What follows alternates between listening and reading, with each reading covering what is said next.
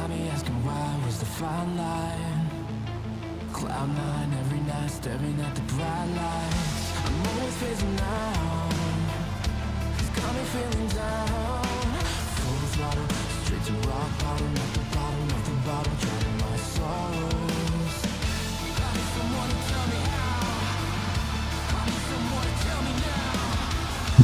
Tell me how to kill the pain. Take it all away.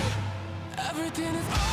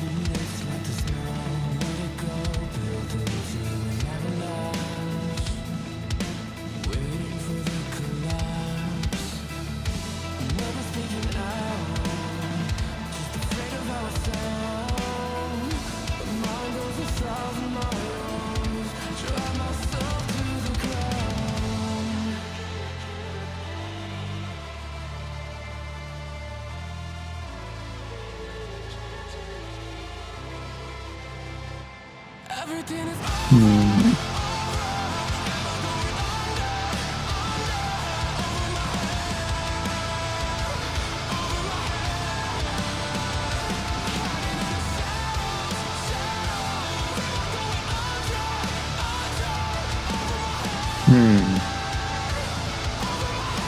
I think Song Crush should work. I think I should be able to throw in 2 if you want to.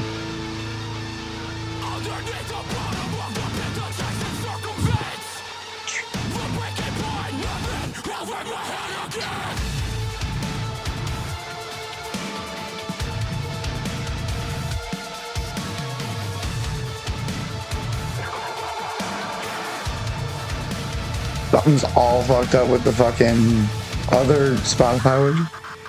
It's always broken though, but like I love it. I love like the widget itself. I hate that it's always broken.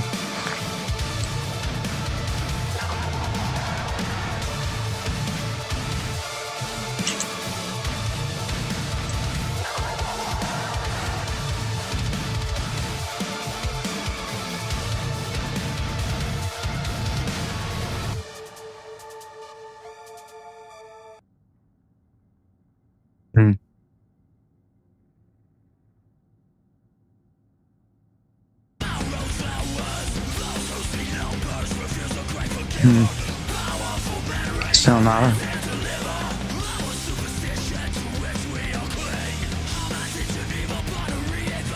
Nope. Still broken.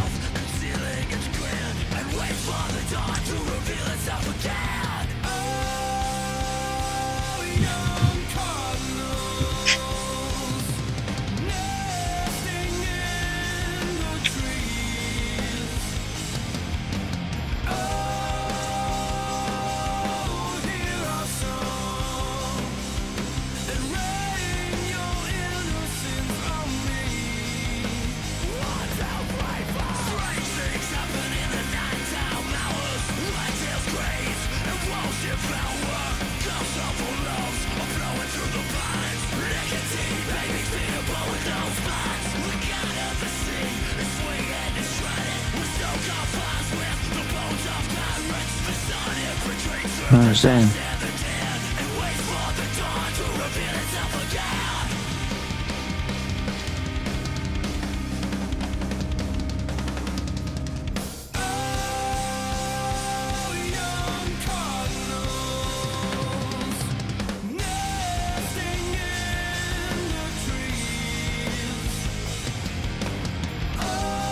Makes some sense.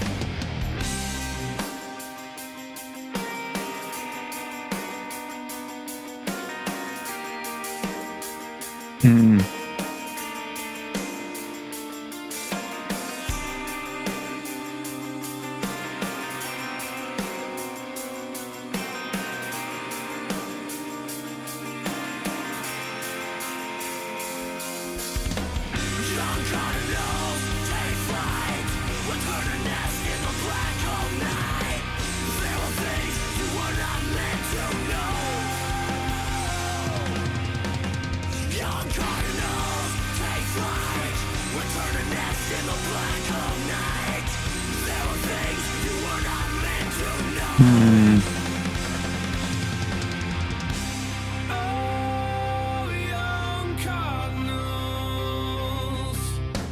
nesting in the trees. Oh, hear our song and rain your innocence. It like should be working. I don't understand. Oh, young cardinals. Makes no sense.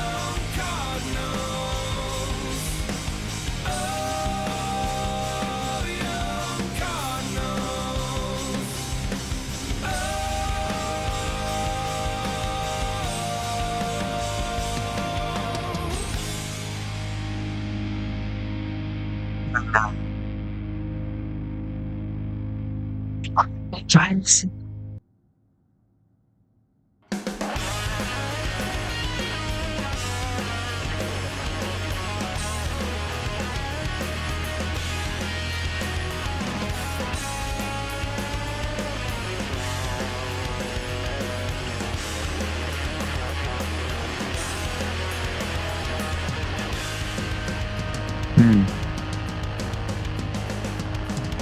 So, bro. It sucks.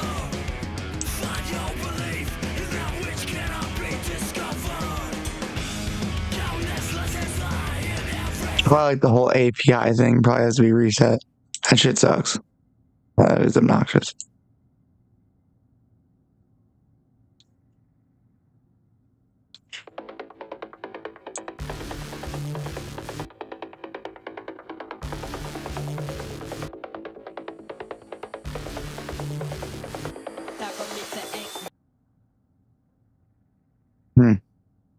Frustrating.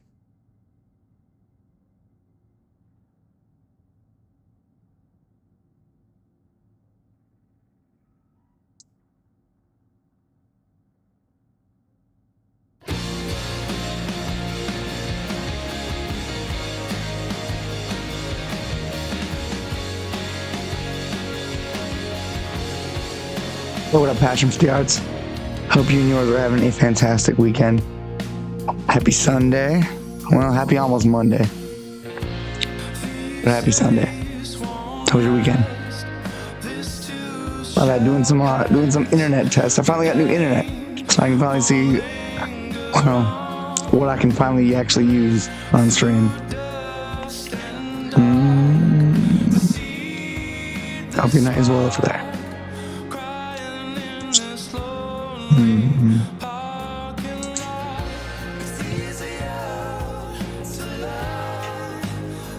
Never let me be live in so many places before without breaking. It's fucking crazy. Yeah, fuck that widget. I just wish it would work, because then I could show what music's playing from Spotify. And it's definitely like a big drawn out thing to fix, apparently. Why, I have no idea.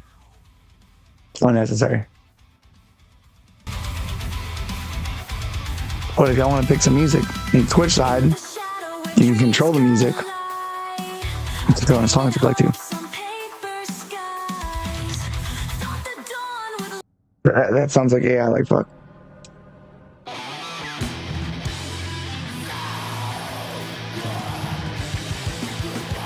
Oh, that does not sound like AI.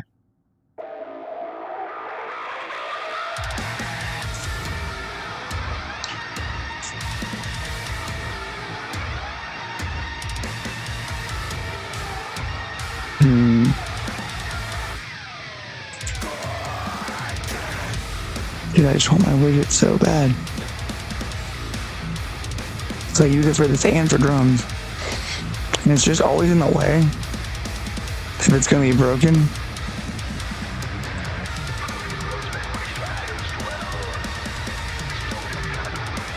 This rocks.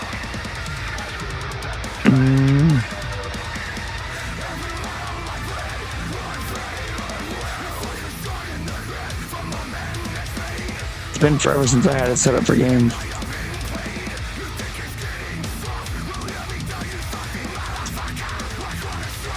Okay, some shit got broken.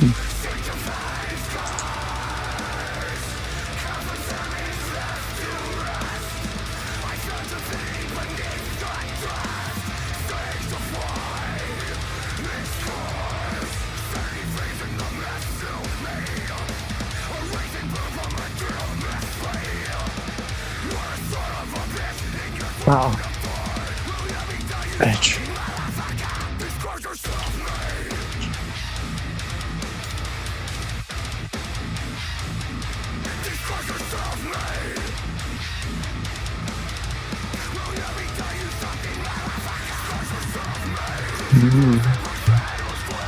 What's this damn out the way?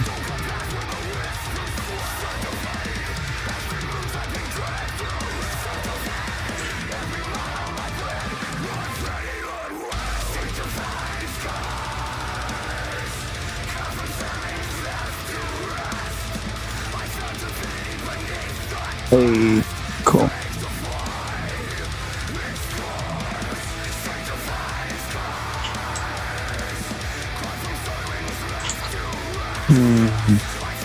Take the some things. Rex, how was your Sunday?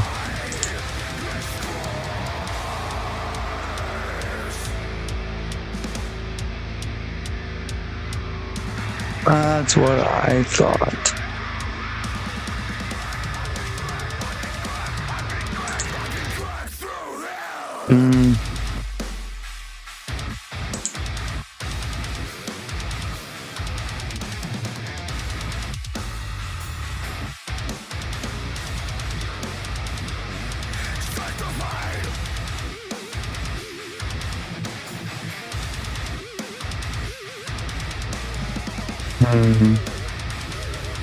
What's the layers on this for my camera?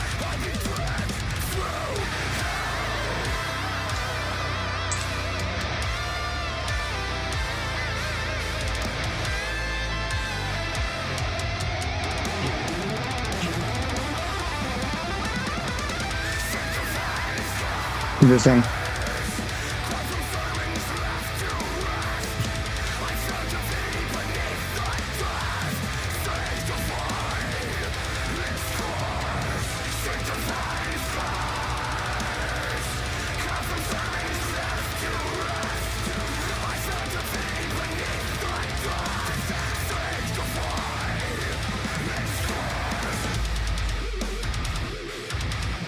So you should just turn off all the layers that have my little widget. It's not really gonna come back anytime soon until I can find a way to fix it.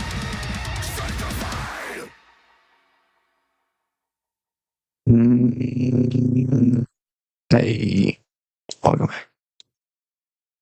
Autoplay does not work on this one widget, and I don't know why. Or this one dock. I always have to do it from my custom one. We can find it. Jeez.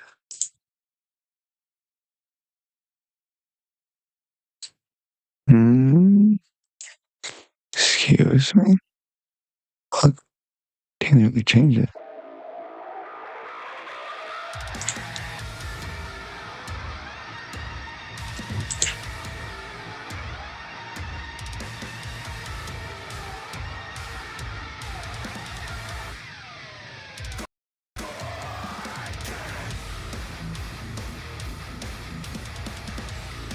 If autoplay works like it's supposed to.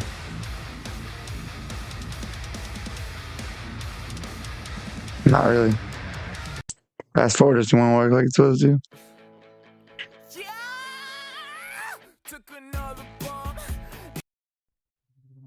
Told me the flood would make me safe, and held my head as the water raised. Let me up, told me I was safe. Now you wanna thank you for the waves. Break me, watch the good of thorns be. So might as well fix some shit over here, huh?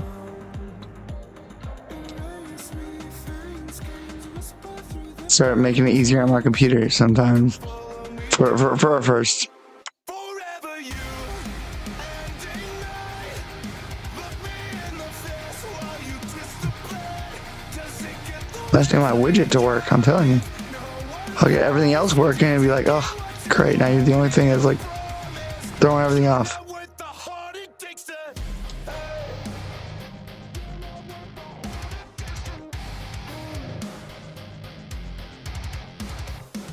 I'm not enough for these nerves and turns. You got too close and are coming down. You're never satisfied with drawing blood. You fucking bury me alive and you call it love. Forever you ending night. Look me in the face while you twist the blade.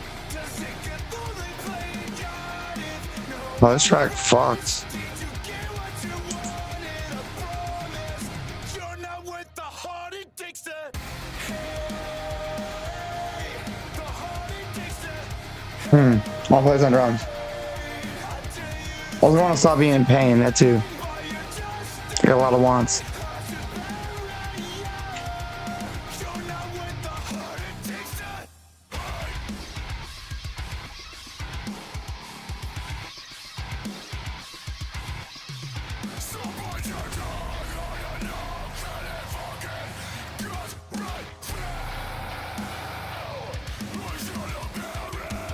Kind of fixed. Look me in the face while you twist the blade. Does it get through the playing God if no Huh. price? Did you get what you wanted? A promise. You're not worth the heart it Bitch. takes to. Hey, the heart it takes to. Hey, I tell you to say something, but you're just that way. Cause you're bad. Hey, Passion, appreciate you chilling. Hope your weekend was good over there. What you guys up to for the kind of late night on a Sunday? You're not worth the heart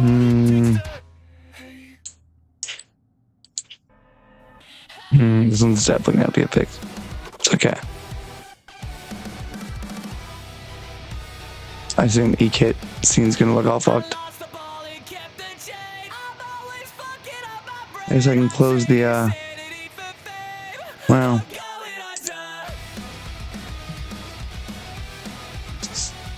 The frost.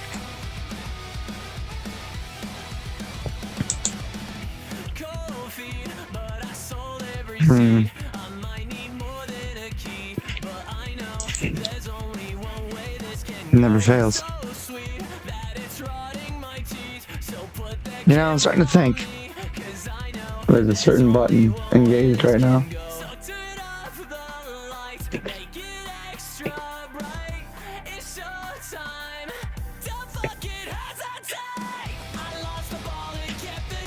Haha. This one. Watch Family Guy right now. About to snack. Nice. What you about to snack on? I love my snacks.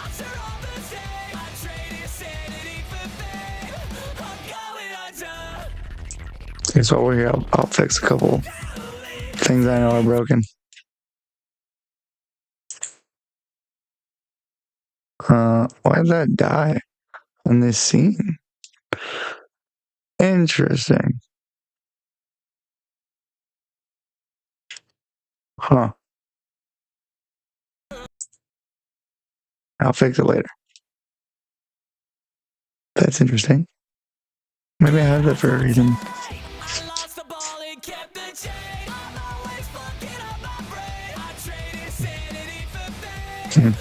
Range, range.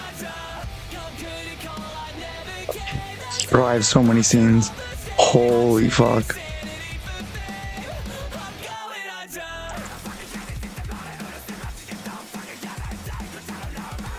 Eating crackers and chocolate covered catchers. Ooh. It's funny, I was totally thinking about cheese and crackers earlier, but I didn't have any crackers. So I was doing cheese and like pieces of like salami. Like homemade Lunchables. I grabbed some wine. Oh, I see you. I see you. You live in fantasy right now. Respect it.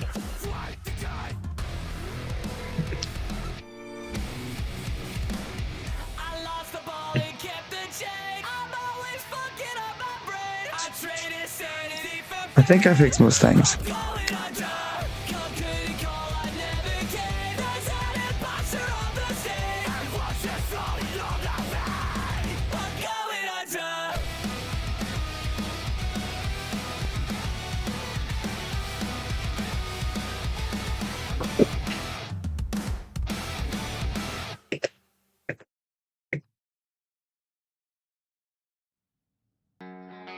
Yeah.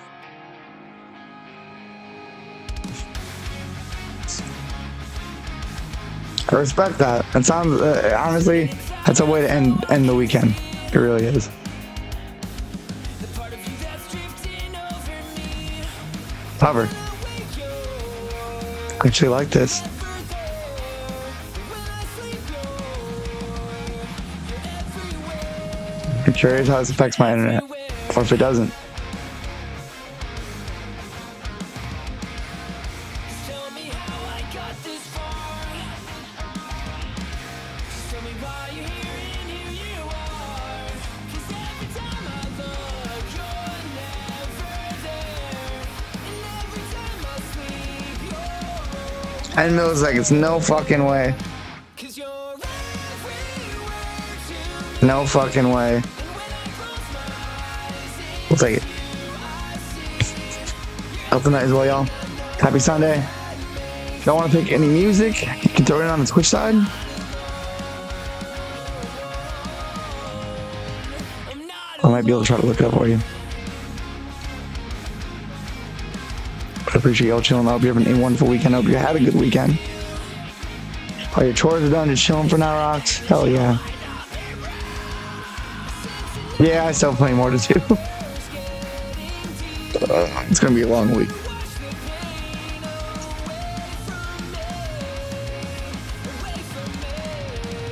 I'm off the stream now, though.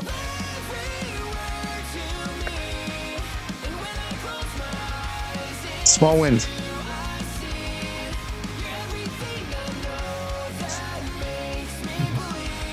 This is a good version of this, actually.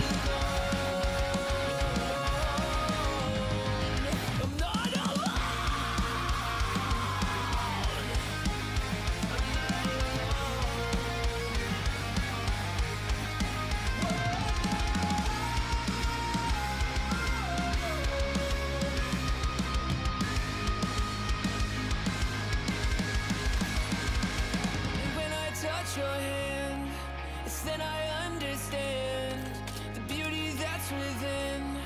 It's now that we begin. You always light my way. Hardcore team Never deathmatch. comes a day. Show some initiative. I knew it. We'll take notice. It just keeps overheating. It never used to do that this much. That pisses me off. It's not gonna work if I just deactivate and reactivate it. It just gets too warm. These damn capture cards. Damn it, Elgato. The advantage is ours. Hold it.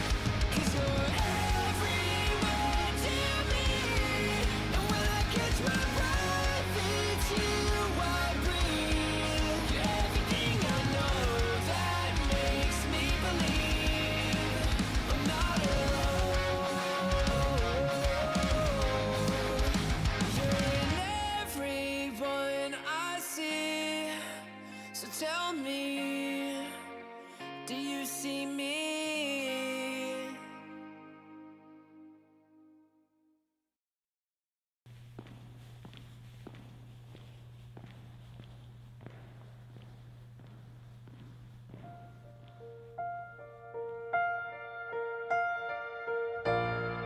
We've been together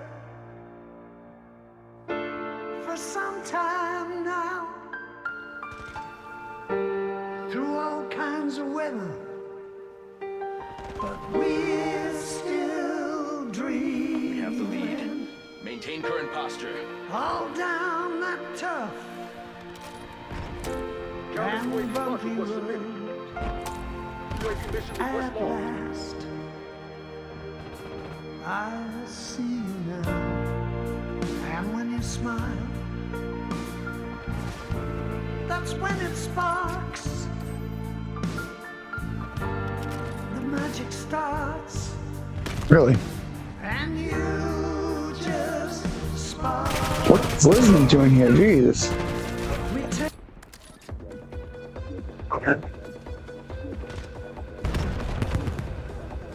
I'll leave you guys for 1 minute.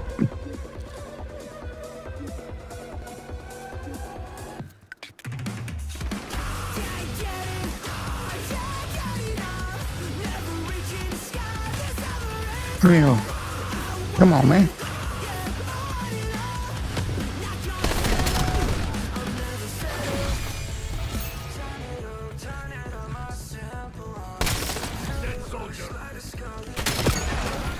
Oh.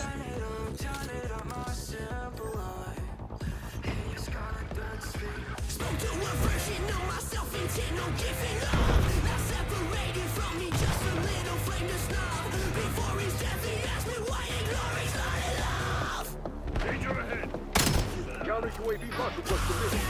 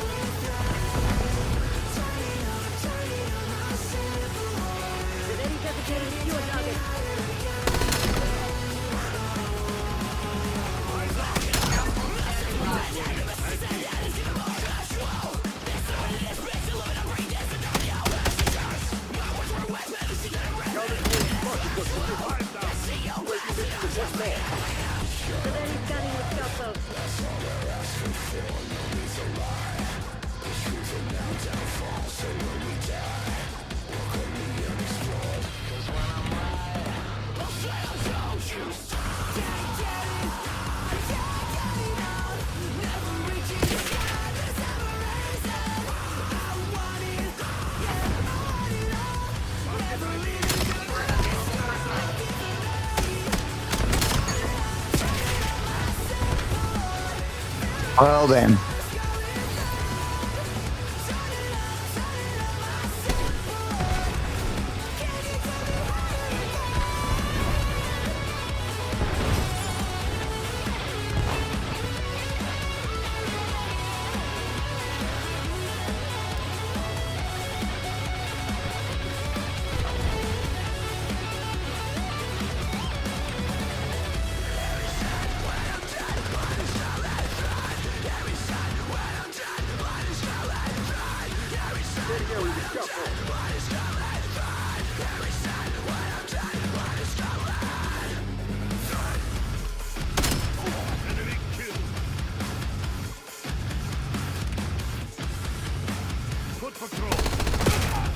Oh.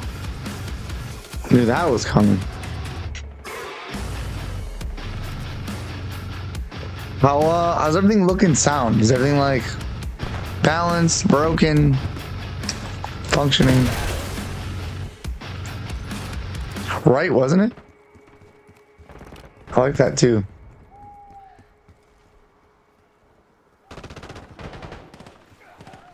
Why can't you just accept that I'm alright? I am here and I'm Damn, son. shadows I'll survive. Close your eyes and hear the world's too loud, but I swear I'm doing fine. Here alone in the dark. Chaos, no silence in my light. The more I fail, the harder I will fight. I'm done with talking. Oh. I'm tired of playing nice, and I'm Good show. sorry. Hopefully not too shrill. I was able to throw a little other plugins that I would have wanted to use, but I never got a chance to use on it. No apologies. Fuck yeah, it's But I figured since I was updating shit, might as well do it. apologies. I have no regrets, so Oh my god.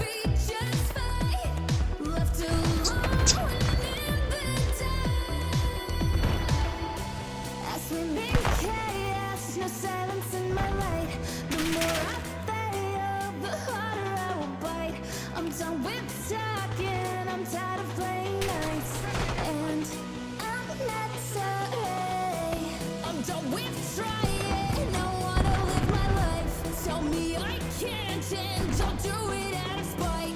Can try and We have the enemy exactly where we want them. bark, I'll bite. And I'm not sorry. No apologies, unapologetically me. No apologies for words about me. Apologies. Well done, Sec Team. For everything the guild stands for.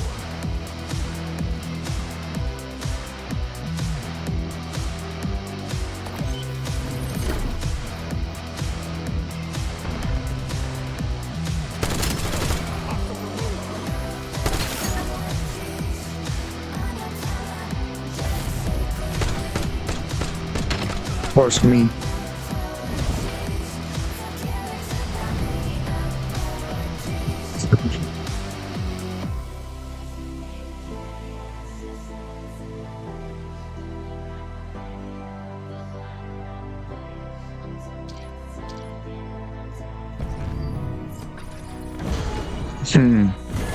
Check. Just a little more in my ear.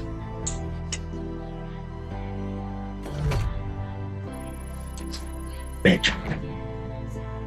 Fucking finesse.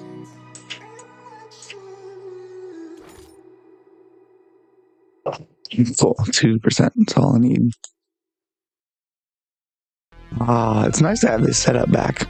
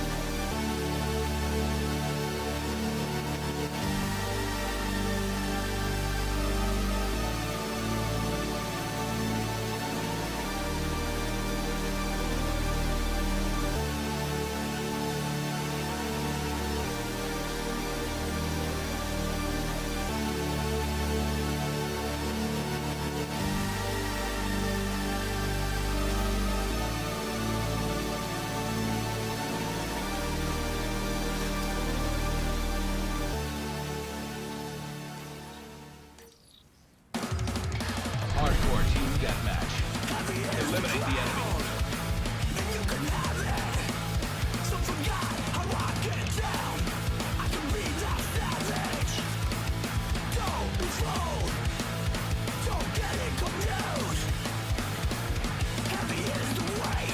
Claim the lead. Widen the gap.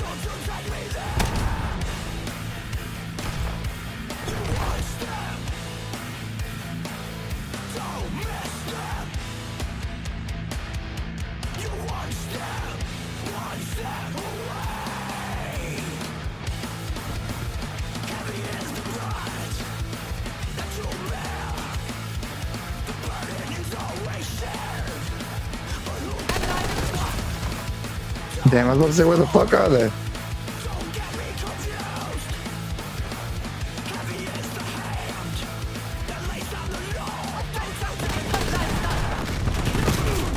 Wow. Black Ops took the lead. Do not let them keep it.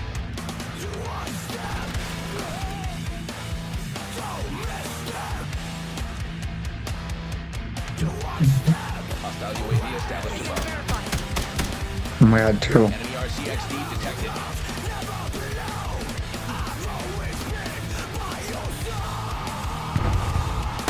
Advantage is ours. Hold it.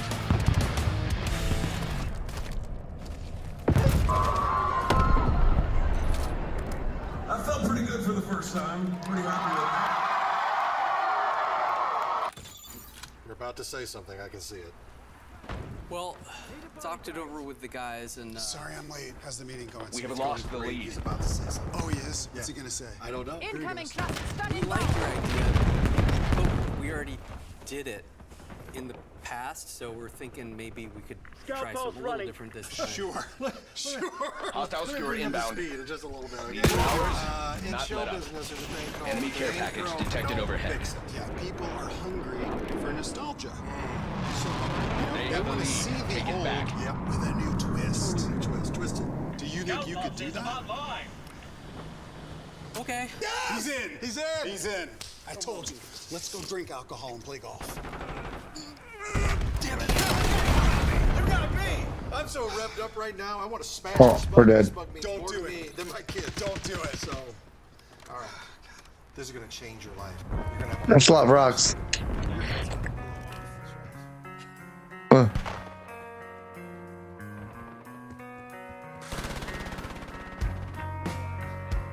Cranking out another 90s jam.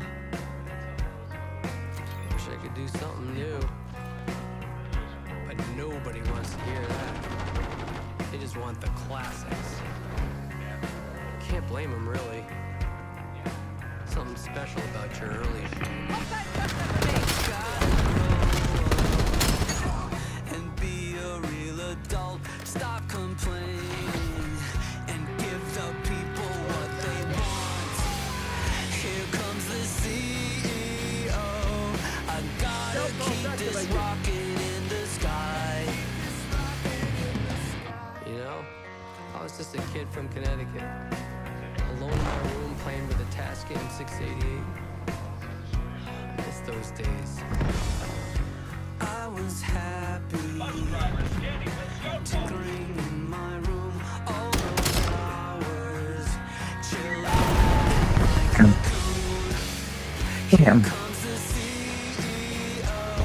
I gotta keep this rocket in the sky. I gotta stop thinking like a mad professor, 'cause it's getting me nowhere. It's getting me nowhere.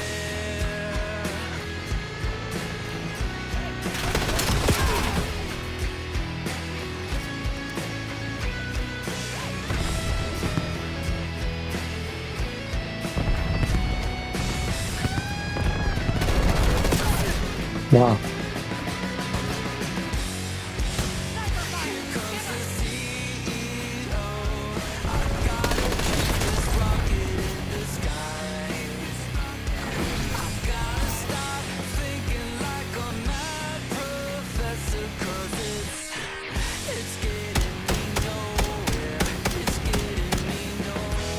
I hate this thing.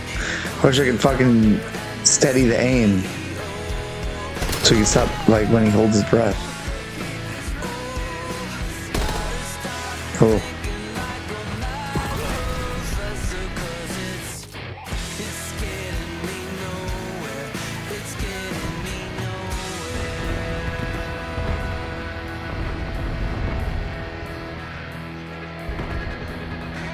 Hostile care package above. I'm telling you right now, I like movies. What are they doing? Too loud. Too loud. What the heck? You're trying to make a rock music video. Enemy New UAV Weezer. detected. Yeah. You're not mad at us. Well, whatever you guys were doing, maybe we could rebrand that. If We were gonna hack you in. yeah, if anyone wants to hang out later, Hey, there's still a yeah. little hacky You action. forgot your hacky Incoming sack, cluster. guys. Hostile assault pick.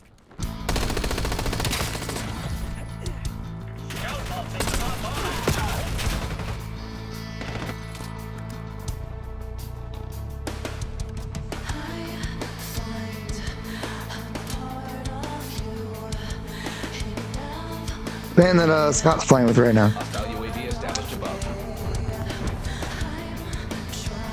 Hostile RCXD incoming.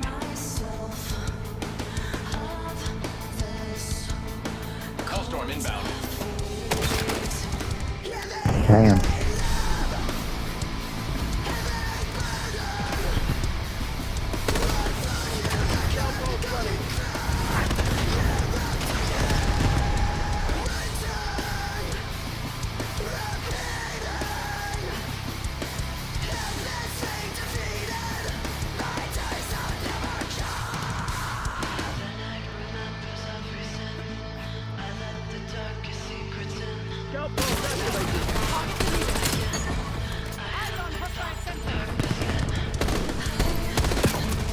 Come on.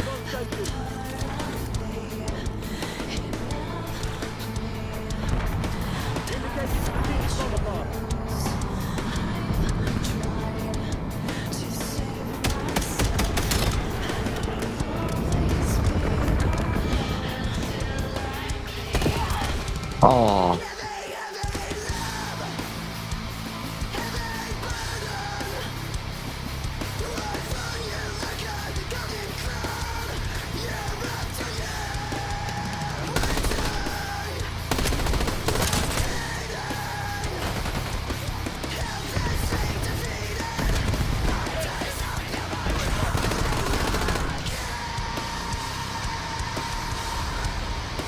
All channels, enemy LDVR inbound.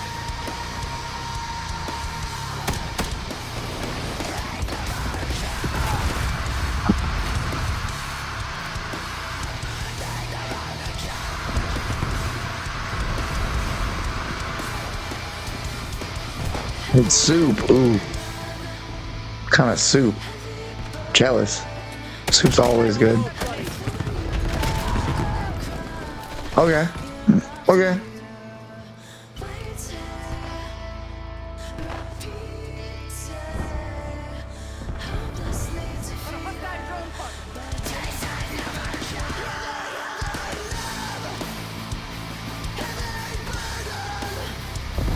Crush them while they're on the defensive.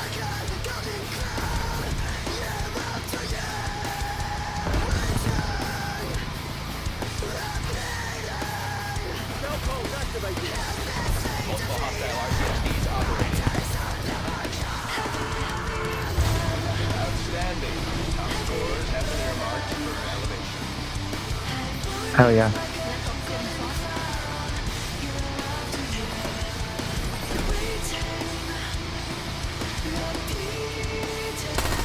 I love the tone of this mix. Like those drums and guitars.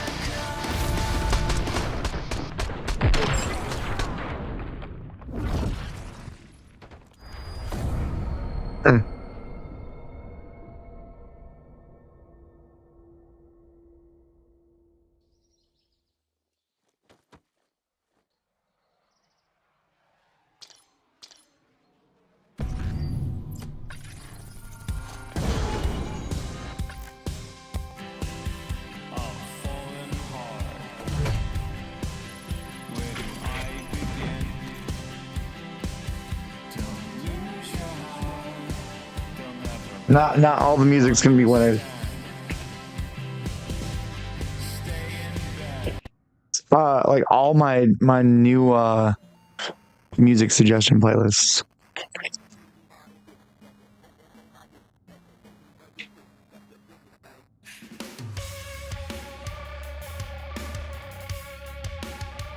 This was actually really good.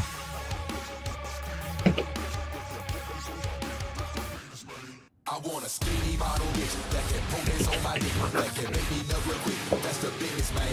She ain't gotta have no big tits, but that pussy better have that grip. Not a whole lot of miles on it. That's the biggest, man. I know girls that'll fuck me and my friends. If you got a little money, she'll give in. If you got a little cocaine, she'll blow in. When I take my dick out, rub it on the chin. My dad had told me the bitches lie. I said I didn't even know now why. Two girls in a hot tub with me now. Let's do some thought you knew that guy. I do have stacks on deck, private jets, higher than that. We was rolling next, I'm rolling, vodka drinking. Now it's next. Bring your girl, bring your sister, bring your mama. I'm gonna let them suck me, let them fuck me, let them jack me. That's on that. Bitches fly the phantom with a 10-tail bomb. I'll knock your teeth about your jaw to show you you're no god. Not that motherfucker you wanna test out. I ain't took no loss. I'm with Juicy, but I'm flexing like my name Rick Ross. What the fuck is this? I'm a blow, smoking out the zip. Why you talking shit? You a goofy boy, you best repent. While my niggas party, I'ma swing, make you have to sip. Who the fuck was this? I'm the phantom from the faded mist.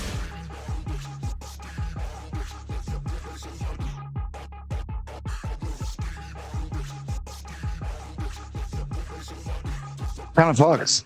She ain't gotta have no big tits, but that pussy better have that grip. Not a whole lot of miles on it, that's the biggest, man. I keep have stacks on deck, private jets, higher than that. We don't smoke with X, I'm rolling, vodka drinking, now it's next. Bring a girl, bring a sister, bring your mama, I'm gonna let them suck me, let them fuck me, let them jack me, that's on that.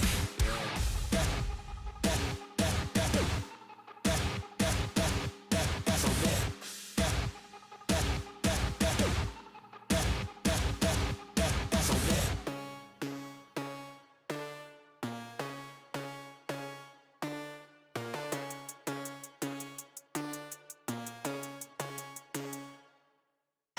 You need wireless keyboard because I cannot figure out what happened with the dongle for mine for this setup.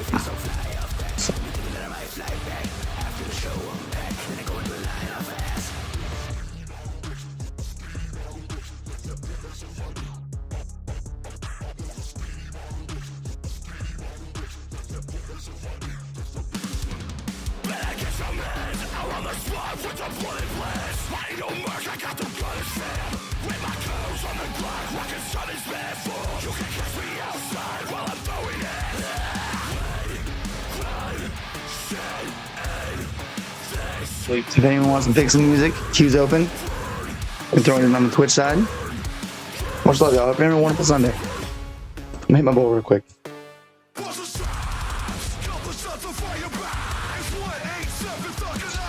Oh, and I saw you, Passion. It's Italians. It's on the noodles with chicken and herbs. Sorry, and broth. I like just like really hearty soups. I get you. Herby soups.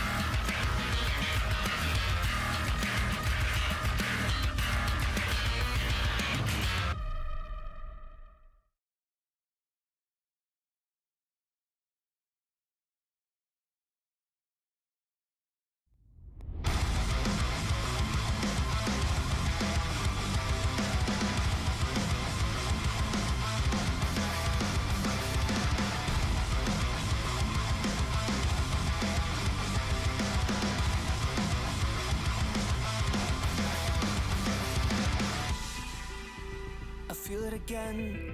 The everlasting silence in my head has me shaking from the depths. And are you even listening? How can I repeat myself once more when it's clear to me, plain to see that this is going nowhere fast? Have you lost your composure? Slip through your fingers, sinking endlessly as it weighs down upon you. Asphyxiation. So here we Returned. Bad. Not a. Sleep the night as well. Gotta stop and say hi to a friend while I was doing a little smoke. This track kind of fucks though. But like, I never understood their utility. Like, I understand that they're. I run into plenty of clowns. I don't need their clown bullshitness. And they're always like smug and assholes. I like how that message was checked. Yeah, I know, me too. That kind of pissed me off. Whatever.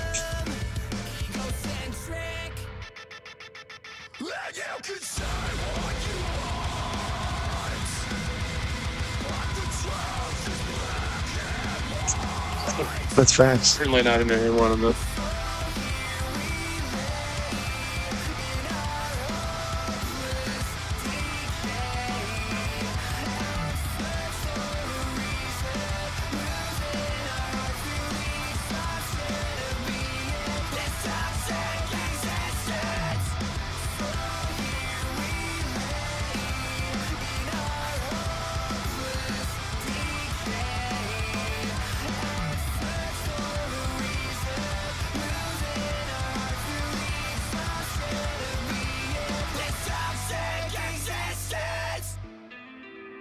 And I don't hate you, but I know the way it goes. And you'll never understand, and that doesn't matter. When we hurt each other, we hurt ourselves. I don't hate you, but I know the way it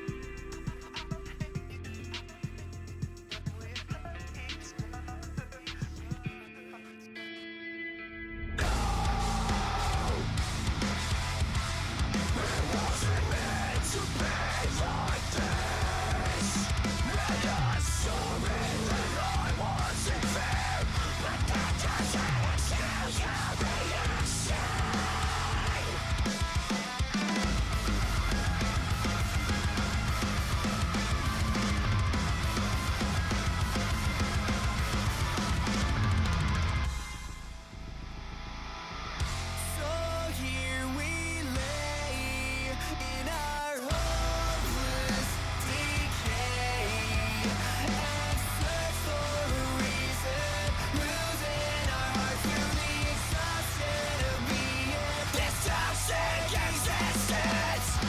So here we lay in our hopeless decay and search for a reason.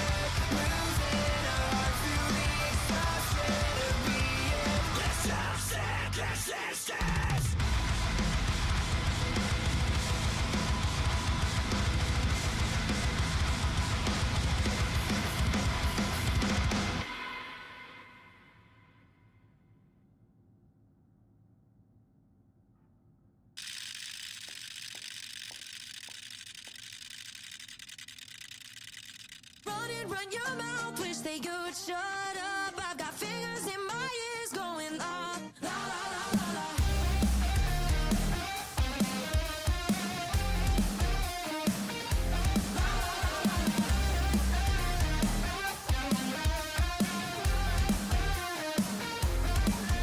Yeah, I heard it through the grapevine from a friend of a friend.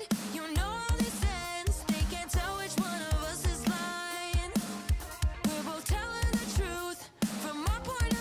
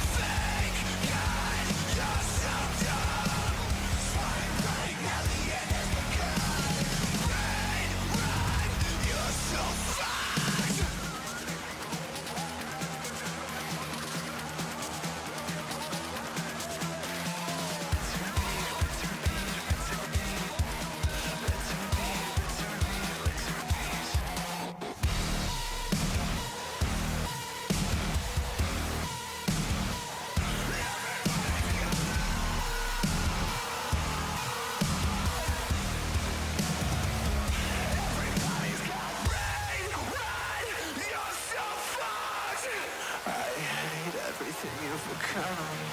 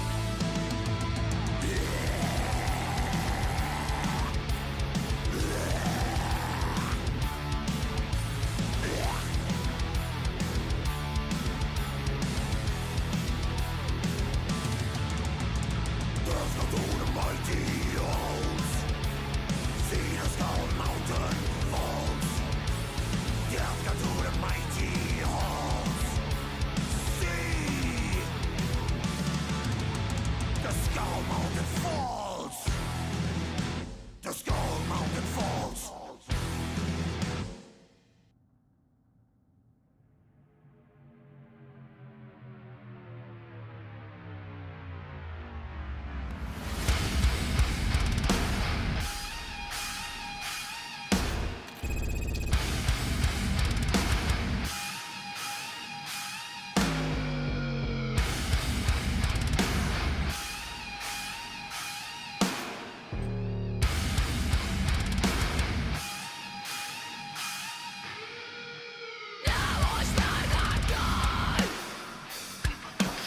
Claim the lead. Widen the gap. Hardcore team deathmatch. Remember that mission outcomes influence promotion process.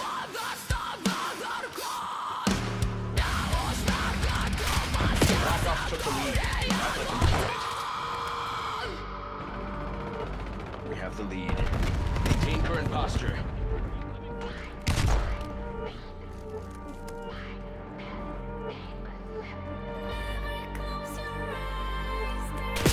Lost the lead.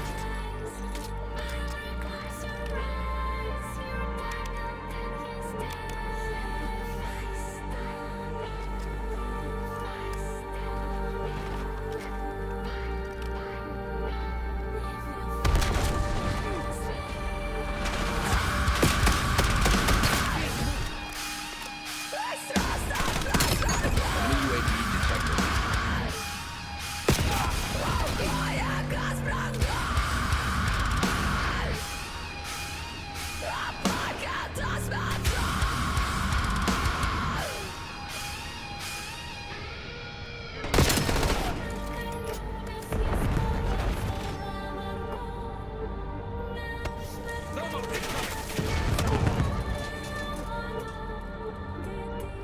Hostile UAV established above. Enemy care package detected overhead.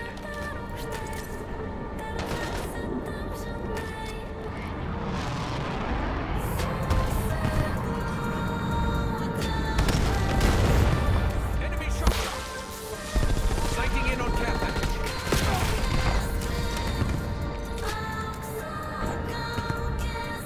Enemy Hellstorm launch detected in your AO.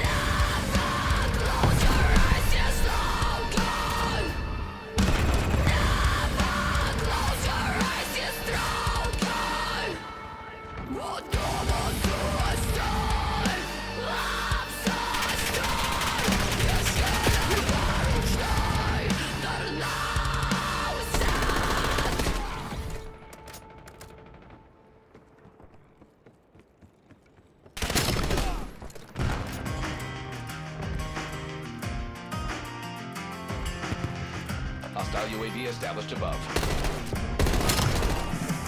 Everybody lies, it's a fact of life. It's something that we do. Everybody Hostile care package above. words around. I swear to God it's true. Everybody lies, there's no in between. These days it's such a trend. Everybody lies, I'm trying to keep it straight. Enemy care package detected overhead.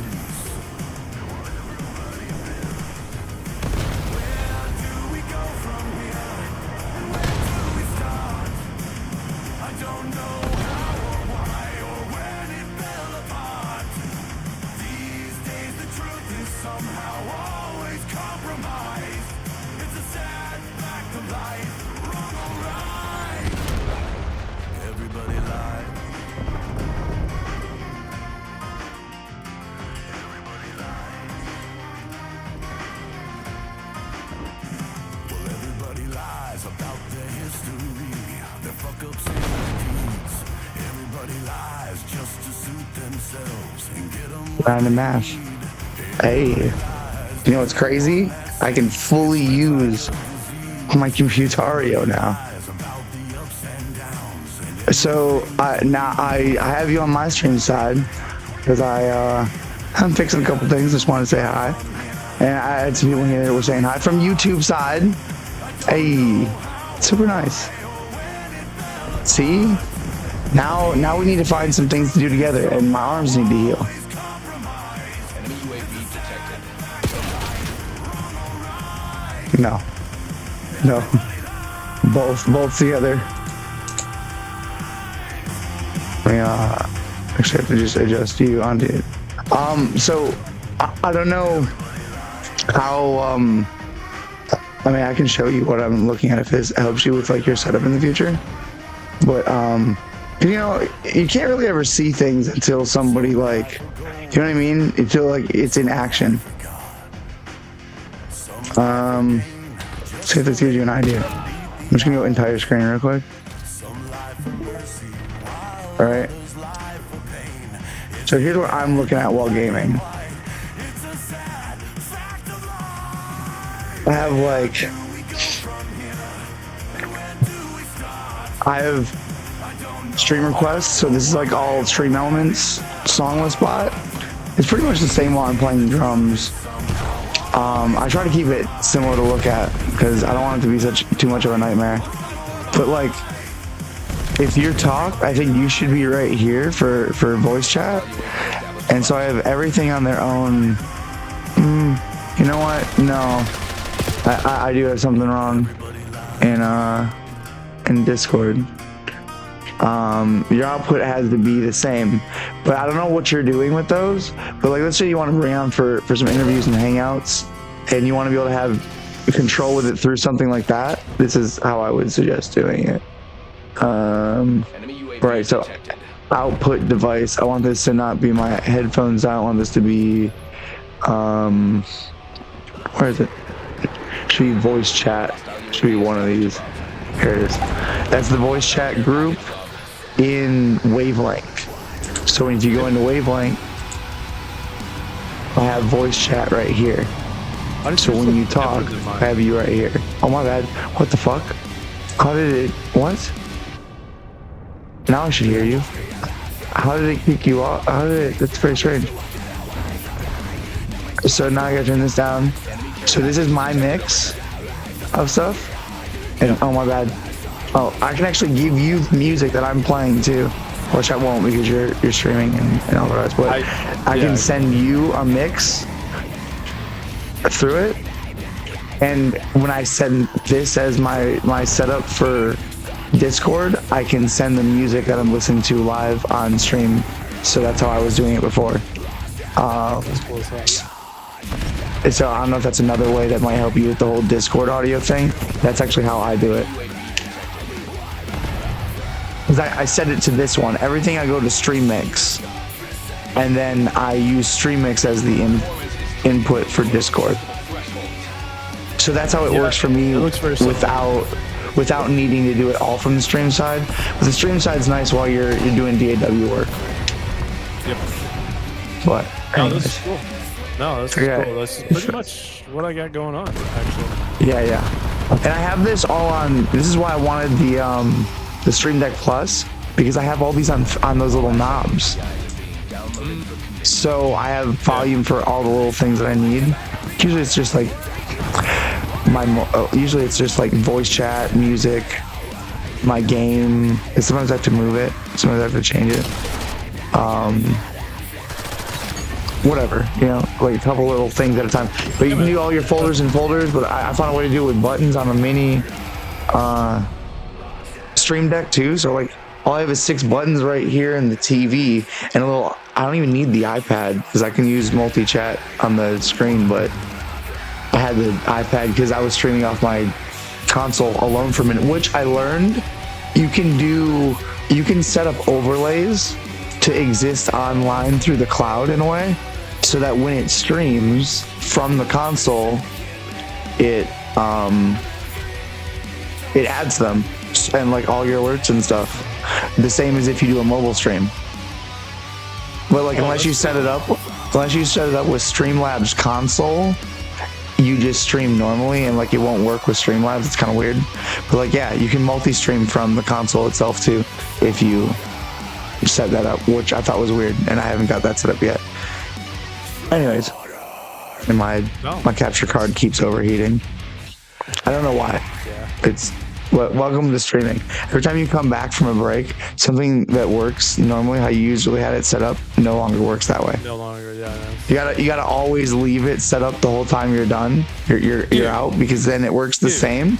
Because if you unplug it for that much time, it stops working. I'm telling you.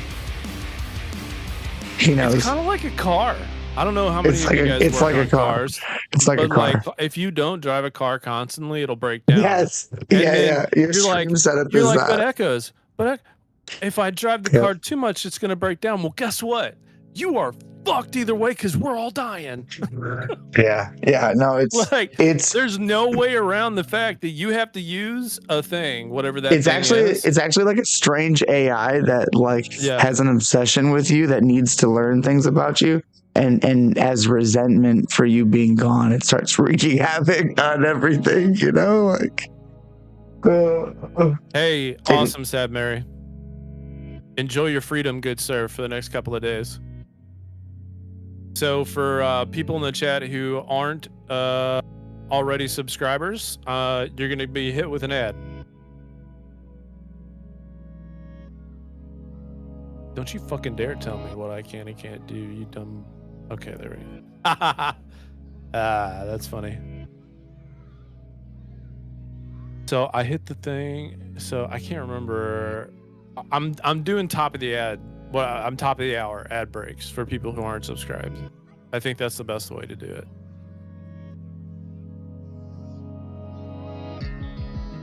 Personally, I think that's the best way to do it.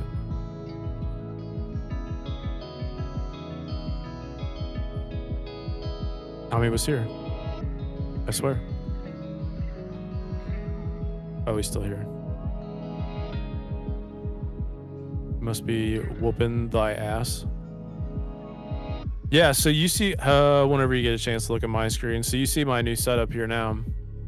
Ruben!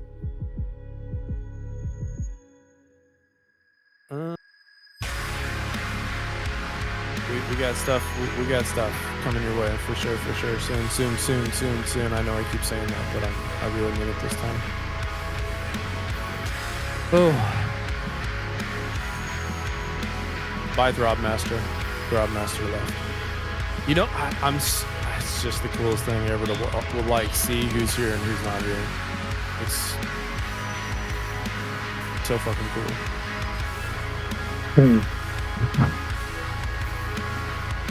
Maybe I blame the extender. You don't have to say anything. Just because I called on you doesn't mean you have to say anything. Oh, my bad. I had to go try to fix that extender. It was strange. I thought who's on first though? What do you mean? What? Huh? What? No. What? Ruben cracks my shit up. Actually, Nextro cracks me up. Nextro is a fan of... Nextro's a fan of Chris. I hope you're having a fantastic night and good weekend. I hope y'all had a good Sunday. I'm just testing and fixing some shit. This one, I hate having to keep fixing this. So, man. I'm that telling and my you, you need widget. to hook up with Tyler. He plays the shit out of that game too. I don't know. You may want to you may actually want to hurt him though. He yells profusely at everyone. I would love to hook up with Tyler. Oh, okay. Oh, okay. Yeah, I mean, no I mean, okay. Yeah, let's go. So, Nextro is a streamer. He streams on YouTube. So, for those of you who don't know, if you look up Nextro Music and you see his little deal, I need to be a better friend and actually have his link in the thing. But he streams on YouTube, and when I watch his streams, I asked him last night. I was like, "What the fuck is the matter with your microphone?" And he's like, "Well, I'm running my mic through a Windows PC, and I'm like, oh, okay. I bet that you do know that that's like how the vast majority of other humans stream, right? And he's like, no, I can't upgrade it from Windows 10. And I was like, oh. So there's a mismatch in the audio.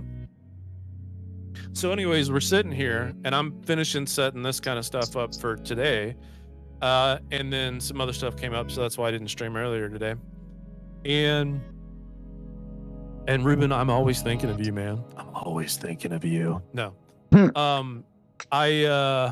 too, Ruben. I was setting everything up.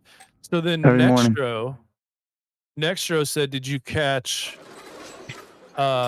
Chris Badan's community jams, comm jams, right? And I was like, obviously no, or you would have seen me there. But I wasn't a douche, so I said no, I didn't get to see it. I was heavily involved with a whole bunch of other things, and I wanted to stop by, and I thought about it, but it was really late by the time I was going to be able to join, and I just was not going to be able to, you know. It's just one of those things. I like being there from the start. I'm doing an EG thing real quick. This whole thing is tough. But good for him. He has a great thing going for him. I'm not talking any shit. Yeah. If I'm gonna talk shit, I'll let you guys know. But for the rest of this conversation, I'm not. Anyways, so he pulls up Chris's stream from earlier. And I was kind of laughing a little bit, like, Nextro's a streamer, I'm a streamer, and we're now going to be watching another person's stream.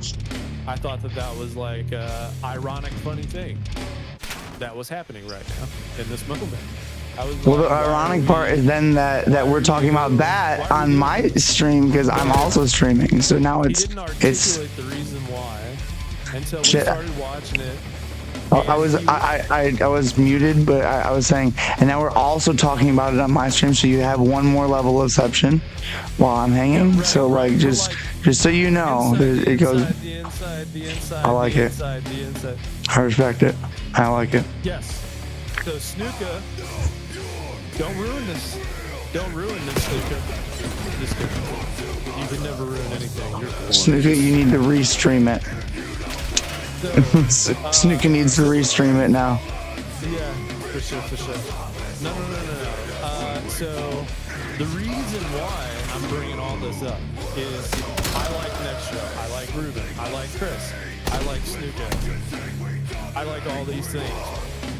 Irony abound though, it was two streamers watching another streamer do a stream about streaming. And so he goes to a very specific spot.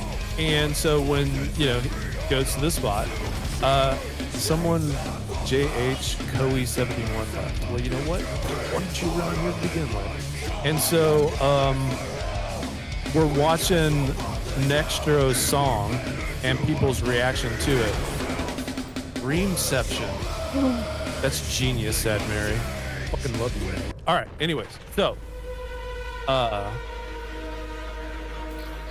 we watch this thing. Totally dope ass song. All this.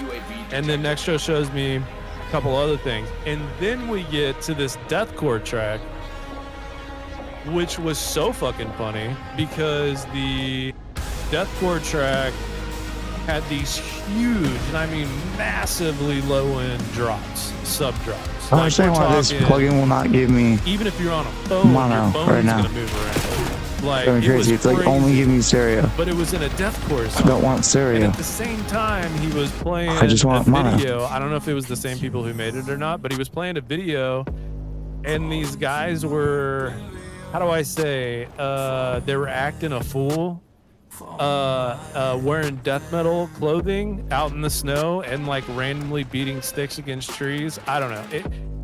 You just had to be there in the moment to kind of appreciate it for what it was. And so I looked up at Chris's chat, and during the chat, Snuka was there. I think some other people that Ruben was there for sure. And I looked up and I saw Ruben say, "I think I'm pregnant now." and I almost vomited because of how hard I started laughing. And I just wanted to share that amazing nesting doll story with the rest of y'all because it was ridiculous. The whole thing was ridiculous. And then he went back around and watched a visual of the atomic bomb tests while listening to the song again. And basically, Nextro gave me a highlight of a previous stream inside of a stream inside of another. It just did it for me. So I wanted to share that moment. That was a plethora, a locust flower, if you will, of awesome that I experienced. And have You had to share it on stream. Right. On another stream. Correct. Nice. And that time you managed to do it on 2, and I am multi-streaming, and you are a bit too, so that counts. I like that. I respect that. As that's a lot. That's a story that's reached a lot more than you think it has. You know what I mean? I like that. Yes. Sometimes it's that way in life. Sometimes it is. You know what we're doing here is we're raising our power level. I want you guys to think about something. This is very important for the people in my life. I'm here to make your power level increase.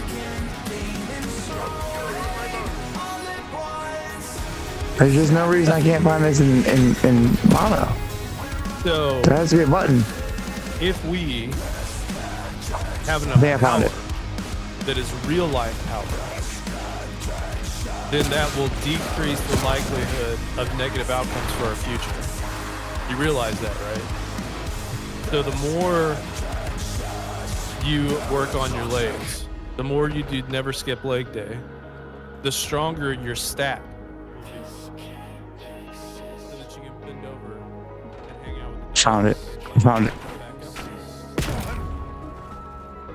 That's facts, man. You hit 32 and you're like, hey yo, I'm gonna break my body permanently just petting my dog.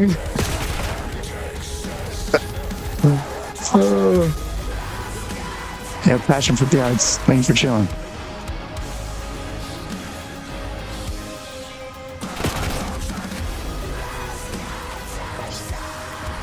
Enjoy your sleep when you do crash.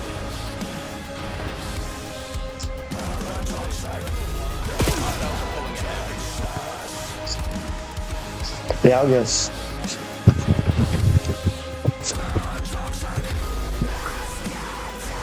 Oh, yeah. You kind of like died for a second, I think. You know what? When that happens, I think you shift timelines. I do. I think that's one of the hacks to shift timelines.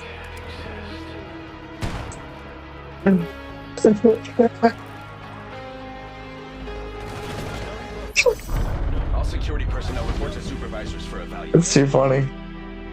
It's too funny. Tonight, we drink to ghosts of those we lost.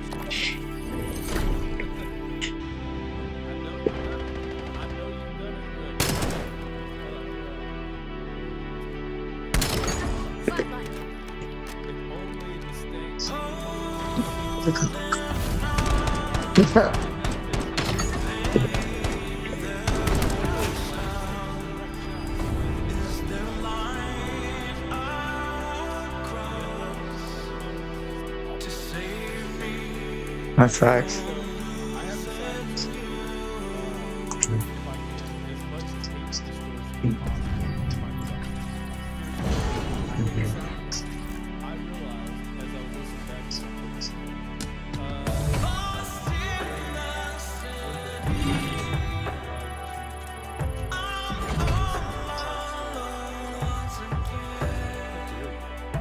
Right?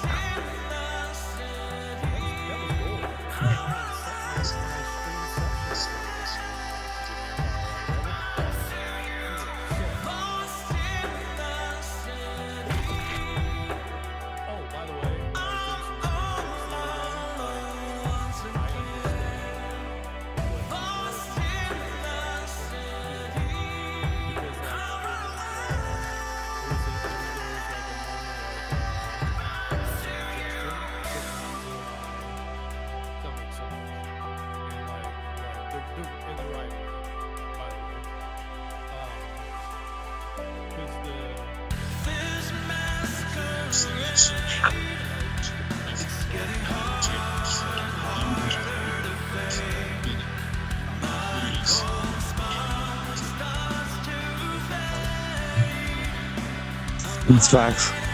The cooking in. Mhm.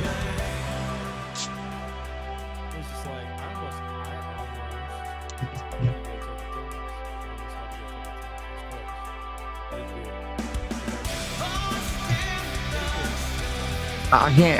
I can't do those. They taste awful. They make it worse.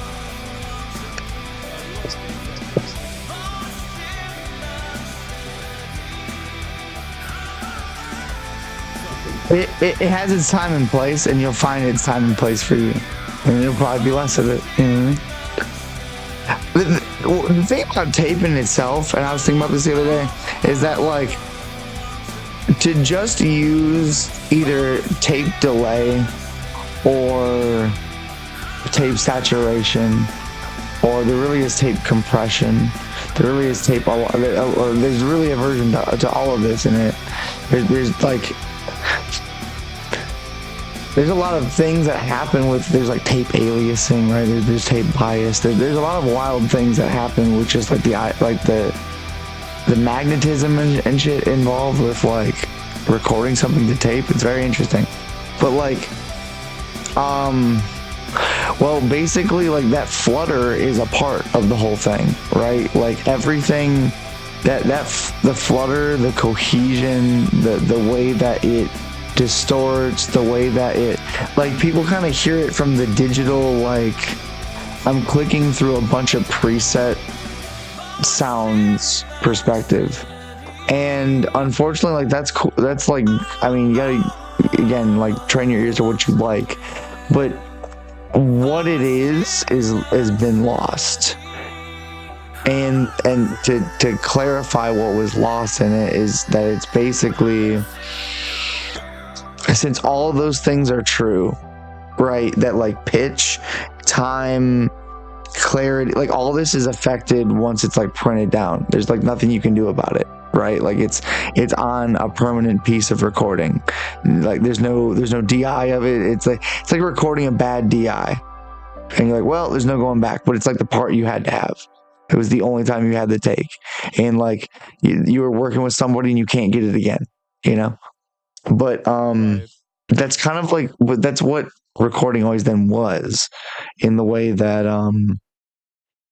everything was decision making, good or bad, and those had to be printed, and so you had to put them back into some device to print those further. When you edited a vocal line by line or whichever it was, you bro, this version of Nightcore Linkin Park Emptiness Machine is actually really good. It sounds almost better.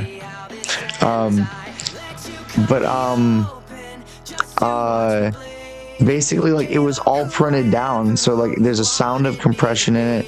There's a sound of like flutter of the actual pitch on there, which is like a chorusing. There's a slight delay that's working like faster than a slap back, you know. It's like within like 128th note, or like 256th note, or whichever. Like it's a very like it's a very it's like latency delay, but was traditionally always electrical, right? Or so it was analog. It was as fast as electricity could move, and heat. So there's like all these things to it that like are not being recreated by just one idea of a plugin. Oh, I want a tape echo on this. That's why the ones that have like a saturation knob and a low pass filter, so you can actually drive some of that stuff, those actually like make the difference on that sort of stuff, because that's like the things that were missing. That's what got lost, is the actual sound of the tape. So the best way to play with it and learn with it, aside from like, for me, I think I love the sound of like a cassette. I've always have. It's always been one of my favorite mediums to listen to music, and it has a punchiness. It has a certain like clippiness. Like they clipped the shit out of those things. That was the original clipping for like clipping the tape machine, you know. So like that's why they were slamming so much high EQ on like hip hop tracks and all the rest, because they're kind of like fighting through some of these things, and it's still got that certain, it has a certain nasaliness actually to a certain degree. There's a certain smaller like compression that like it feels like it's heavily mastered. Mm-hmm. A way to almost do dynamic EQ, a harmonic exciting. Sometimes parallel distortion. Mm-hmm. Soft clipping. Really just for this. It's great for taming highs. It's very great. It's great for taming the highs, and that's traditionally what it did that they couldn't control, because the goal was always trying to get more high ending clarity all the time. But no, go ahead. No, go ahead. Go ahead.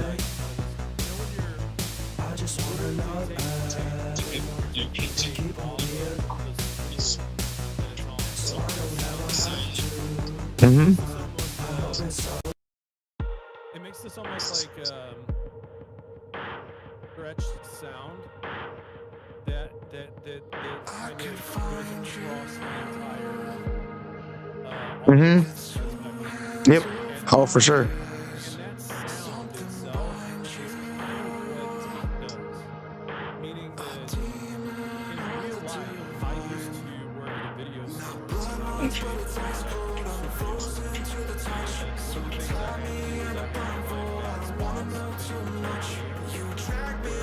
Right.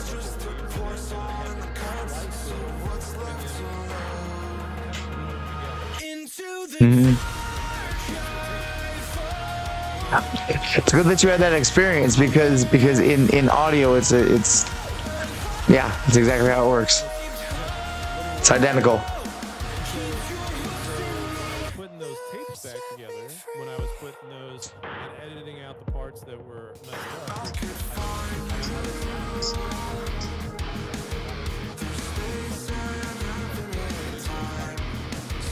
Mm-hmm.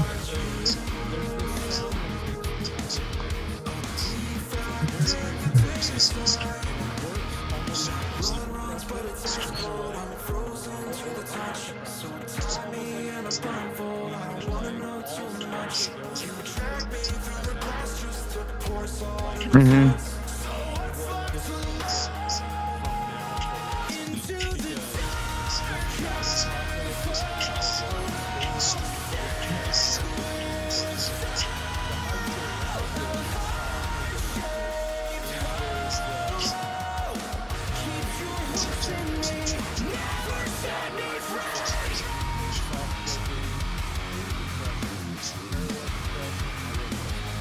Well, yep.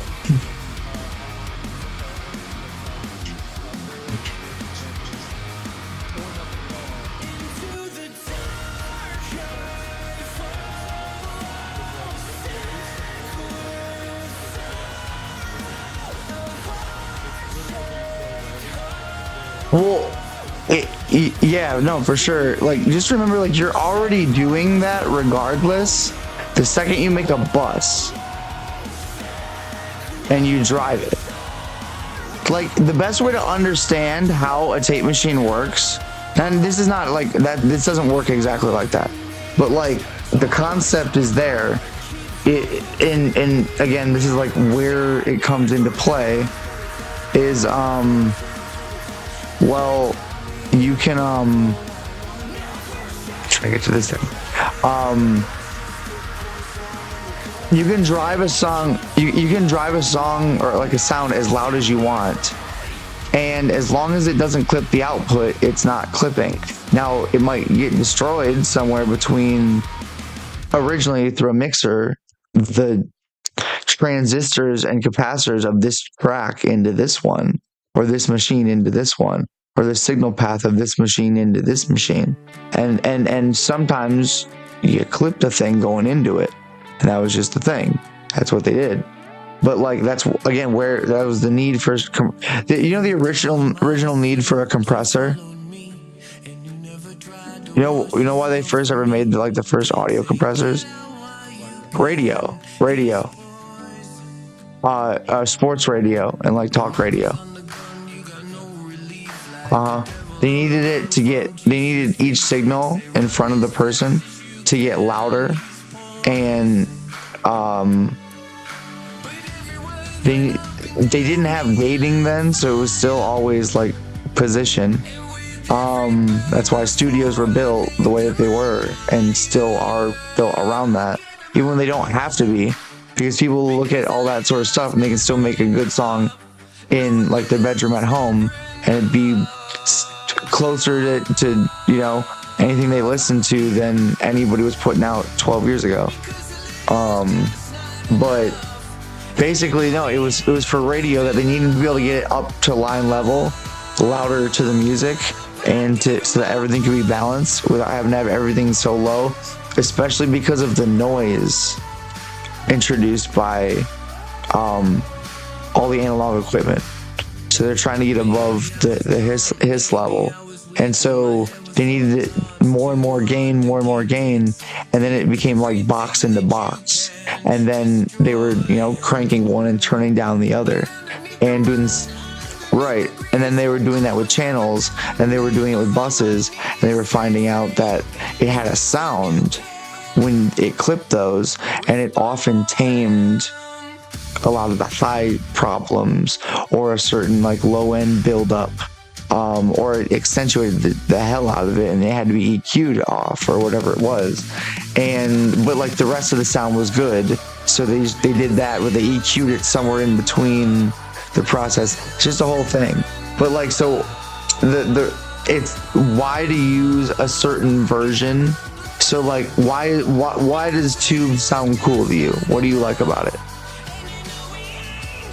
Start there. Yeah, for sure. Yeah. Okay. Now when would you consider that like is the most useful for your like a song you're working on? Where would you want to use it the most? At the beginning, probably at the beginning. But on what? What instrument? Because that's like the most important thing is knowing how you're gonna, when there's a tool you want to use, it's always good to know why you want to use it. It's always good to know on top of that, like, what your sound uses it like. So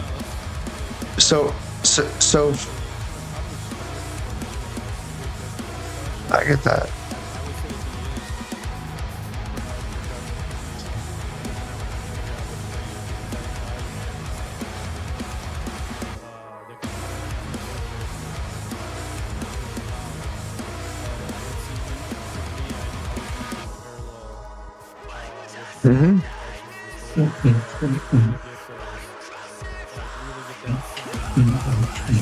Yeah, for sure. So the way to think about it, think about like a tube amp. Think about when like a solid state amp that has like a good sound, but it's like kind of a little bit heavily compressed because it's like digital. And when you have tubes, you have kind of a lot of things at play, because there's a lot of different parts of those electronics that make it that sound, down to every little capacitor really. But basically it's really going for the harmonics that are in a lower mid range often first. Some have a lot more brightness, but like it's amplifying peaks that are already within the sound. Some are then predefined of like ranges that each piece affects, and so it's like an EQ. It's like it's like a distortion pedal within the distortion pedal. Each capacitor has a certain way it resonates. Each transistor has a certain way that it puts that sound through, if you use them a certain uniform way, yeah, they have a sound, you know, and it can be recreated if you use the same kind of ones, you know. That's why they have the patents for the, you know, a lot of the old technology, you know, are still around and are still being recreated. But it's good to know just what you want to use, when, and why. So for me, I would reach for tube when I want a sound to sound warmer and larger. In a way that I can say is also true with tape, but it depends on how you're using it. Because you can and with the way you can use it, I'm gonna get to like how you can use it in different ways for the high end. One, it's a great thing on mixes, masters. One of the best ways to hear what it does is hear what it does to your entire song. And you might like it, you might love it. The tough thing I'll say about it is when you start doing too many things like that, like, oh, I need this on everything, it just makes the whole. You'll find that if it sounds good on everything, then it sounds really, really, really, really good on probably a few of your main instruments. That's what you're noticing. Or weirdly, you actually like it on a background instrument that you hear very loudly, and everything else is still clean, and you're then mistaking it, you know.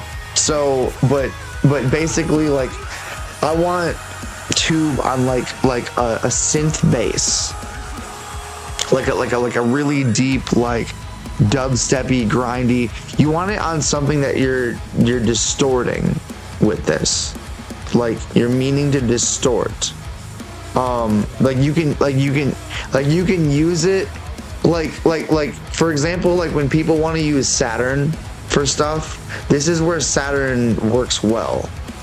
Saturn, I don't think has anything good tube sound or tape sound at all. It's just too digital. It's too digital of a sound, so it's not built for that. But for tube things and stuff like that, it is more so. So we're using it as, I mean, that's a saturated, that's really a distortion. It's like parallax. But like, consider that like, to a certain degree, we're trying to hype up that's what it does. We're trying to hype up a sound, and that's not for everything. Like if like everything with contrast, if everything is hyped, then nothing is hyped. And that's what, like, when we were talking about like you and like, you know, Miki's vocals on the other thing, like we talked about it like around the tape thing. There's like virtual tape machines on like whoever's voice is in the background. Do tape on them, and then you do, if you really want a tube on your, again, it's not, I told you my friend who does like an obscene amount of buses, he probably have one of each on each one, and he'd be playing with how much he heard each one at any point in time.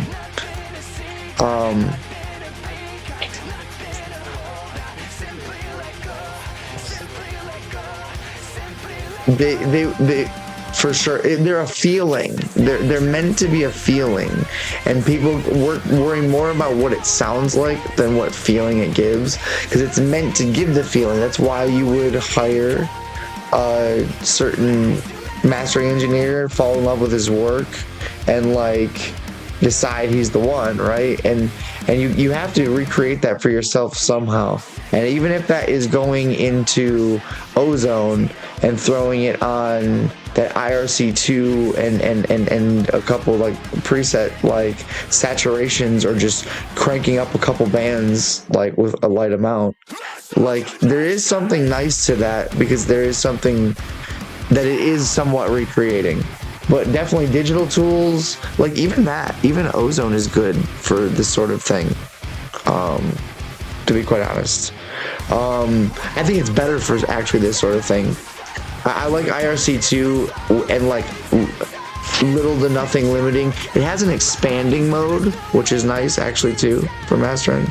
But aside from the point being just like, I want tube to excite a sound, so like a bass guitar, or like the low end of the bass guitar in particular, to give it harmonic content a little bit higher, because I'm just turning it into mush as it is, and I'm gonna EQ around it like in that way.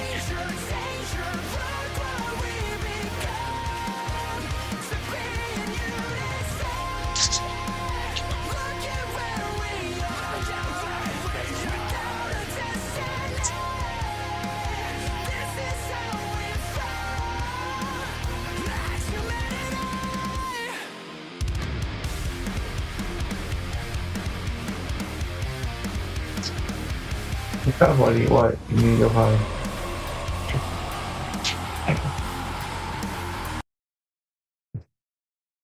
Every hour.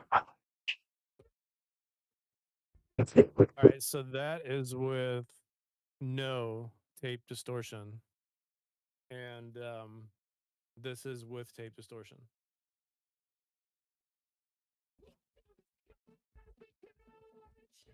So I'm gonna toggle it back and forth. I hate that it adds noise suppression on my side. I'm coming, guys.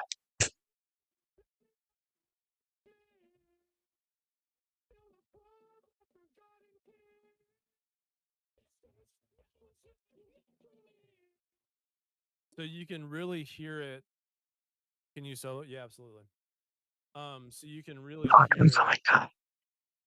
What? What? This dog just will not let me. He wants to pee so bad, and he is just beating me relentlessly for it. He's doing that thing. Oh yeah, he's got the toy and the anger. The eyes, the toys, and the anger in the eyes. Yeah, yeah.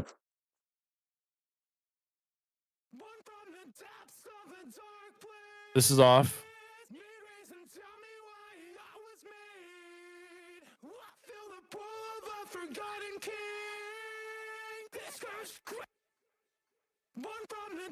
This is on.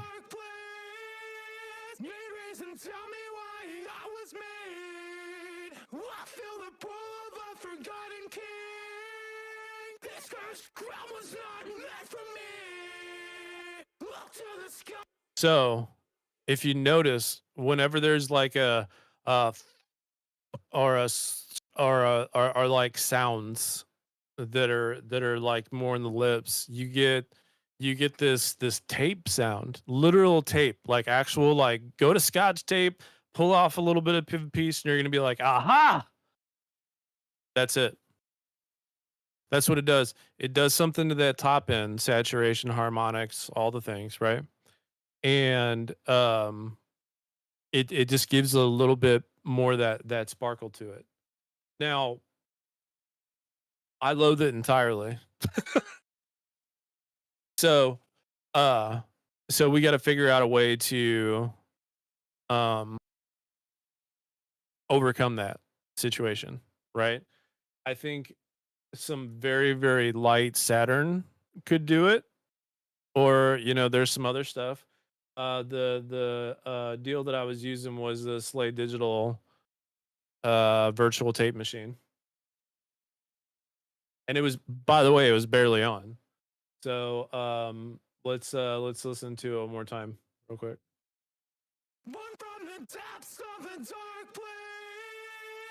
Son of a bitch.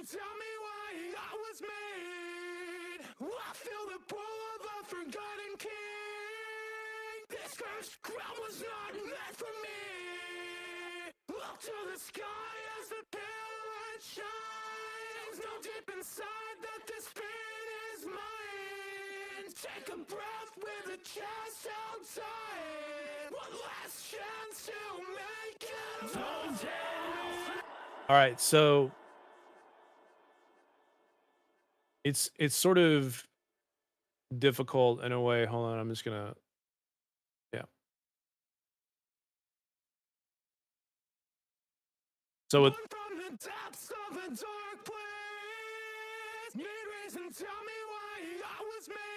so it's being run through the tape machine, and you can hear that tape. And so what I want to do is I want to not have it be through the tape, but still get, and there's a huge difference. I'm going to hit play again here in a second, but you can really hear the difference, by the way. I'm actually going to turn up, wait. Hold on. Okay. All right, so I'm going to turn this on, and then I'm going to bypass it.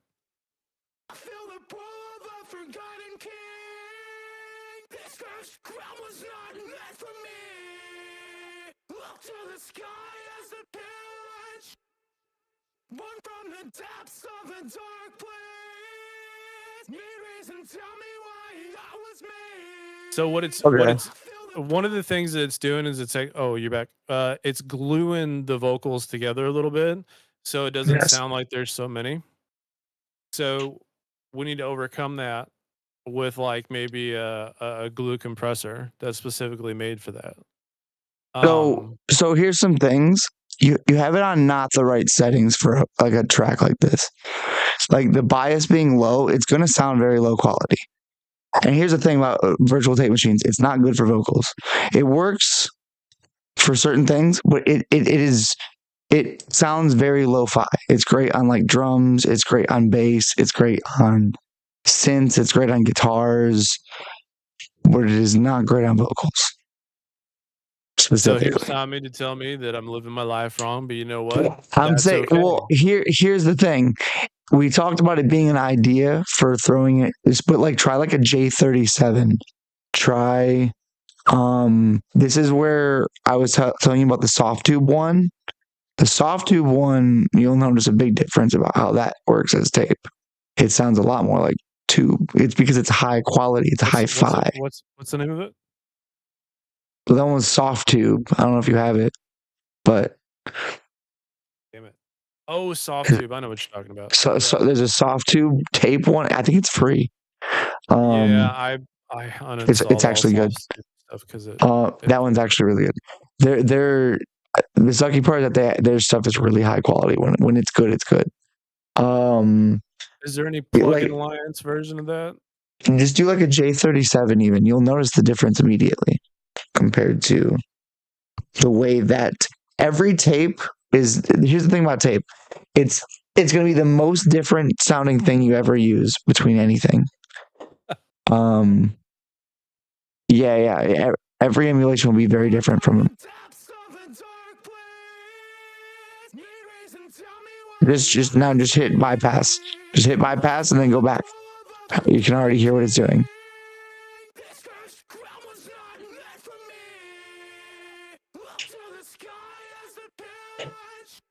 One sec.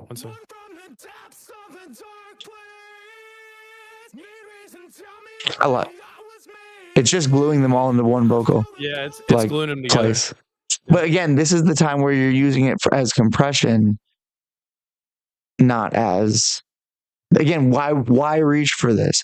Because you want compression with saturation, not a bad compressor ill-fitted for that just to compress it.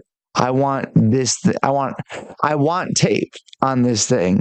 But if you're just compressing and EQing and compressing and EQing, and then we're taping, we are going to kill it at some point. And Leviathan. So that's my point with it, is that like I would reach for this when I'm trying to get done multiple jobs of something to a certain degree.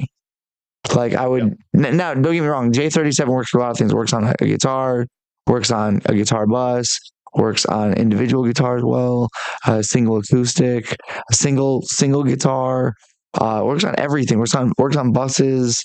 There's a lot of different other ones though. I think even J37 isn't the best either. I do like the soft tube tape one. I think it's one of the most hi-fi sounding ones. I think you'll end up liking it because it's so hi-fi sounding that it has a lot of tube-like qualities. But that's what you're hearing. You're hearing a frequency spectrum, and you're leaning to tube because it's like listening to Metallica and hearing scooped guitars. And that's okay. Like what you want to like, but know when to use what. And so something like this helps put like his vocal in the background, but in a way that we're not just throwing more and more compression and like more dynamic EQ and like we're making it abnormally in the background. It might just need to sound like you guys. This also helps get that feel that you're going for, right? Is like you're like, oh, it's like a couple dudes in a room with like some like kind of vintage gear, just kind of like jamming and chilling. And like there's a reason why when you use this sort of stuff, it has a little bit of that quality and sound. Not as much as using a real one, but like when you find the right one that's fitted for each track's version of this, then it's made to be able to do some of the heavy lifting in a way that you're supposed to just have to be able to clean up, not just like not have to recreate. If you have to recreate on the other side of it, then it wasn't the right tool. And if you have to create it with other things, You learn how to do it with mic placement. You learn how to do it with EQ. You learn how to do it with a little bit of that. Mic placement and EQ is everything. There are guys that like don't use much more than that when it comes to recording a whole band, and that's just like amazing to me. It's like gain, EQ, and mic placement. Like they don't like compression at all. There's those guys. And the records, they're some of those big classic rock records or so that you've heard, and it's just like, wow, it's amazing that like you're like this. You just turn. You got that fader just cranked, dude. Like that kick drum is what you call zero, but it's maxing out one of these machines and it's hitting, their output summing, that gave them as close to they could get to digital back then, which is still like the 80s plus. So we're still hitting it at the DAW eventually, and so they have like this master, even just in the demo phase, that's got all these like hardware compressors and limiters that have already printed Thanks, it Nico. to be a sausage without clipping already. So, but that's part of just this sound. It's got to have this gel. That's kind of what it sounds like, right? It's like it's got this like gel to it, and it does. That's literally how what do they cut into with vinyl? Well, it's basically a gel, But I don't know. I always found it interesting in the way that like again, like the way they got these sounds was like it's actual magic. Like it doesn't even make sense how you actually physically do these things on a real fucking like to do it on a computer makes sense. You just accept it reality, but like that is actually that just doesn't even make sense even when it makes sense. The more it makes sense, the less it makes sense. But to what sound does it have, and what are you trying to achieve? So like, yeah, this will be great on like vocals. This will be great on anything you want to put in the back. I couldn't some agree more, guitars, a lead guitar, like a droney guitar that needs to go in the background some more, a piano, a warm little like broken toy piano that needs to like warm up and like hide in the mix somewhere in the mid-range. Perfect. That sort of thing. Like we're adding some like low mid umph, and this one gives a little bit more bright sparkle than Virtual Tape Machines does. But using VTM, a good video. I'm just saying. True. Virtual Tape Machines, Tommy's you would content want. Machine. His passive is content creation. It's true. It's true. That's his It's true. passive. True. Mine's making Virtual other people Tape better. Machines will be great on like something you want to be really, really dirty. Like you want a distorted bass amp and you want to like do something crazy distorted to like the high end or something. You can throw Virtual Tape Machines on it to like pull some of it back off or something. Or like some synth that's just like screaming, but like you're trying to just give it a weird sound in the background and it takes up too much space and you want it to take up less. And you want it to just be something you can EQ some stuff out of and just like sit in there. It works great on drum room mics too for that same reason. For like I've been saying with like harmonic saturation, one of the best ways to like make a drum room from like a plugin sound real, you has to hit some of this stuff. And one of the best ones for that is then Virtual Tape Machines, because things that sound like kind of dirty, woofy, and distorted sometimes sound really decent with drums, especially with something that has like a good high end. Shut up from DI Guitar Hum. Nice. Yeah. Guitar Hum is an interesting thing. Especially depending on where you have it coming from. Like if it's like the amp or it's like into your interface or whichever else, like the path of electricity is always interesting. But the amount of solutions that are out there, some that people don't know is even more insane. The Acme studio, right? My buddy Al's place, they have like one of the hissiest rooms ever for guitar amps. And like, I mean, we just have them just cranking in ISO booths, but they have so much hiss and you just gotta edit it out. It just is what it is. But you edit it off. You don't edit it out. It's not, new to the tone. Just cut it. That's what they've always done forever. Just good old crossfade. And, it is what it is. That's how most records you liked are. So, like, some of that stuff is just part of it. When you suck it all out of it, it starts to get stale. But, anyways, not telling you how to live your life. But, one of the hacks that they You're don't the do only enough person there, who I will because let I actually even remotely close do that. Actually, I wish they would try this, because my buddy Steve, who's like their head engineer over there, I've never seen them do this, and it drives me crazy that anytime, it's in budget of people to, book that studio for it, and no one does this.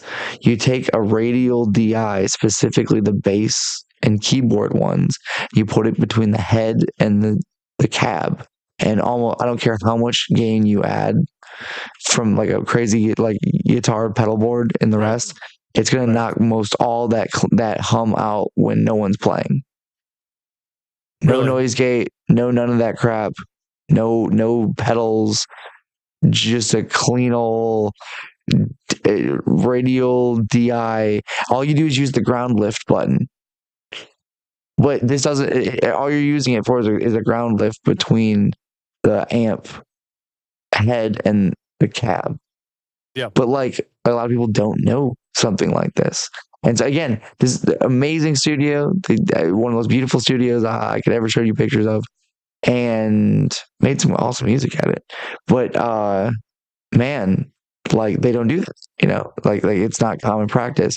Why? I don't know. I guess I should speak up more. But I do. I was getting ready to say, I was like, it's kind of your problem sometimes, man. You get your ass whooped for speaking up, Yeah, right, for real. But it's, learn my lesson. That's why I don't talk. No, but it just to know what tool you want when and why. Yeah. And so for that, like I said, they struggle with that whole electrical part of that a lot. And there's another way. There's always another hack. So yeah, sometimes that's what you need in a signal flow.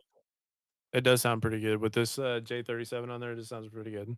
Sounds pretty good. I hate that because my whole thing was not going to use that. He's like, bro, I make my whole thing. I'm like, I got this whole point I got a beef to squash for like a whole days. I got a day's worth of things to talk about right here.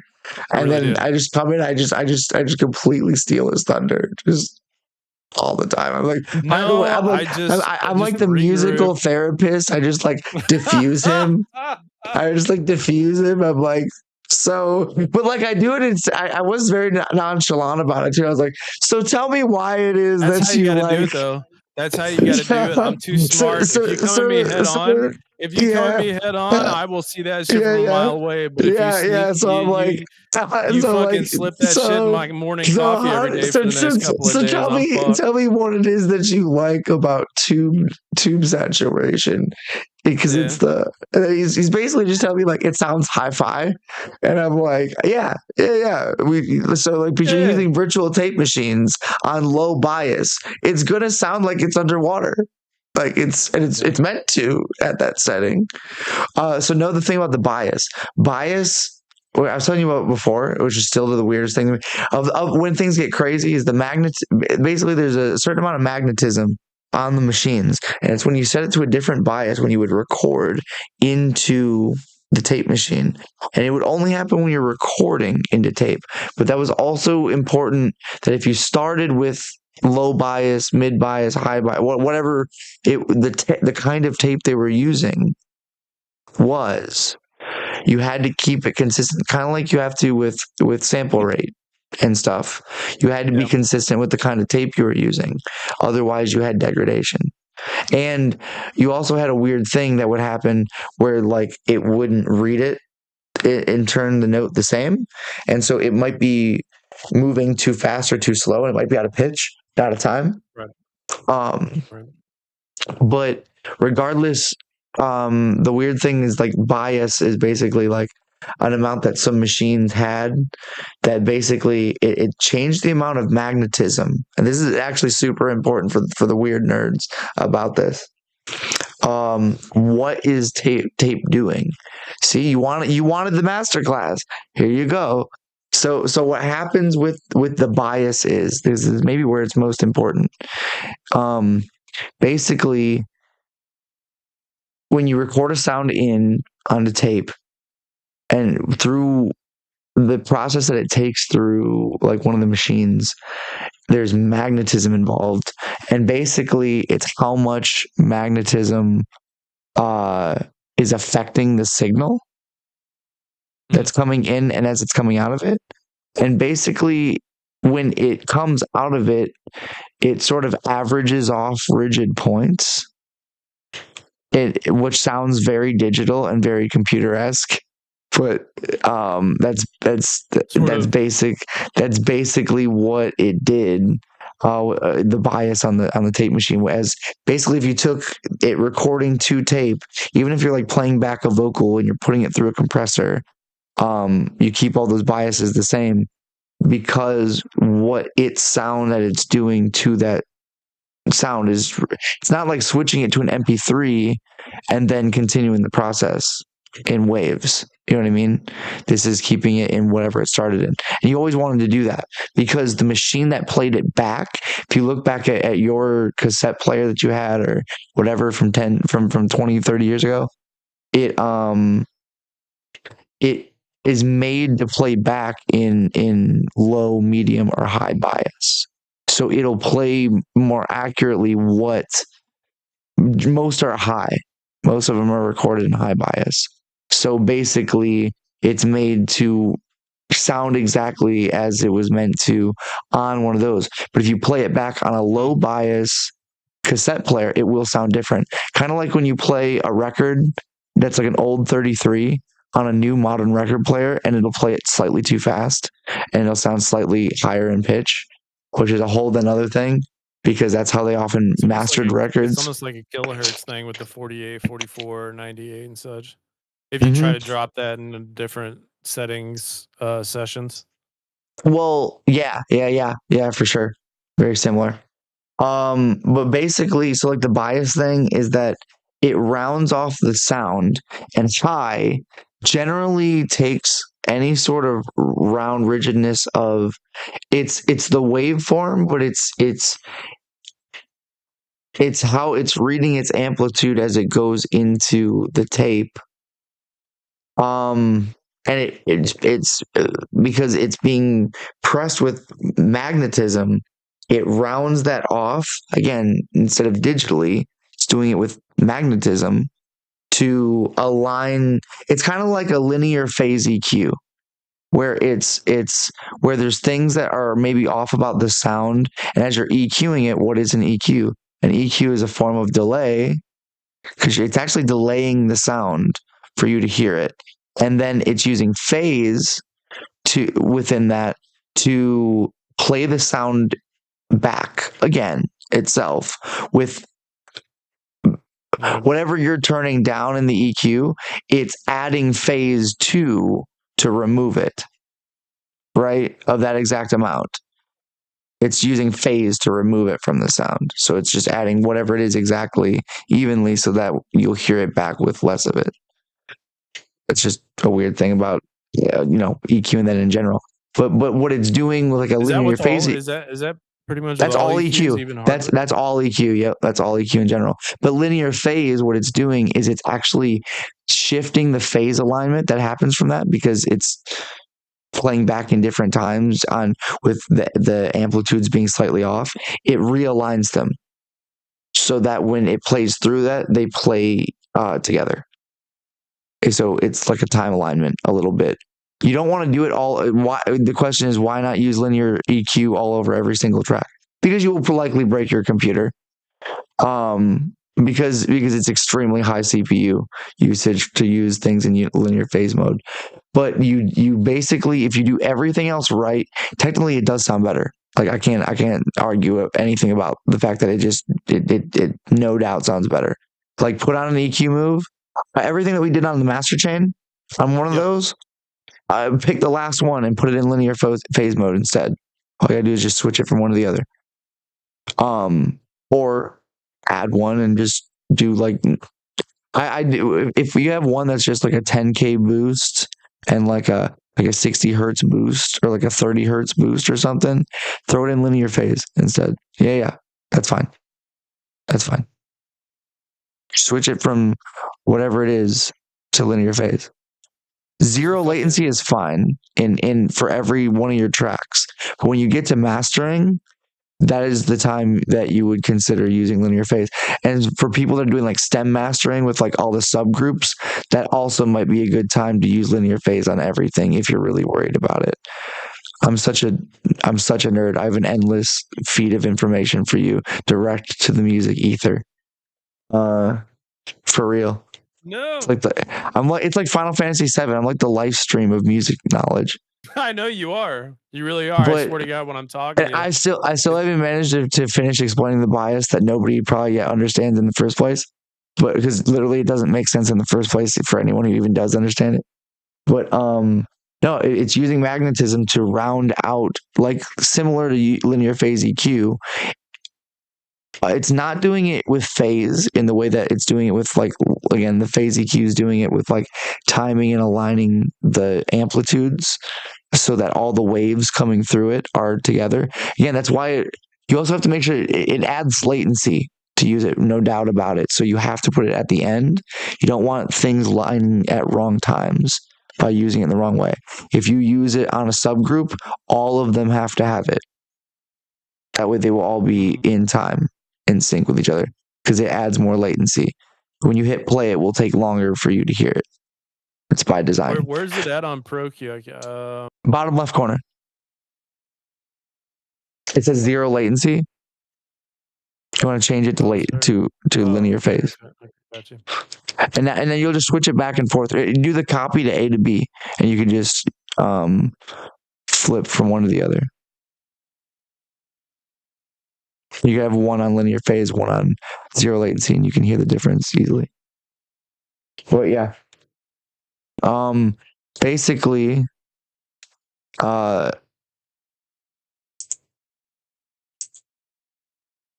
I can't hear it from your side. Oh, hold on. I'll play it. Are you good? Listen. Do you want it on your whole mix? Like listen to it with everything. Listen to it with the music. You want to hear what it does to all the music.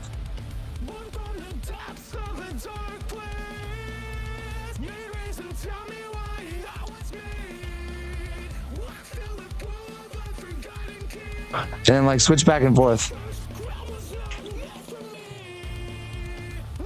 You hear it? Yeah.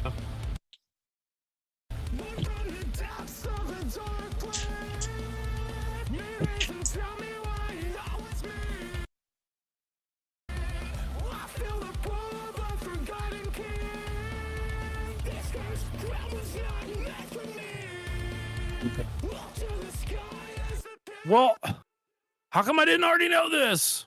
Isn't that crazy? Isn't that crazy?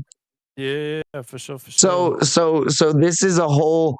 When you really get into the rabbit hole of linear phase, we start getting into the magic part again, where we start going back to where we were with tape, where shit doesn't make sense. So let me finish with the bias things, then I'll just keep blowing your mind for a second. Sorry for talking in my chat. It's kind of the whole fucking reason of me doing this. So, no, Snuka. No, Snuka, you're good people. Yeah, man.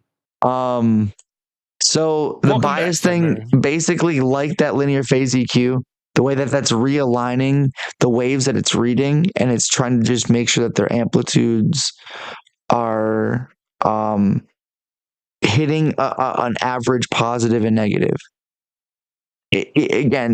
Linear phase is doing it where it's aligning them to be together.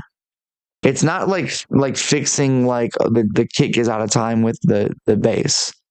But to a certain degree, it's taking that the bass wave that it's reading overall stays in sync with the cycles of the next the waves of the next cycle's over.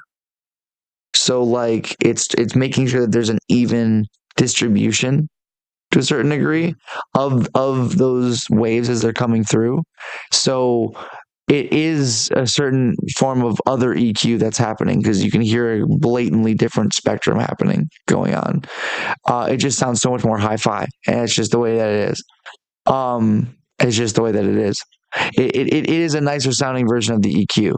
It takes more CPU power. It's just a nicer version of it all. But again, heed all warnings, because once you introduce latency, you will want to do unsafe things to yourself. Yeah. Linear phase, the different amounts work differently too. How much linear phase is going on? Like maximum will be very different than low. Low will sound almost similar to zero latency. Yeah. But yeah. But like if you're gonna do it, and also with like most plugins like this or whichever else, like if you're gonna do it, when you hit print, max it out real quick and then hit print. And like overclocking, like any like if there's oversampling allowed in plugins, like do them first in like your latest ones in your mastering chain. Go as far back as your like, busing will allow you to like oversample your plugins. Just a mastering tip. But smart. That's super smart. Okay, so to finish with the bias thing, is basically it's similar to a linear phase EQ.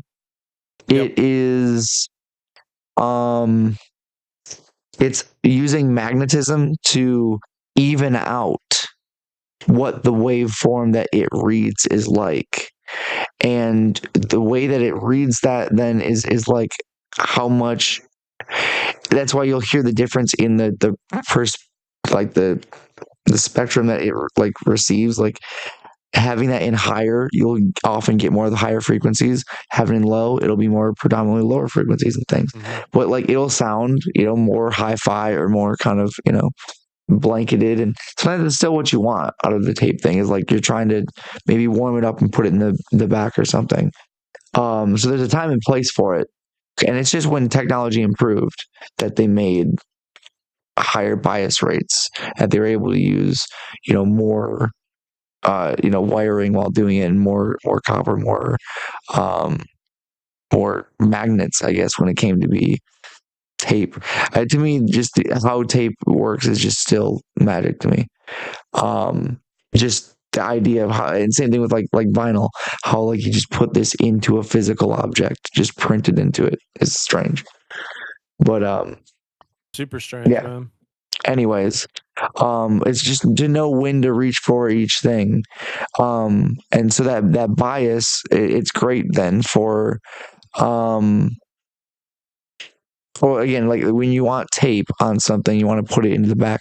It's about how high, like fi do you still need it to sound, and you need to pick a different saturation based on how high fi you're still looking for it to sound, because you're trying to make it sound like more and more grungy and lost into the background, and like just like it was like beaten up by jamming together in a smoky room for like 20 years. But like you gotta find the right one that works for that, and they're all gonna sound very different. And if like the goal is that the sound needs to sound more hi-fi, you gotta find the ones that feel more high quality to you. And if you want something that like is supposed to dirty this thing up, like you want to distort the shit out of the bass, like the mid-range or something, but like you're like, I don't really want it to sound like a distortion. I just want it to sound like it's overdriven, like it just like it's like just like it's just clipping a preamp. Virtual tape machines just on that bass track, on that DI or something, and it'll just sound like you just like played it into a preamp too loud, and sometimes that's what you want. Sometimes that's like a sound you're trying to recreate. So to play with. Yeah. But like two on your drums, two when you're like, I want hi-fi, but I want it to be scooped. I want it to be like, when you think of like Metallica guitar tones, like scooped. You're like, oh no, I want this to have the smile of the EQ spectrum, you know? Shut up, Snuka. But So like the when you, solution to the tape was different tape. Sort of. yeah, exactly. But I needed to learn Exactly. more about tape first. Okay. Okay. It's I need funny. to remind everyone I've only been doing this for like 3 years ish, if that. All right. All right. This is a new field of study for me. Okay. I think I'm doing pretty fucking good for, you know. But It's pretty funny. that was no, I'm just messing with you. That was Obviously, funny. you That's need pretty to be able funny. to take a joke. Yeah. You That need was to be pretty able to funny. take a joke. You need to be able to take a fuck and take a. I need to be able to take it to fucking to joke a fuck and take a fuck. You know how that's. You know how that Joke saying and goes. take. Yeah, that's right. A joke a take. That's right. That's fascinating. Yeah. The I bias know. thing is fascinating too, I think. I can I still don't envision it. understand it. I If can you just look, envision how it's doing it, but it makes like what a waveform would look like. Just picture like a sine wave straight up and down, Mhm. right? It's trying to make an average out of what it's hearing into that. That's the magnetism of the tape and its process. This only happens while it's being recorded. To play it back, it's like I said, it's kind of like the record player and the rest. And like the sample rate on the machine, you place back something on the rest that you're trying to hear it back with the same fidelity it was recorded in, and for it to sound proper. Again, you can play something wrong on a record player and it'll be too fast or too slow, and it'll be faster, it'll be slower, it'll be up in pitch, the voices will sound like chipmunks, like it just won't be right. And it's similar in that way, but it's a little bit more of a spectrum thing. It's more minute. It's not like changing tempo big time, but like it is a small amount of phase shift, which in turn is a certain amount of chorusing. So like it's a smaller value. Again, now consider you could use that as a tool. That like I want to mess with something's phase. Like I want something to be wider, but I don't want to use a chorus. But I don't want to use another thing. I don't want to this or that. Tell you what, let's use a tape machine and let's turn the bias way down. And like throw its face. You know what I mean? Like you can break tools. You can break tools. Hey, what up, Dusty? Hey, what up, Dusty? I forget that I'm being boring and just giving lectures on my stream. It's okay. You're not being boring. Oh, I'm never if boring. anybody's bitching about your boringness, they can. You've gotten off TikTok an hour ago. Yeah, I get that. I get that in life. Yeah. Yeah. I love the story about that magnetism though. I think people struggle from passion, like a lack of passion. What happens to most people is they don't have passion in their life. They're not passionate. Well, about a it's a fine line between that and a crime of passion. True. That's what restraining orders are for. By the way, there's like a fine line there, you know. I greatly appreciate being flying on this. Hell yeah, brother. No, I appreciate it. I appreciate you being around. You're like Tommy says, you're good people. I like that. I never know if he like what he means by good people, because I know what other people say when they say that. And so Sarah was she went to a grocery store today, and she thought it was an art supply event, and she went there to meet good people because they said they were good people. And there was a lady there that said, and we don't talk about politics here. I'm just letting y'all know we don't talk about that on my channel. And she says to this little girl, she was just like, well, I don't want you to grow up like one of those fucking libtards. And I was like, oh no. I mean, that's something you can say, but I would strongly suggest against it to a child or literally to anyone. So it turned out that it was people that, you know what I mean? Yeah, it turned out that it was it was a fundraiser, and it wasn't an arts and crafts thing. And so I'm just like, okay. I mean, that was a really risky decision to lie to people right out of the gate. Because when they go there, they're thinking arts and supplies. Or craft arts and supplies. I was sneaky. They're not thinking slurs or Right, talking that's to children sneaky. like they're stupid. You know That's what I mean? sneaky. It's pretty sneaky shit. Indoctrination got new rule book. That's right. I'm like, yeah, man, not exactly something that you know. All the ways to do that's not high They're up there. on the ways to do this thing. It would be like if I went to Tom and I was just like, hey, here's what I'm thinking about doing. I'm thinking about putting the reverb first. Right. And then he's like, I'm gonna or track it just in turned with me the out. reverb and the delay on. Yeah. Yeah, Or I come to him and I'm like, here's what I'm gonna do. I'm never using tape again. Fuck tape. And he's like, okay, interesting, but hear me out. What are you trying? You know, so this. But then I gave him why like tape is like the most interesting thing he's heard of in music so far. Because like, well, how does that magnetically happen? It's like it literally tries to adjust to an average sine wave that goes straight up and down, average to like the BPM of that song done in that bias. Like it understands the waveforms that it's playing. Again, it's magnetism. It's trying to conform then to an average of that to make it more exact of a sine wave in that way. And so it just manipulates that frequency spectrum to. So why does it feel glued and like mushy and like because it's one it? of the most powerful signal and attractive. Well, it's averaging out. It's so and It's another so way to say it, Tommy. Yeah. It's another way to say the same. It's like all that part in like geometry that I didn't show up to school for, all that cosine stuff. Right. Which you didn't need to. I think that you were born with all of that information already there, which is interesting. But it's like you got all the best mental genes you could possibly get. I just got them from music, and that's fine for me. Yeah. Music where it matters.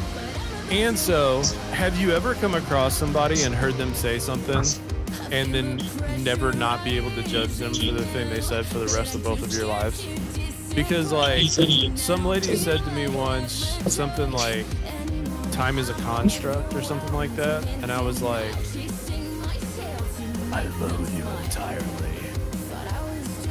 I don't care what you have to say from now until the end of time.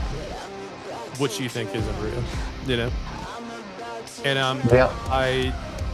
I think the lib thing I would have been like, well, you're dead to me. There's no coming back from that statement. We don't live in a world where you can come back from saying some stupid ass shit like that. You know what I mean? That kind of does it. Yeah. Because like once you start thinking about other people as like the other instead of like, it's like I don't have to be nice to someone who's on purpose mean to other people, because that would then allow them to continue to do that thing unencumbered. You know what I mean? So yeah, I hate when people say things, because I try not to judge anyone, and I let people come back from some crazy shit that they say, but there are some things that when immediately upon hearing you're like, fuck, well, you're dead to me now. You know, wherever you thought you were going with me, we are not going to get there together. I can promise you that. Yeah. So interesting stuff. But the yes, damn tape with the actually it was a nice parallel track to talk about, because it was in concert or in parallel with EQ, which is really interesting, and how that linear and then the different levels to that linear works. And I can see that being extremely helpful on the mastering side.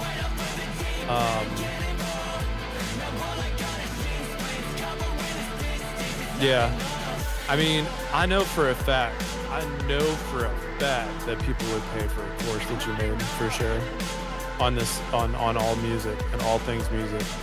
Like you don't even need to make it on like a specific genre. You can just be like, this is how you make music.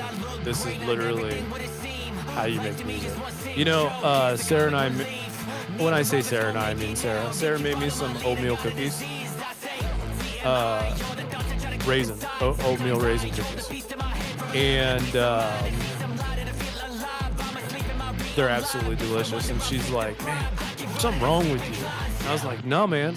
I was like, because everybody hated those motherfuckers. And that meant I just had a shit ton of stuff to eat all the time. Go through that a lot with my job, with the way they talk about less fortunate or the opposite gender. No one currently, thank God. Nice. Yes. There should be no, how do I say this? I don't understand why people are so angry at each other all the time for stupid things. I would prefer them to be angry about specific higher level thinking things than stupid things. Like, you know, you're a chick, you're a dude. Like, is that really what makes you angry about this other person? That seems very juvenile. I don't like juvenile things. I don't like juvenile. That's what it is. I don't like juvenile things. I want you to be mad at like a clusterfuck of things I've done all over the place. But that's like high level, high tier. I want high tier problems. I hate low tier problems. They get in the way. They get in the way of progress, and that bugs me. I want to be able to hop onto a train, go see Tommy in like an hour and a half, and then come back from the coast. That's what I'm saying. That's what I would like to do. But I can't do that because everybody else is stupid. Which really bugs me. Anyways. It could be that way. But, no, that's really cool. So we're going to re-listen to this part with these.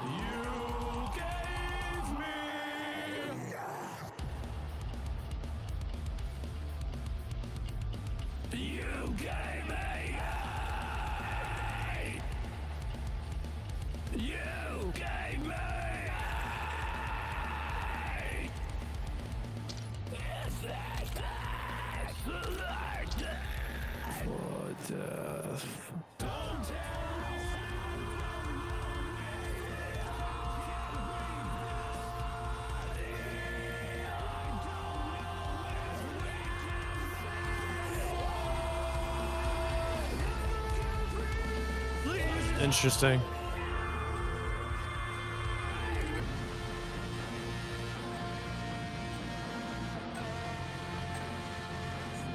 Like this is a section that tape would work really well for you because you're trying to get that out of that section. Hardcore team deathmatch. Like if everything wasn't hitting tape, Executive surveillance. hitting it then. Want it pristine. Enemy UAV detected. Like a lot of the sound is like all that band in there into a tape machine just being overdriven to hell. Like that is the sound of one mic, you know? Is like the mix all sent to it. Overdriven like that.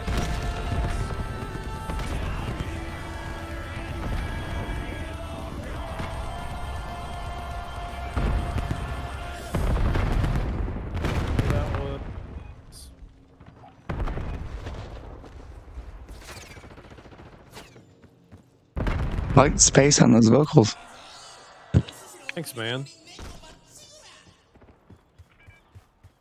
I need to do some more screams. But they're almost there. They're almost there. Oh my god. Oh my god, what was that for? What do you mean?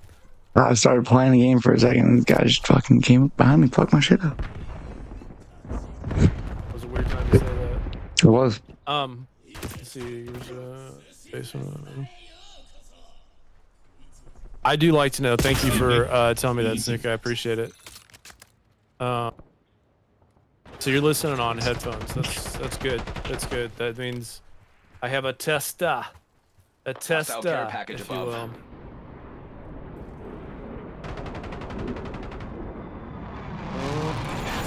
So Tommy, decapitator, quad fuzz into a reverb. Where would you put the tape machine? End, generally. You want to try to saturate towards the end unless you have a specific reason to do it beforehand.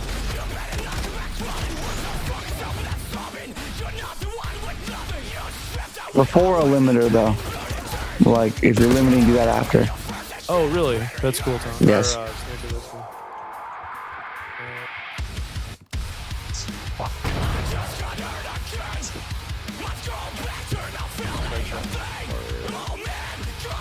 Miki was confused about this part. Let me tell you guys why this part exists since we're all friends here. There's not like, you know.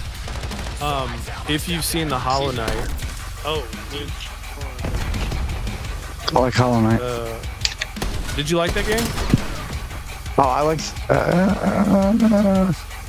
I didn't think about the wrong thing then. No, we're cool, man. You don't have to. Let's I didn't think about the right thing then. You gotta defend yourself. All right, look here. This is don't show this to anybody, but this is the painting Sarah made for the cover of this track. Ooh. Oh, it's gonna be a bitch, isn't it?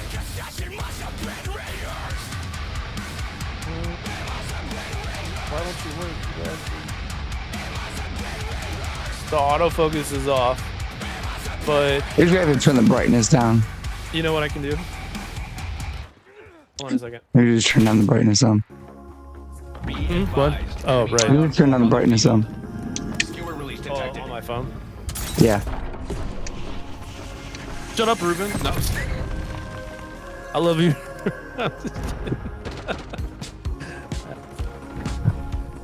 All right, here I want. All right. See, that didn't work. You guys, you were wrong. You were incorrect. Okay, thanks. Bye. No, I'm just kidding. I'm just kidding. Don't go anywhere.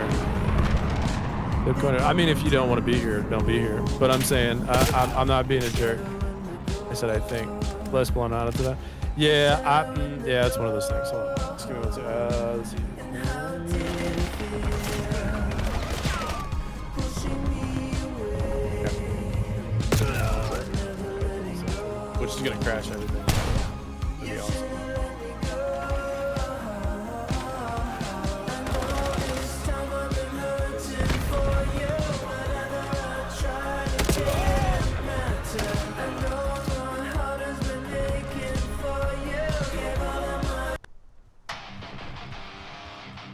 Hostile skewer inbound. Weird. Okay. Here, hold on. So this is what it looks like.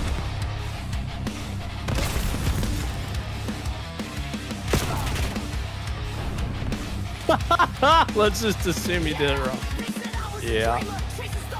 So this is what it looks like. Well, I love that. And the reason why it looks like that is because the song It gives me Final itself- Fantasy VII vibes. It the does. song, yeah, the song itself is inspired by the Hollow Knight story. Now, I never played the game, but it's inspired by the story. And the reason why the song is structured the way it is it's a 3-part battle for the 3-part battles that happen in the story, so to speak. When it goes down into that sound that I did with the song itself. Here, let me specifically play what I'm talking about. Right here.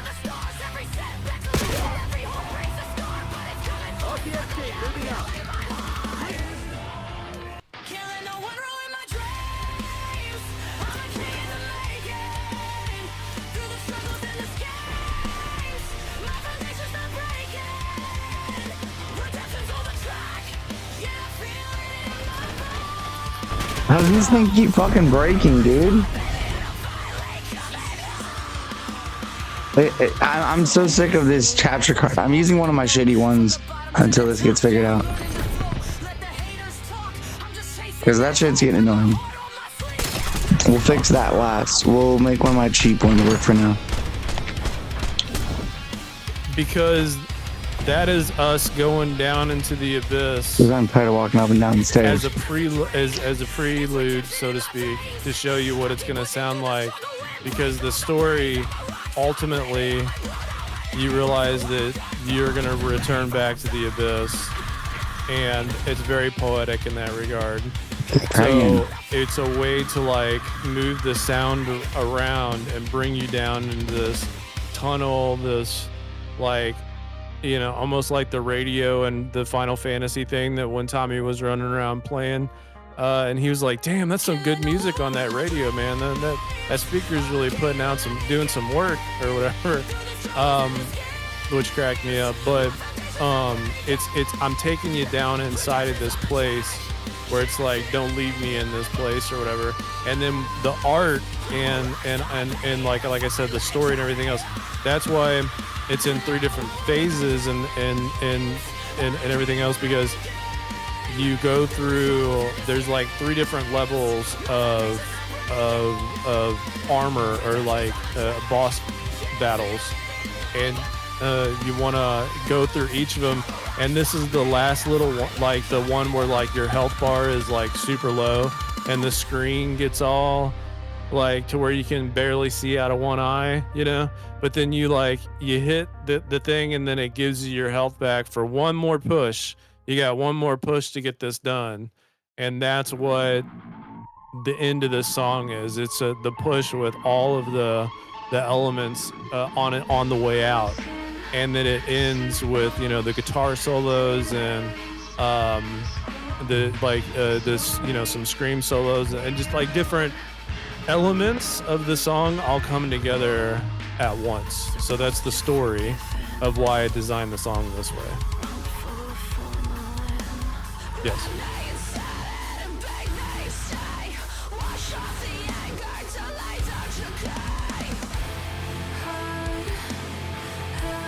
Rocks, thank you for hanging. Enjoy That your sounded night. good with that on there, man. Have a good start to your week. You did good, kid. You did good. And you and your I gotta family have a use some more fantastic vocal week takes. ahead. Thank you for hanging for a bit though. Headphones, though, I looked Keep at trying one to fix this suggested shit. a while back. Shed a That's single weird. tear. Most of the week of work and learned mine have removable cord later. Oh, I see what you're saying. I'll choose the old one for now. I see what you're saying.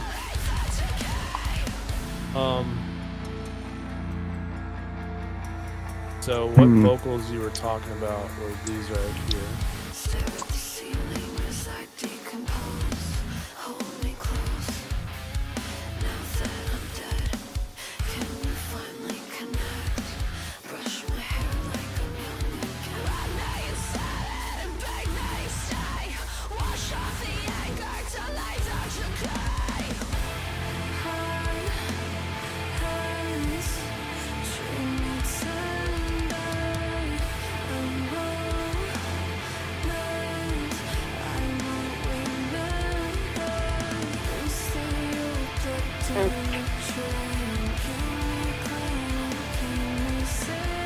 Oh, that sounds weird.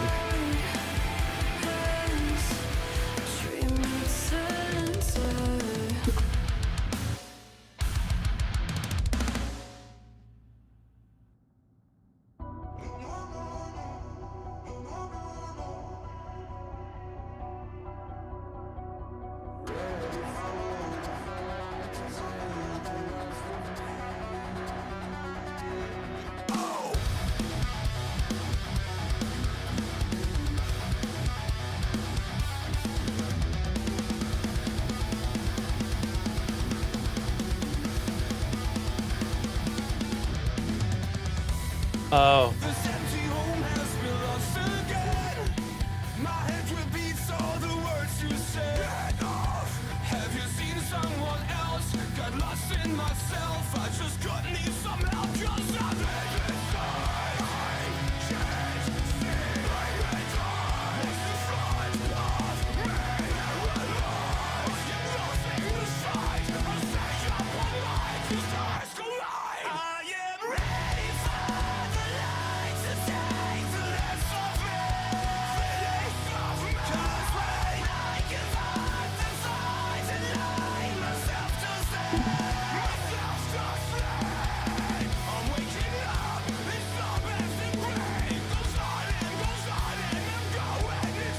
Gotcha.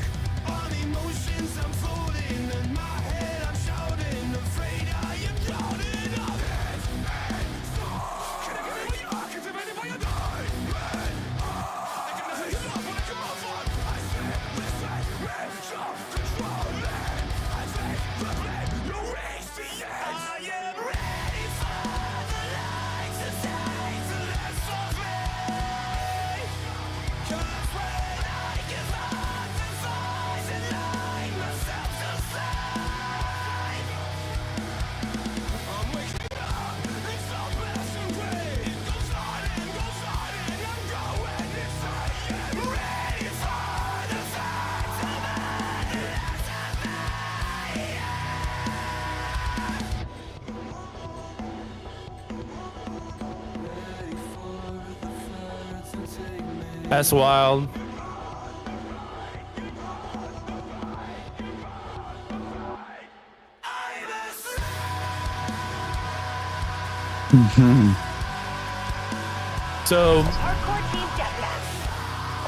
So what's happening is the linear phase is like it's kicking in, but I wonder if, because it's at the end of the chain, if there's almost like a super delay.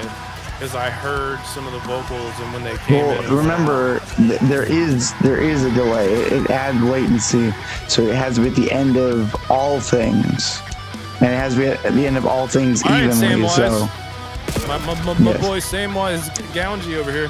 I love Lord of the Rings. I don't care. I don't care. I don't care. I don't care. I know that the psychos like it too, but I was on that train first, and so I'm pushing people off. Fuck that shit.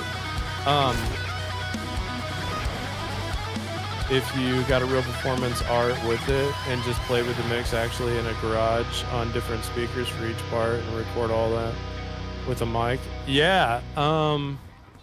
your idea actually was to like just throw it on a speaker, like your PA in your garage, and just record it. It'll sound better. Like, don't get me wrong, the sound designing, learning is cool and all, but like, it'll sound that much more unique to just do it in your garage. True. I appreciate everybody telling me that like my version doesn't sound quite there yet in the nicest ways possible. I really do appreciate that. I really do. You know, I mean, it's the most you I've ever heard you sound. I really appreciate that. Oh shit. No, you're right though. You guys are right. You guys are right. You know, the idea is the idea, right? And I only know what I know. So obviously, I'm gonna. It's like, do what I well, can do. you can learn how to do it, and then you can learn, well, based on what I'm trying to hear, what will achieve this exact sound better. And you can go to a room just about anywhere, right? And you can be like, oh no, I just need about a room this size with a speaker about this large, and that. Well, that's like when you have the eye of a photographer. Not the eye of the tiger, but the eye of the photographer. Because you have to be able to see a shot as it's happening in real time. You have to be able to see what the angle that you're not at looks like while you're looking at something, and have to imagine how you're going to get there in time to catch it from that spot before it's happened, you know? Right. Right. You are incoming. So yeah, so I was trying to think of how would I get the track, the song, right? So the song, you obviously have heard it, but I don't care. I have it. It goes, it's the eye of the tiger, it's the will of the... So how do I get this? How do I get this epic kind of everything's sounding good? We've heard this before, blah blah blah. How do I get it to morph? Is the word that I'm using. How do I get it to morph down and sound like we're swirled down into the abyss, right? And we're playing like if it was a music video, it would literally like the camera would go down into an abyss, and you would see us down there playing. And this is to me how I got from where it was to then down there. And black hole reverb. Black hole reverb. Mm-hmm. You can do it with Valhalla. There's a reverb called black hole reverb, and they make one as a guitar pedal, and it's kind of insane as a guitar pedal. It kind of is what it sounds like. Well, I did that. Ruben, sorry, not you, Tommy. Ruben says do it on the mix bus, low pass with a little bit of add reverb. I did all of those things, and this is the sound that came out.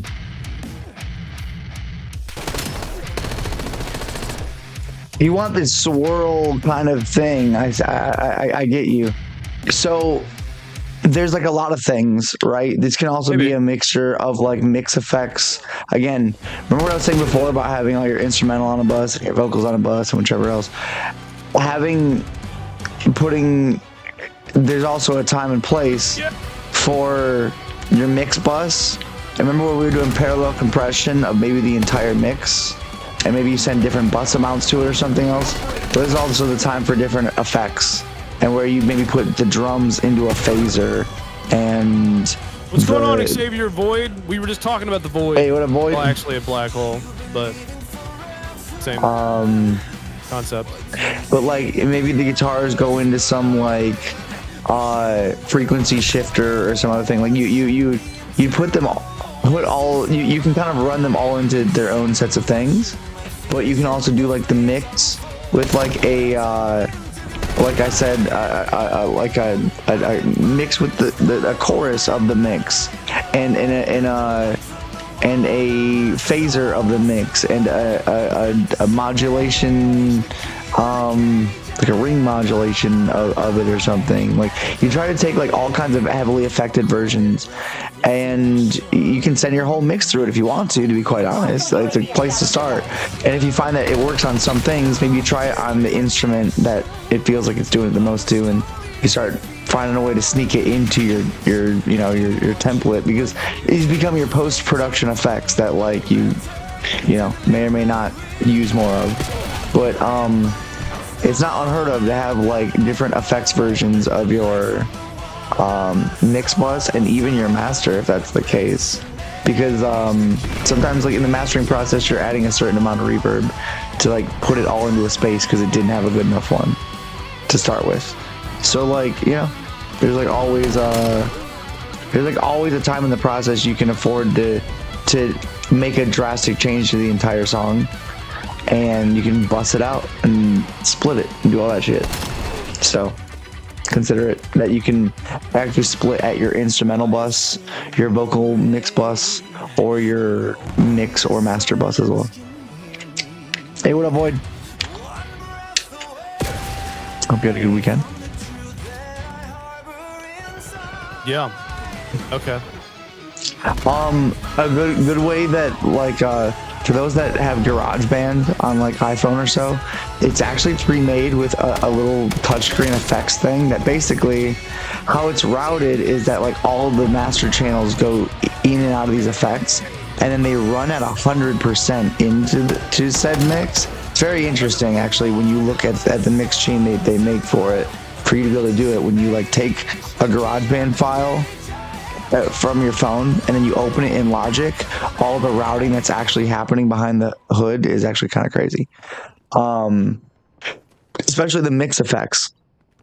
Let's just say, because like you have this touchscreen, right, and there's like a stop and a stutter and like a tapes, like a vinyl stop, and like a repeater and echo and reverb, and you just play with it like a little DJ controller, right?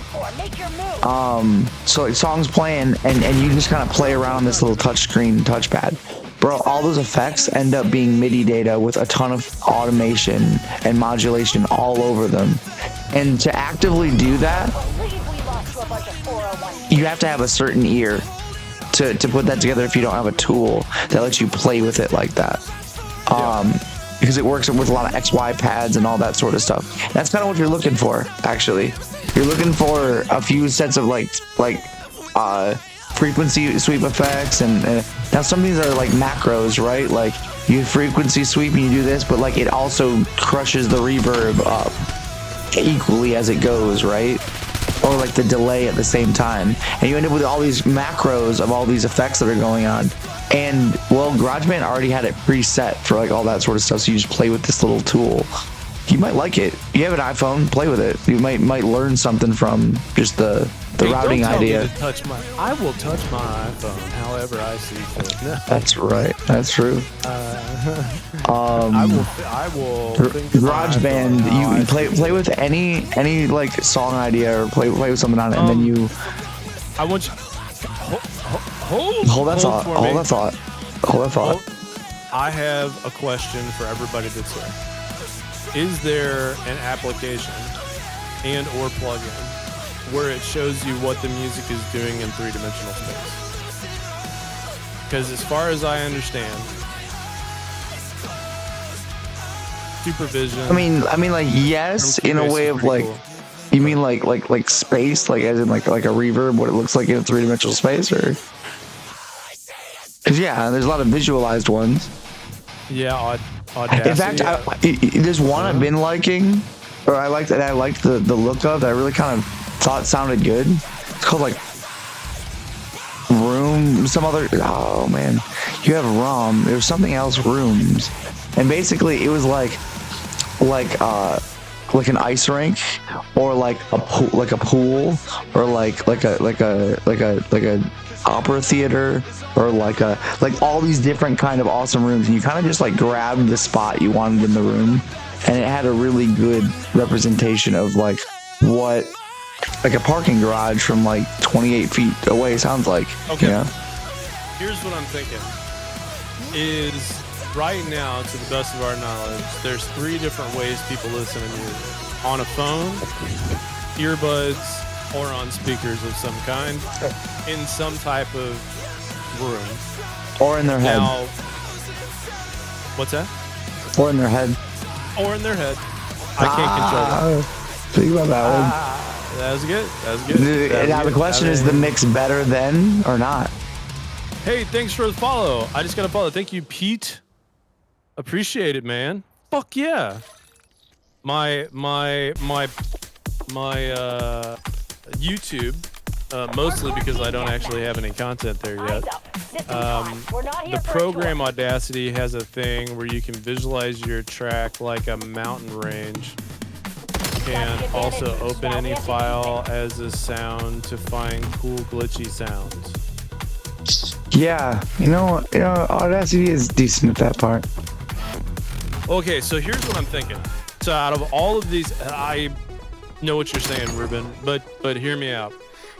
I want to be able to see what the sound looks like from the device, and then see where things fall off in space. I always use 10 Statues That Cried Blood as a way to get my point across when I'm talking to Tommy or to other people, because I can show them, specifically I can show them Supervision.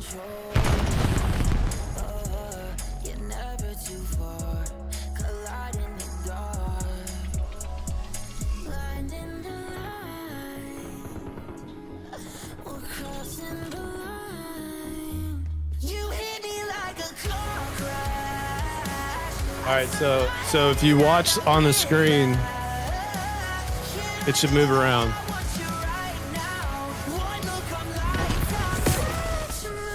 Okay, it didn't do the thing.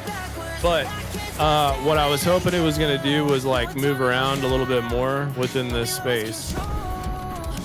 No, you're good, Snuka. That's why I was wanting to clarify. So what if we pictured, okay, an application of some kind where we choose the device that the person's hearing it from, right? And what does it sound like? Like, how much space? Right. Moving the device? Yeah, well, not just the device, but hear me out. What happens, like, if I turn up the volume of the strings? It would be a specific color. Kind of, yeah. So like each like bass has a color, right? Let's say bass is orange, for example. Guitars are red. Strings are like brownish orange or something. And we could see like every time we moved it around, like we controlled how much sound or space with either a reverb or yeah, kind of. And so we could see how much mastering the mix kind of has something a little bit like that. All the reference plugins, they have a handful of them. I think that one of them is a little bit like that. Honestly, the reference stuff is great. Just for even learning about your room, your headphones, your speakers, your mixes, like it's just a great tool to have. It even kind of can help for like people who struggle with mastering, like how to kind of like analyze and fix what what your room might be doing or something, or just something you're unfamiliar with. Because I like to mix ball, analyze your audio, and it helps you. Yeah. Brings it closer to the forward, push it to the back, build bases. Oh, interesting. Yeah, so I suppose that's what I'm looking for. for the low price of. But so here's the thing. I question, because this is maybe the most important part of what you're really truly asking. Maybe, what makes us sound? I'm on to you now. What makes us? He's like, damn it, he's gonna do the thing again. He's like, damn it, he's gonna do it. So what makes us sound close to you? To you, what makes a sound close to you? Sounds that sound close to you. So like, like if you're listening to a mix, what do you think makes X, like the snare drum or this guitar or this vocal? What do you think constitutes making it close to you? Like if you wanted this, you're like, oh, I love how close I feel to this one vocal. Like what do you think constitutes that? And like, or like, you know, like pick what you like about any certain vocal or guitar or drum or anything, and then like explain what you consider to be what makes that happen to a certain degree. Like what is it that makes it up front? What is it that makes it, you know, in the background? What is it that makes it sound close? What is it that makes it sound far away? What is it that makes it sound like it's behind something? What does it make, like, you know what I mean?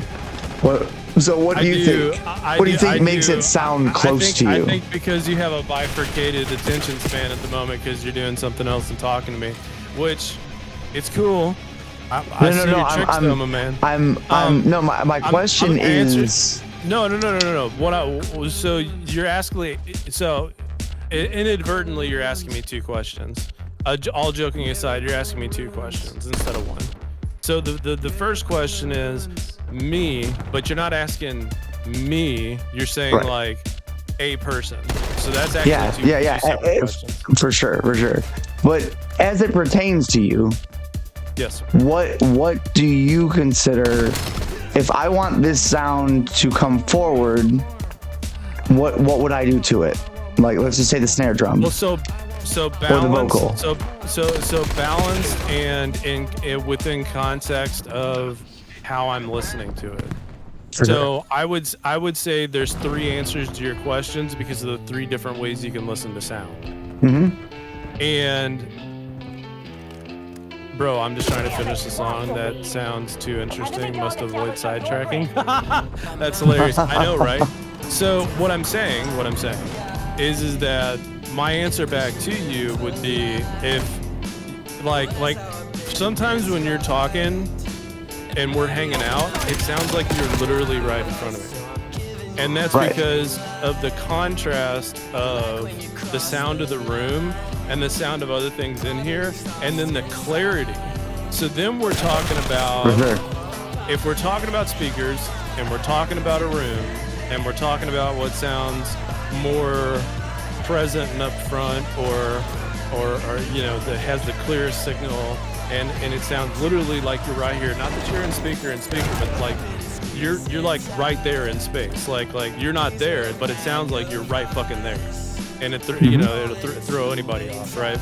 And so it's like, oh, okay, so you're right there. That's very interesting.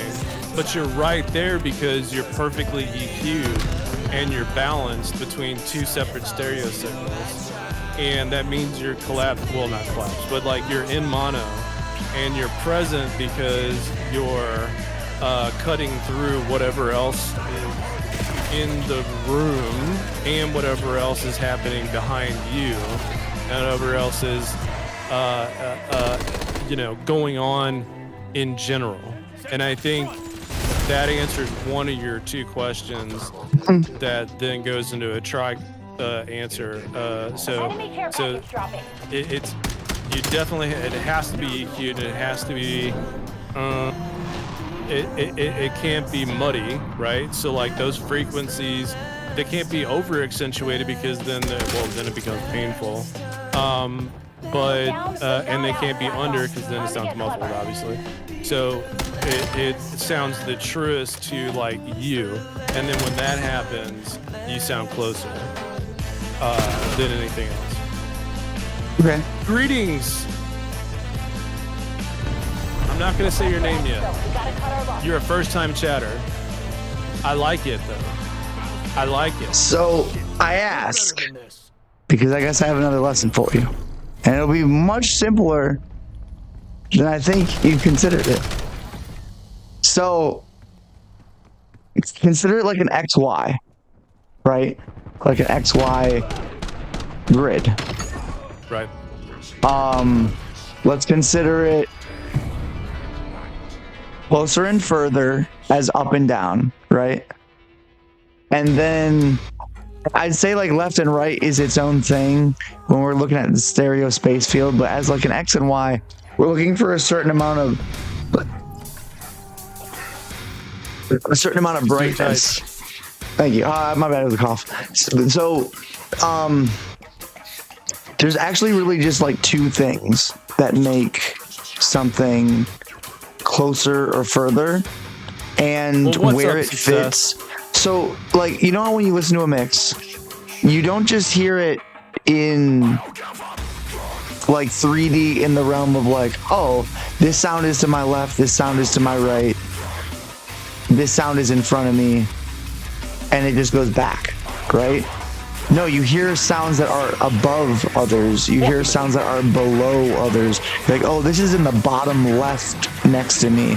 Oh, this is in the upper right next to me, right? And you're like, you can hear that very blatantly where, like, oh, this guitar, that's like this lead guitar, it's off to the right, but it's like up in the air, like 12 feet above my head. Yep. And then you're like, oh, this with the bass. Oh, there's some bass synth that's like stereo. So that's XYZ axis. Oh, yes, but I'm not super worried about the Z in this. I'm more worried about the XY part of this. In the Y, so X left or right, or is it X?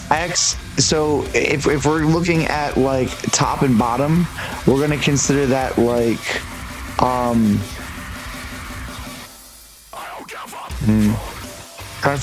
because you would consider it with the Z-axis. It does help explain other things, and that is then important. I hear the shit out of you.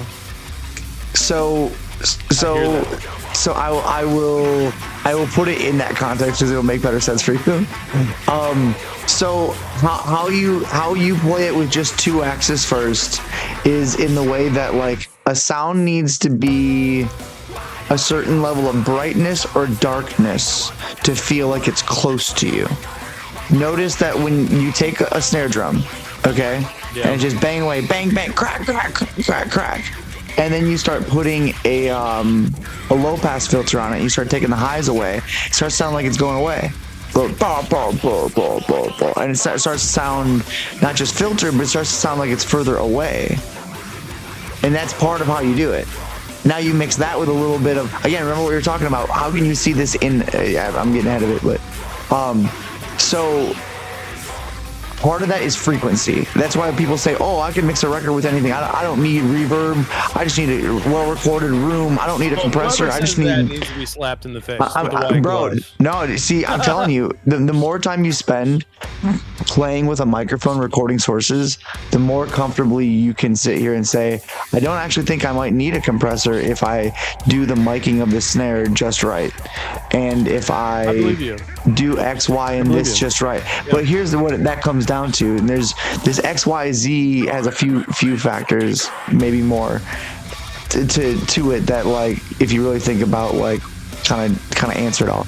But like frequency spectrum is then the brightness that makes it sound like it's close to you. So frequency spectrum is important.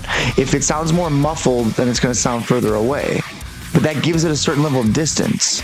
So you're saying if you want to cut this so it doesn't have mud, you cut this, but that's where a certain sound lives, a certain distance away. If someone kicks a can 12 feet away from you to the right, it's going to have more low woof end than if they kicked it right next to your head. Yes. But that's how you know the distance of how. Yeah. That's how you know the distance of how far it is away. The higher the signal you're gonna hear. So yeah. Well, it depends on the source, right? You get weird things. Well, Something that was a small object. I'm envisioning like an aluminum can that you kick, Right, and like right, as it right. scrapes against the asphalt and Right. goes further and further away, Right, it's right. gonna be less low end and much more like high Right. end. And So, then but down. now that's what we're trying to then do with maybe automation of EQ over time, so that we're making sounds fit into that. So again, you're like asking, is there a plugin that shows it? Yeah, that geoscope, the whole 3D scope thing. When you're sitting there with your mix and you're not thinking about it panning left and right, we're panning up and down, back and right. We're panning top left. We're panning top right. That's why people, when they got into some mixing for surround sound, some people really struggle with it. But that's what the key is, actually. The key to mixing surround sound is, you didn't plan on getting that advice tonight. The key to that is You didn't understanding. know that. I am always prepared for surround sound advice, so you were wrong. Understanding how. Well, here's the thing: if you're doing your mixes, you're recording in 48K. Rare time I get to say that. You're getting yourself close to what is like industry standard for film, right? The thing that's missing is actually like being able 9.1, 9.7.1, so is being able to deliver them a mix file that is compatible with 5.1, 7.1, Atmos or the rest. And that's actually all, again, with what I just said, actually very learnable, because it's all a version of that. You got to learn EQ works a little bit differently when you're not thinking about it in stereo. When you're thinking about it in surround sound, then you're more prepared for how that a 5.1 mix is going to sound amazing in stereo when done pretty well on there. When it's that done well, converted down to stereo would sound good. Mind you, it's often a different mix, slightly, because you're trying to do it for the best for the source. And so sometimes, there's a different version of each one. But how they're achieving that is there are plugins. If you want a plugin that does this, Plugin Alliance. It's called like VR, 3D VR, something like that. I don't really use it, but like it's a good way to show some of it. Brower Motion by Waves Brower Motion stuff shows you would love Brower Motion. If you're not using it enough, you will absolutely adore Brower Motion. That will become one of your favorite tools soon. It'd be great on vocals, synths, guitars, things that you want to swirl around, actually. Yeah. That guy will do a lot for you too. Now what it's doing under the hood is certain versions of all this sort of space designing thing. Again, we're trying to like make a space, and it seems easy, it seems hard. I don't know how it feels to you on times, but like when you're trying to put something into a space, there's just more to it than just throw a reverb on it and then like see if I'm happy with it. There does become eventually all these spaces have to cohesively like work together and feel believable. And sometimes it's, like I said, it goes further than just like the reverb choices and sometimes it's a little bit of EQ on that instrument, and as it moves, let's just say you want a guitar, I want this to pan left, I want this to do this. Yeah, but there's more to panning than just that then, right? If you want it to move 3D back a little bit, you might want to EQ some of that stuff over time, right? A little bit of automated EQ, help it sink a little further to the back left rather than just to the left. Or like just a bunch of... Now remember, the space thing, what does reverb tend to do? It tends to darken it and like elongate it. That's another way to give it space. That's how you get Z. That's how we go from the X, Y to adding Z, is putting it to a further depth. But something between those, right, is that the EQ spectrum, it needs to get darker as it gets further away for some things, or for smaller objects they need to get brighter as they get further away, right? And where they fit, remember I told you can put that reverb over on the other side, right, with that guitar and do some weird thing, which you already were doing, which is cool. But you do that, now think about how that correlates with changing both of those. The way that correlates with what you're doing to the guitar, shouldn't that make sense that you're doing it in a part of the chain that automates so that it affects the reverb later too, so they move evenly in that way? Maybe you have to do something weird to the reverb to make that work out because it's on the opposite side. I don't know. You know what I mean? And that's where we learn these things about like how can we make 3D. So when I asked you what tool do you think makes it sound closer, generally compression, because compression and higher EQ. It's a mixture, right? That's what you were noting. Is like, oh, I hear it closer and I hear it brighter. Exactly. That's exactly it. You hear it closer and you hear it brighter. Your ears also naturally compress sounds when they're too loud. So when it's so close to you that it's naturally compressing, it sounds like it's right in front of you. It sounds like you're in the room with that snare drum. So that's why we're recreating so many of these sounds of what you hear. You're recreating the sound of your ear being blown out from the snare drum being too loud while you're jamming with the band, you know? And so if you just kind of think about it in some of those contexts, how do I fit me sitting in a room with a band to fit like that? You know, you ever just jam in, you sit in a room while some friends of yours are jamming or whichever else? Obviously I have a million times, but like I love being able to hear that the bass player is like 3 feet away from me and I'm like, oh, this is where I'm drinking my beer. And I got the good spot because mine, I mean, or if I'm, you know, you're with some girl, you're like, she's got the good spot, you know what I mean? But like, over by the bass amp, you know what I mean? But like, yeah, I just think about like 3D space as an EQ spectrum thing and as a volume thing. And volume meaning not just like compression, but it's about balance, right? Like if I'm trying to get something super compressed and sound like it's super right up in your ear, but like all I do is squash it and make it super compressed. All I'm doing is making it super bright and brittle, and I'm making like the mix small. If I'm trying to do jazz or like some like bar band blues or like some classic rock or something, or like just some hard rock that's got like a lot of like, you know, classic influence to it, like the goal is trying to have more natural sounds. That means the snare drum has to be like the loudest thing in the mix, and everything else needs to be way quiet. The snare drum and the kick need to be ungodly loud, and everything else actually needs to find a way of fitting in a smaller section of the mix, because the kick and snare are going to be very dynamic and the bass with them will be kind of pinned as much as you can with like some limiters, but like, you know, there will be some dynamics to it, and you'll have to use the idea that the loudest thing is the closest thing to you. So the kick and the snare, right? And that instead of, you know, using certain compression to push this away or push this forward, if you're trying to not use a whole lot of it, it's more of a volume thing in general, not like compression's perceived volume, because it's just bringing everything up to be one perceived volume.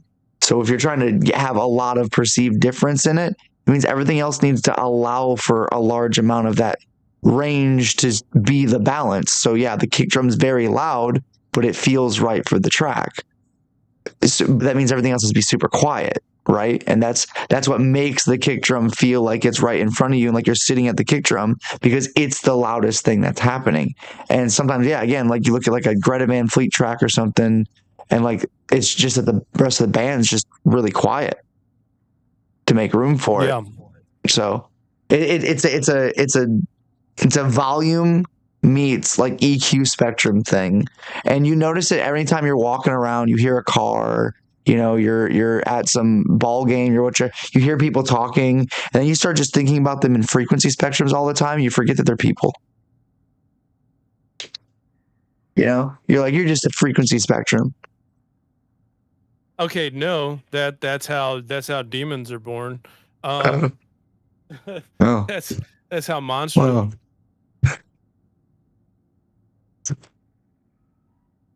That's funny. You can turn up on describe. He's not that low. He's low, but he's not that low. Hold on. The entire time I was trying to make it to where, because like you were hella loud. I used to compress. I do when I'm at my desk. I compress the hell out of people's streams, so I don't have to fight between hearing their music and hearing them talk. You know what I mean? I just throw their whole stream through compressor on my like mixer, and I'm like, oh my god, now I don't have to fight to hear you talk when you talk between songs or something. You know, it's great. True. Being able to just compress someone's whole stream like that, I love it. It takes an audio nerd. It does. It takes all of us. It takes all of us fighting. Thanks, a village. joined. You sound a lot better. Okay. Yeah. Yeah, people missed out on the well, you know. I mean, the reason why I'm streaming when I'm streaming was for you guys not to be here. Why are you here? No, I'm just kidding. I'm just kidding. I don't want to be a douchebag. It's really difficult though. So do you guys understand how hard it is to like not be perceived as a douchebag when you know too much? Like, I'm sure people think Tommy's a douchebag. I'm sure people think you, whoever you I've are, actually come. I love accepting it, and actually, if you say it to me, you will make me very happy because I will feel very fulfilled. Yeah, man. I'll feel very fulfilled. If anyone wants to, you actually have permission to call me, and then I know it sounds less enticing, but know that I'll still feel as excited. I promise. Well, I'm gonna come back to everything that you said. But so I can wrap this up because this isn't going to make any sense to anybody. I tell people the whole story so that you don't ask me so many fucking questions. Now, let me explain. Whenever I start off on a journey of telling somebody something, they're like, can you expand on that, please? But then I know that I only have 5 seconds to keep your attention before you leave me and go somewhere else. Now, here's the thing. Do I want your fucking your dumbass attention? I might not. Me saying that might make me sound like a douchebag. But if I explain, if you're cool enough to handle the fact that the world does not exist in a 5-second sales pitch and you're willing to hear me out for 15 seconds, then you're going to not only learn something, but you might find out I jive with this motherfucker. Straight up. See? This person came in and then they left immediately. It's because they couldn't take it. They couldn't handle it. Then the other part of it is you're going to ask me a question. You're literally going to ask me a question at some point. Like to who, where, what, how, why, and when. And I'm going to then, through my already having answered you, covered all those topics. But that's not going to be enough for you. You're going to be like, oh, shit, Grandpa. Fucking come down, sit by the fire, and tell me a goddamn story. Well, motherfucker, you were here the entire time, and that's the experience that you wanted, but you fought me the entire time. So this is me explaining how people work. And this is me trying to figure out a way to tell you how people work and to make sure that you don't end up like Jordavan, whatever the fuck that person's name is. They came in, saw the situation, and then left because it's about quick hits. Life isn't about quick hits, man. Life isn't about like listening to just the dopamine receptor or the pituitary gland, which, by the way, both of those have to do with sex, money, and power, and everything else. So, one of the best ways to break the stranglehold that literally everyone that has more money than you wants you to be in is to listen to people when they're talking and understand the vast ocean that they're trying to distill down and hand over to you for the low price of whatever it was for you to pay attention for this thing at this time. Like Tommy, whenever he talks, Ruben, whenever he gives me gold, Snuka, whenever he's talking about something, I don't listen to these people because they're better than staring at a wall, licking a window. I'm not a window licker, man. And you don't want other window lickers on your team because that means your power level is way down here. And when shit happens to you, you're totally fucked. Now, you can't push everybody away either because then that also brings your power level down. And you can't suck up enough because you'll never get the attention that you fucking want or feel like you need. And you don't build the internal structure that allows you to weather whatever happens.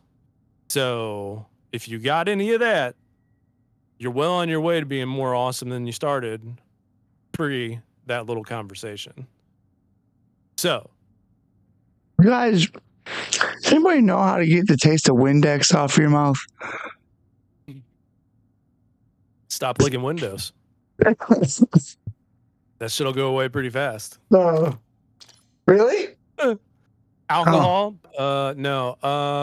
Yeah, there's alcohol in it. So it'd be a dilution to that charcoal, like a form of charcoal. I have some of that. That's how you. Sounds good. It. Sounds good. I'm gonna try it. That watched a VHS recording of a clock at Xerox my dad took to test the battery. I was hoping something random happened. I like licking Macs instead. You know, there's a special kind of person that can hang out with me. And I want you all to know how special you are to me. You're very special to me. And I appreciate each and every last one of you. So when we're talking about in space like this, and we're talking about the loudness, we're also talking about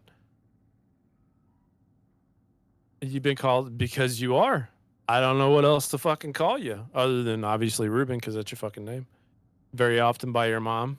Okay, we're falling down the wrong hole here. We need to buoy ourselves back up. All right? No. No. That's a different kind of special. Anyways. You like the wrong holes too? Well, you did to get pregnant watching that or listening to that song. Move in and execute I was all in mission the process parameters. of saying that.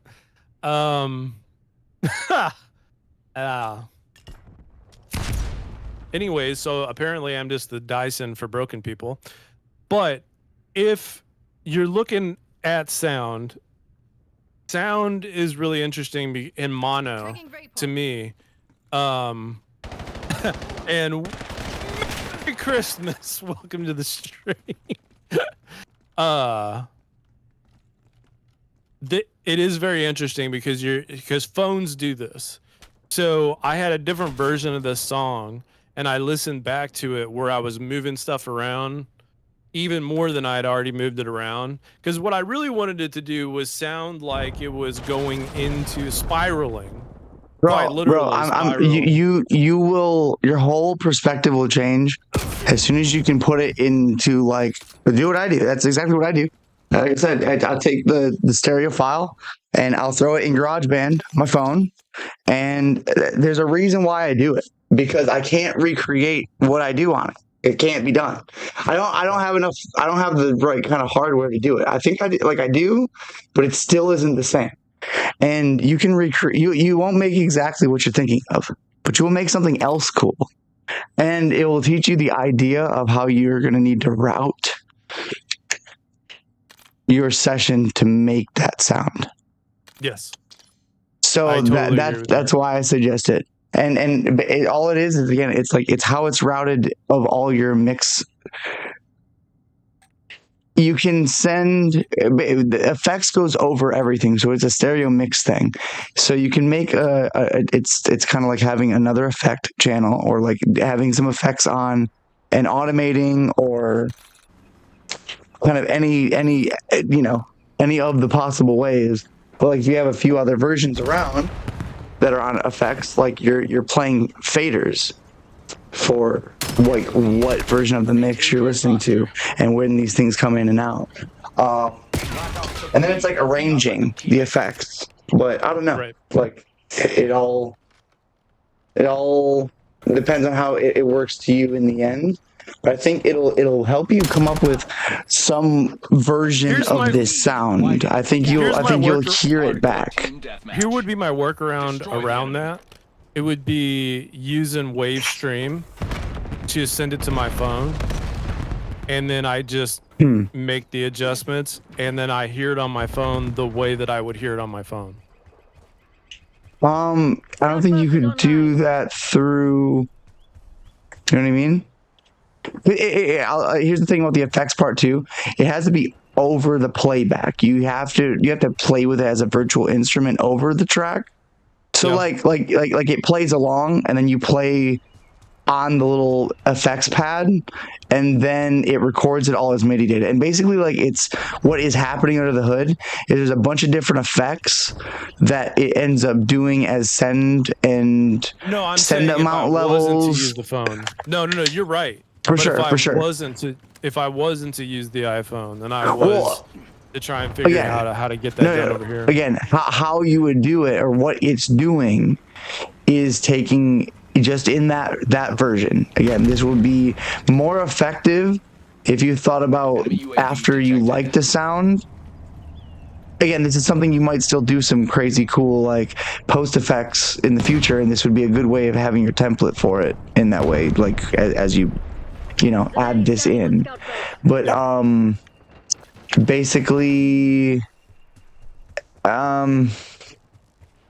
well, you're gonna do this potentially again, like something that might be the whole track, but you also might have an idea for like, oh, this thing sounds cool on this, but I'm only gonna do it to the guitars. Like I like this glitch idea, but I just want to glitch the guitars. I don't want to glitch the drums with it. I want the drums to sound like they're still playing normally, and along with, I want the bass and the guitars to glitch together, but I don't want the drums to, you know, something weird like that. And then you'll kind of be like, oh, I had this set up for the whole mix. How do I do this for just these? And then it'll be kind of routing it in a way that at least your machine can add them in. So like you could add more step buses where you could do that sort of thing. Yeah, so, and then automate it. Like you would just turn on and then do the send thing and then do so that's kind of like, we kind of just want them on their own fader that you can play with this idea with to a certain degree, you know. Anyways, but like you would take like, I don't know, like 4 effects. Let's just say like a flanger, a chorus. Again, like it's really more weird effects, like a I think you might have it, but like isotope stutter or something. Like you could do something like that. Chopper, right? Yeah, no, I mean Cubase has a something that's right. similar to Like Chopper, go into your modulation and pick like the craziest things you can think of and find. But again, like this is where it gets weirder, and this is where it goes back into my talk before about EQ spectrum and space. And like I said, I found this plugin, I thought that was actually really cool to me. Even if it sucks, I don't really care. Just the user interface of it and like idea of it, like I want it. Like I don't care if it's any good. I want it. What is it? It's like called Rooms or something. I swear it's just called Rooms. But it's like it's some indie designer made this, and it's basically, but it's kind of nice. I know what you're talking about. It has I know exactly. It has a hockey rink. It has like I think there's one that's called the Back Room. Oh, no, never mind. That's a different thing. There's a different thing I saw. Somebody did Backrooms reverb. So like the game, the Backrooms thing that was like all viral, they like turned those into reverbs. I want to see the news. Yeah. I don't do that anymore. Yeah. No, my mouse hovered over to the bottom left-hand corner of my screen. And you would have thought that I asked it to tell me everything that was happening in the fucking world. I hate that. I hate that they have that stuff in by default so much. I hate it so much. You know what that is? You know what that is? That's fucking advertising inside Windows. That's something they said they would never do. I cannot stand how much. By the way, each one of those things is security flaws. Each one of them are just glaring security. I'm sure, but that's it. That's meant to be, you know. Like, I'm just gonna put it. We're all security flaws. Stop it. You're not. Either are you. Oh. Okay, so so Brainworks says it has runs called VX. Oh yo, check out while you're there. They're 3D plugins. There's several plugins that Waves has for this. I'm trying to remember what they were. They have like a Duro. They have some 5.1 plugins.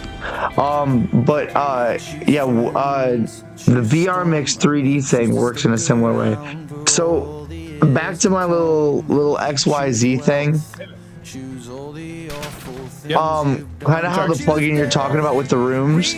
So like, let's just say like you want this vocal, right? You want it to go into this ice rink, all right? Or let's just, it's easier to imagine a football field because I think people can understand it better. So let's just say you want it on a football field, right? You can choose to like, because it'll show a picture of it right on there, right? And you just click on a part of the field on the screen, and it will adjust the sound, you know, based on it coming from that place. You know, whether they did it with IRs, whether they did it with synthesis, whatever. But generally the idea is, right, it's a certain amount of high end because it's closer to you when it's much brighter most of the time, and it's darker as it's further away, and especially with certain rooms, right, they all respond differently in this way, especially with the part of the room that you're on, because they emulated it in a way that they did like the full room, so you could be on the 30-yard line on the left, you could be on the 10-yard line of the right, you could be dead in the middle, you could be out in the stands, you know what I mean? And they have it emulated or in whatever way so that you can pick just about anywhere around the room that you want. This opera house, again, like a pool, a parking garage, like I don't know, like the like grand like the Grand Hall in England or something, like anything, you know what I mean? And if you can just think about that, that's all like a frequency spectrum thing, and that you could take an impulse response from every angle that you could turn your head and hear anything, it would always sound different slightly, you know, like every impulse response you could ever take of every sound you hear from every angle you turn your head would always be slightly different.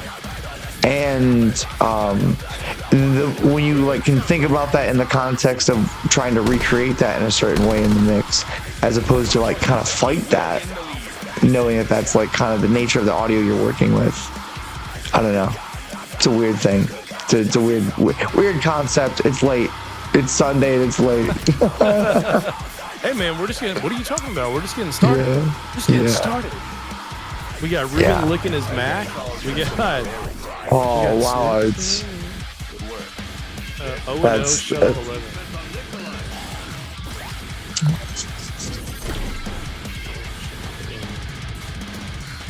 Damn, there's a whole bunch of them.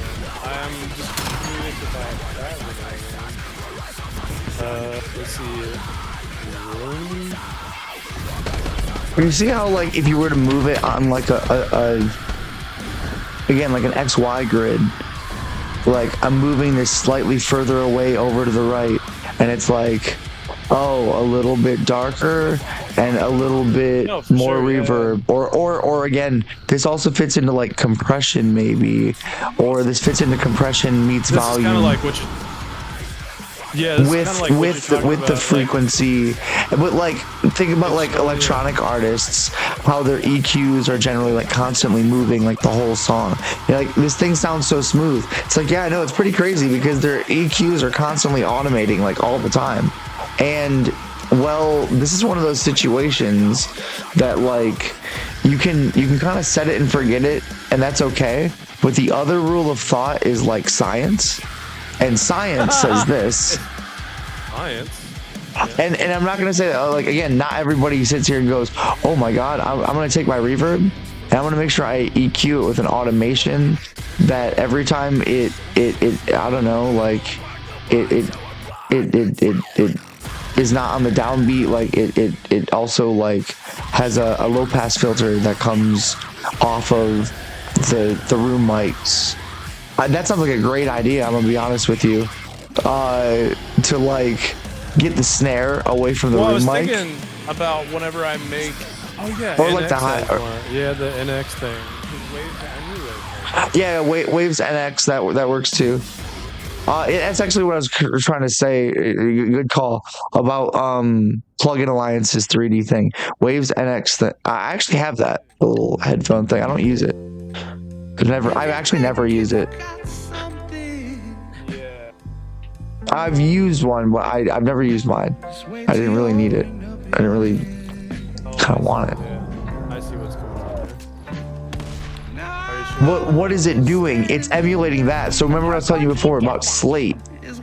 Okay, here we go. Yeah, I want something like, I want to make something like this. But like, here we go. Yeah. So the idea is to figure out how to then.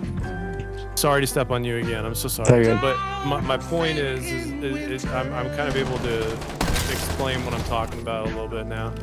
Is like, I want to be able, y'all can see this, right? I want to be able to turn up the strings and you literally see the sound as it's up, right? Like you can see the sound and how far it goes into the room before it dies. There's a few that I've seen with that, but like generally the ones that do it, like seeing it and the ones that do it, that show it, are two different things. Usually the ones that show it do something, but they don't sound that great, you know? Yeah. Like the reverb or whatever in it is like you're stuck with that sound. Because like it's shaping it. The ones that I know that are like that, I would say like get really good just with like your analyzers and your scopes, and try to like make this something that you're making that reflect. You know, try to play with this sound like I'm saying, like change with your EQ, right? And like use that reverb to put it on that certain amount of the right side. And then when you listen to it, you'll go, oh yeah, that also sounds like it's getting lower. And then you'll find, if you look at your frequency analyzer, right, like your fab filter, you'll see all this high end pop out of it because you started filtering this, or like it was just part of the sound shaping that you did with something.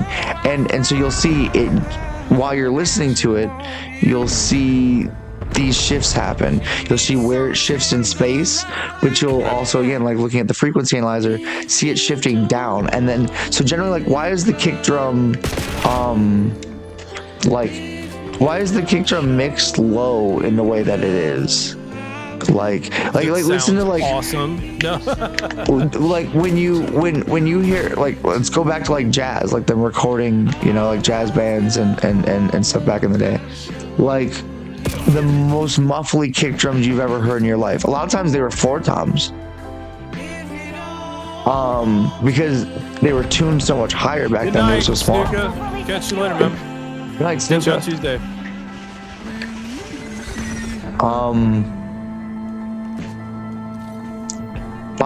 Because they were like often tuned so high, and when they weren't, well, one, because they were tuned so high, like there wasn't a lot of kick drum work in a lot of jazz music. Didn't particularly always sound that great in my personal taste, but you know, it is what it was. But then there's some artists that had some like deeper kick drum tones, especially as people start recording music more. And it starts to become more commonplace for recording music, like, you know, jazz and blues and the rest. And so then the goal was trying to ever get the drums to have more space and get like it to be room for the vocal and the guitar, and everything was mono forever. And while you're still fighting with that, you're kind of still fighting with these things too. So then you had to deal with that. That was, yeah, and that came with its own kind of issues, especially as it turned to stereo, because some things couldn't be translated. Some things that didn't exist. Some things they didn't have the other side. You know, like the other side of the drums. The drums were recorded in mono. What are you supposed to do? And you can take like a reverb and do some of the a sort of slapback delay kind of trick, and do some Haas effect kind of stuff. It's not really true like stereo, and it never will be. There's a lot of things like that, but we're also getting better at like making things uneven. It's about the unevenness that makes it feel real. But right, yeah, like the fact that you hear, for example, what makes a room on the drums feel like the room? Well, because you can feel more of the rack tom on the left and more of the floor tom on the right, and the hi-hat way on the left in the room track. And that's why the direct mics actually feel like a real kit, because the rooms reflect it. And that's why if you start panning stuff in a drum kit on a certain like drum sampler that doesn't have things routed in a way that like it changes the other things based on where you pan stuff, that like you end up with phase problems because you're panning the like floor tom to the right, but like it's recorded in the overhead and the hi-hat and the rooms on the left, and so now you have this like, oh shit. And so remember what I said before about then you print out all the tracks, you can flip it and then you'd be fine. But if you don't flip it, you kind of gotta do it like, I don't know, grab like a channel strip plugin and flip the sides or something. But shit. It's always something. I kind of got on the tangent and got too far from my tangent, I'll be honest with you. But like, no, we're good. But like, it's about a space thing, man. It's a stream. It's a space thing, and the Slate one, where it emulates, let's just say, Blackbird Studio A, like those, they're pretty legit.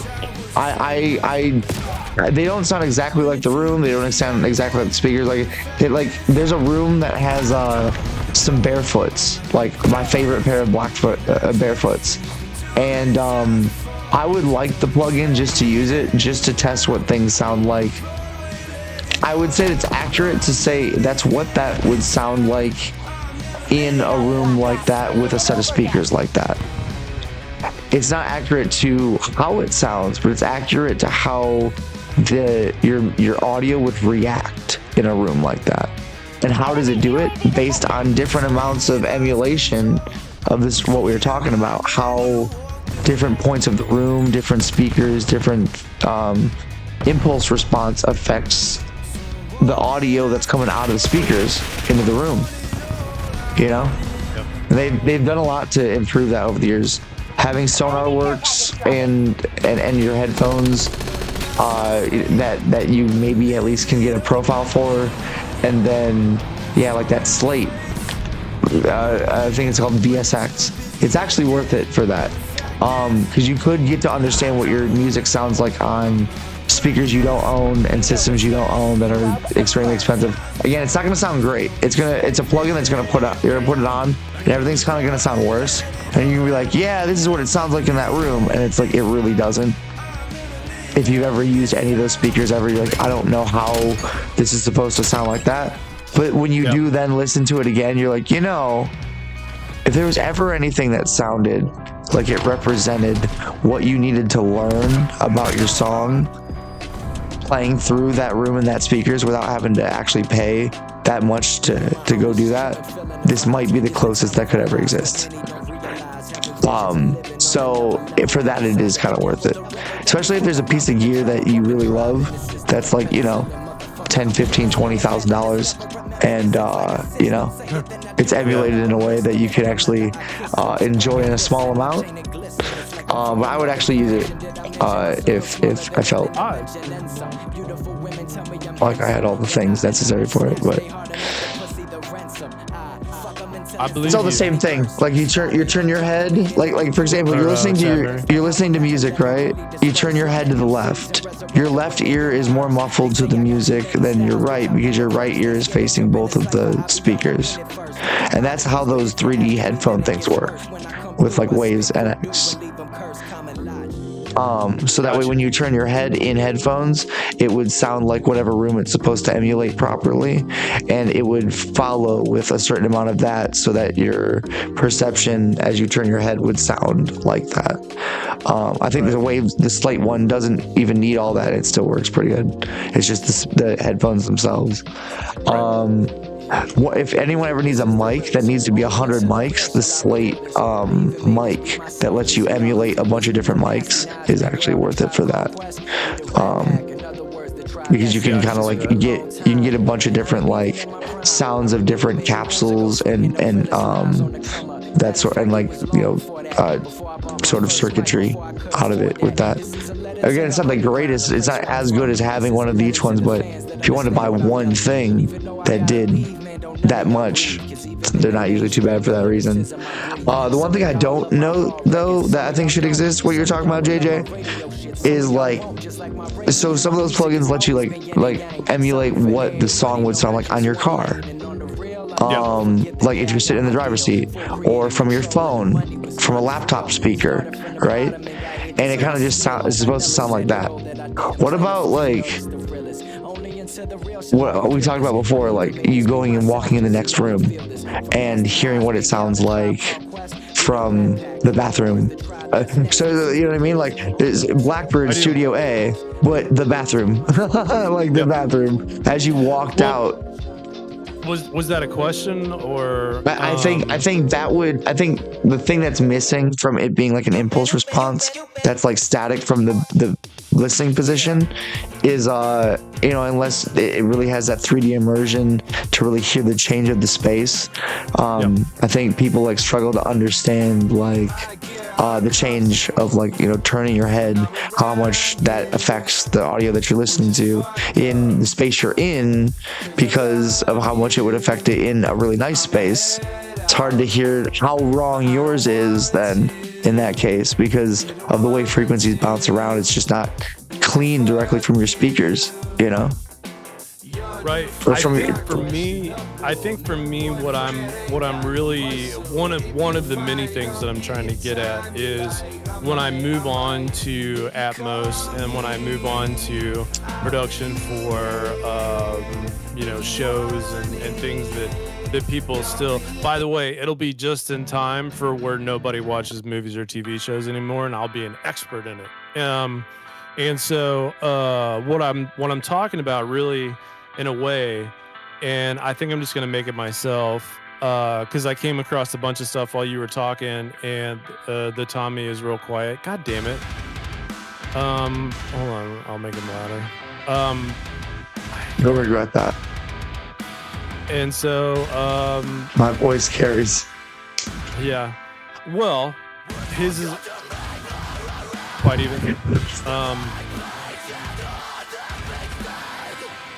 If we were listening back to this song in particular, and I took the vocals out and we were listening to it from an instrumental, I have always wanted to be able to see in a three-dimensional space, X, Y, Z, how far, if a person was to walk away from that phone, which gets to what I'm talking about, and or walks into the other room, or if they move to the left, or if they move to the right, or if they move back, or they move forward, and everything else is static, meaning that they're still, and the person's dynamic.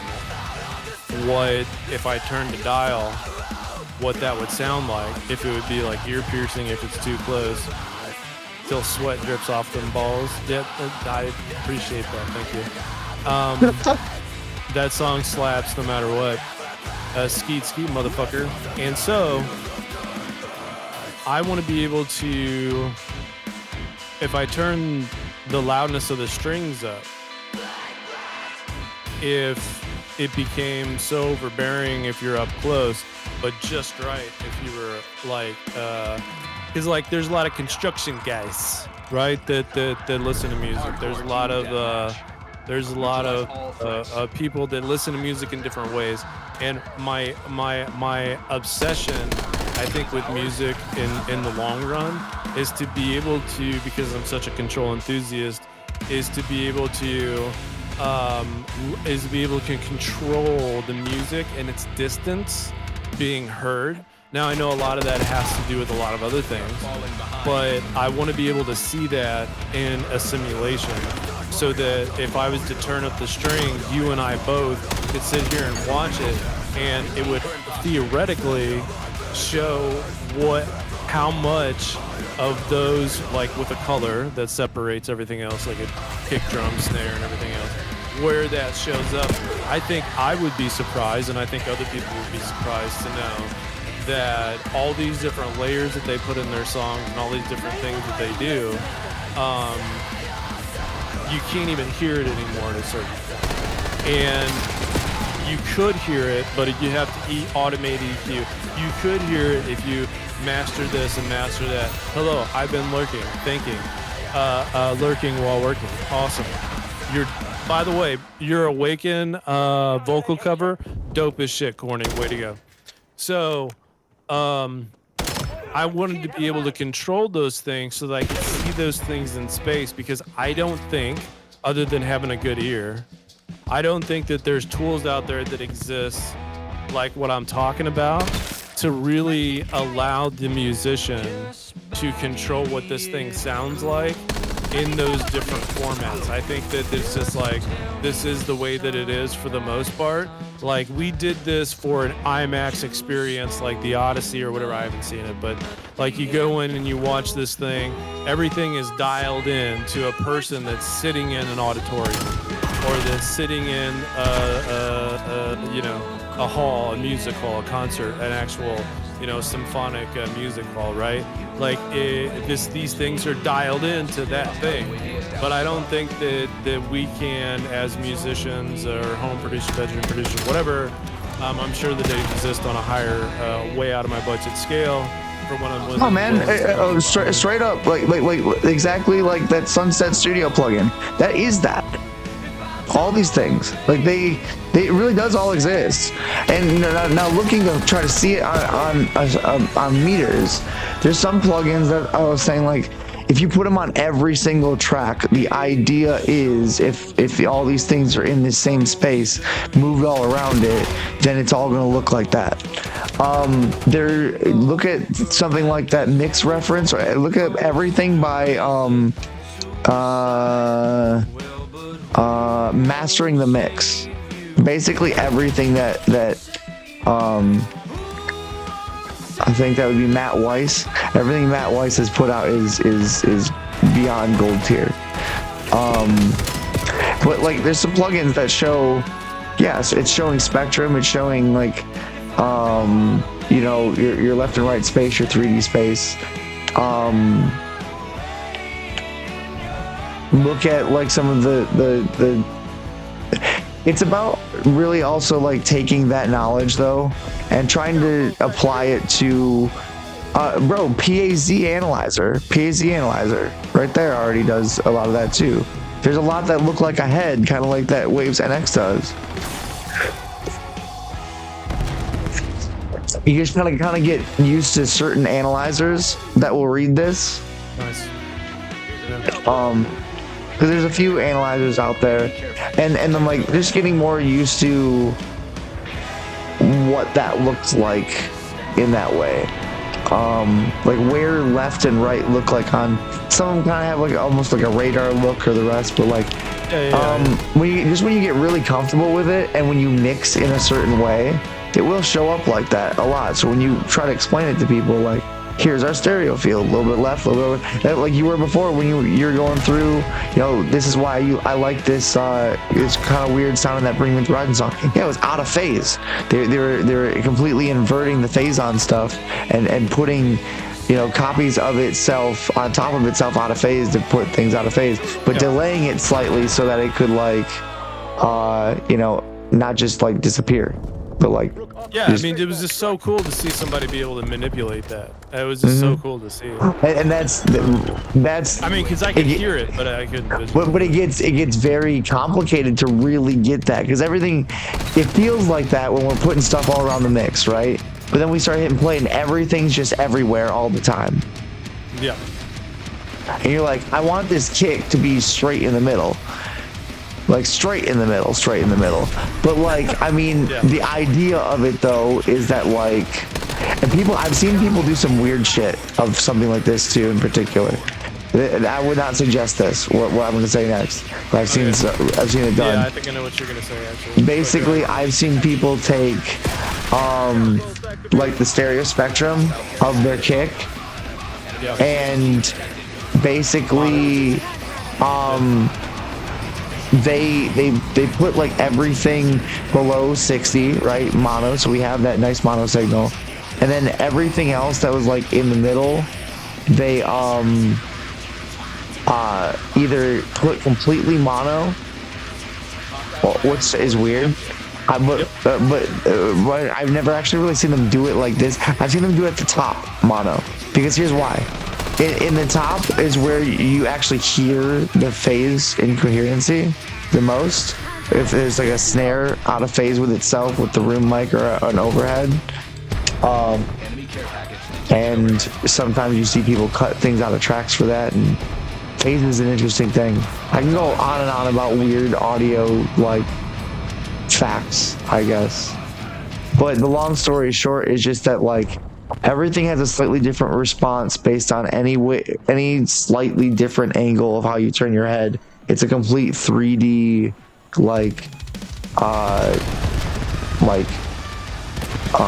it's an XY scale, it's XYZ scale.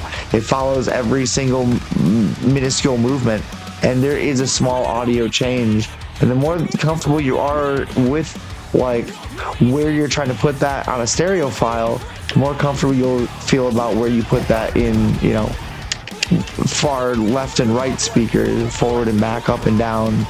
And just considering that, like, remember what I was saying before about the kick drum thing? Why was the kick drum so low and at the bottom and like in the middle and the rest?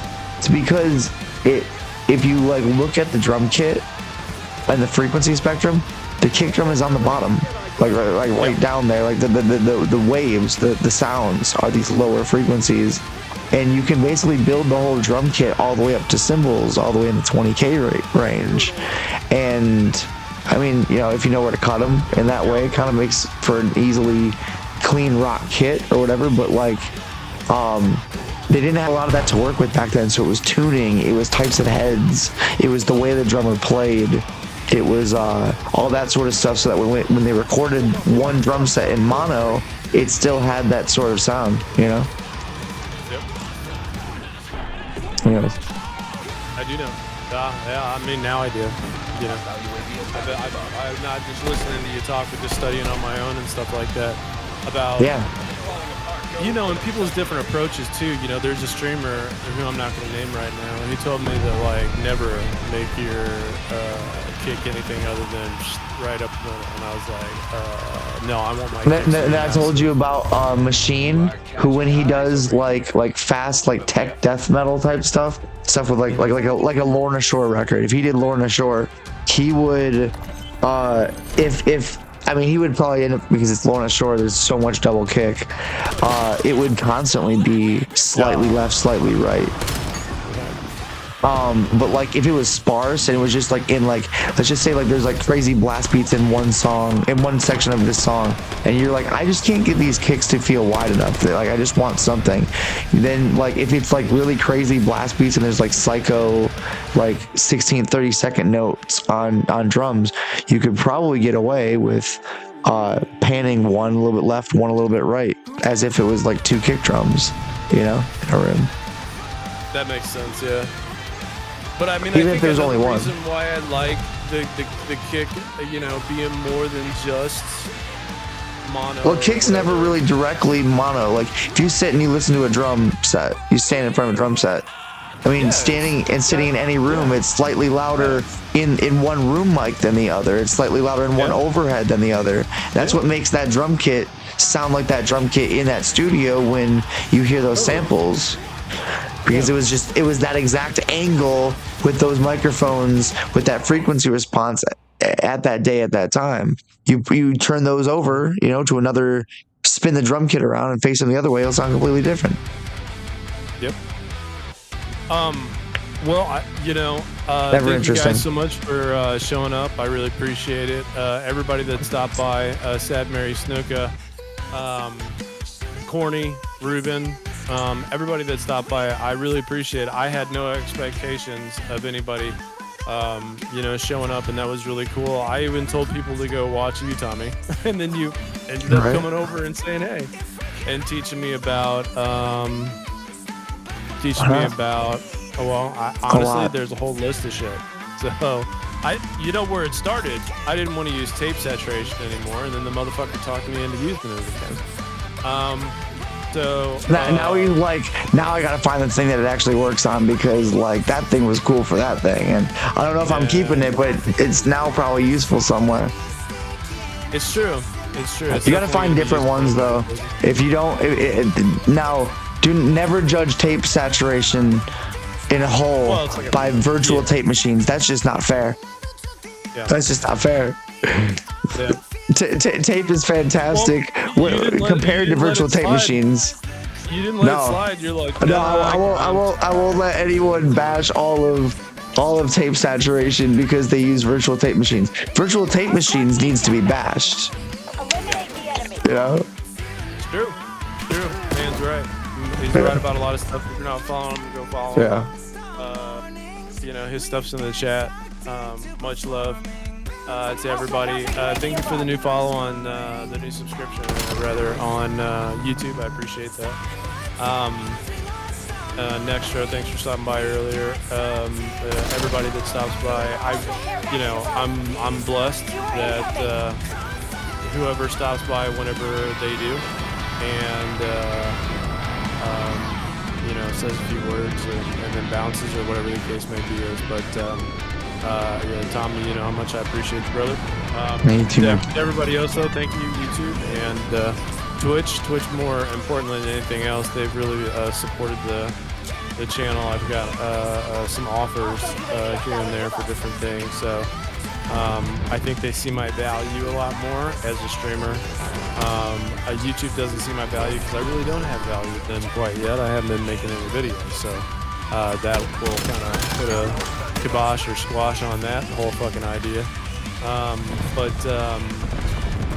Well, I have some thoughts about that because YouTube's trying to work it to where the creators don't really get paid for shit anymore. That's kind of interesting. But anyway, so thanks everybody for showing up and showing out. It's always about the music. It's always about learning. And we're lucky enough to have Tommy teach us on this stuff. Don't forget to like, follow, comment, subscribe, and all that shit. And I will see you on Tuesday. Now that I got everything set back up, it seems everything's working. Tommy can hear me in the Discord, which is dope. And we got a vertical stream, we got a horizontal stream. If we needed to have a diagonal stream, I would figure out a way.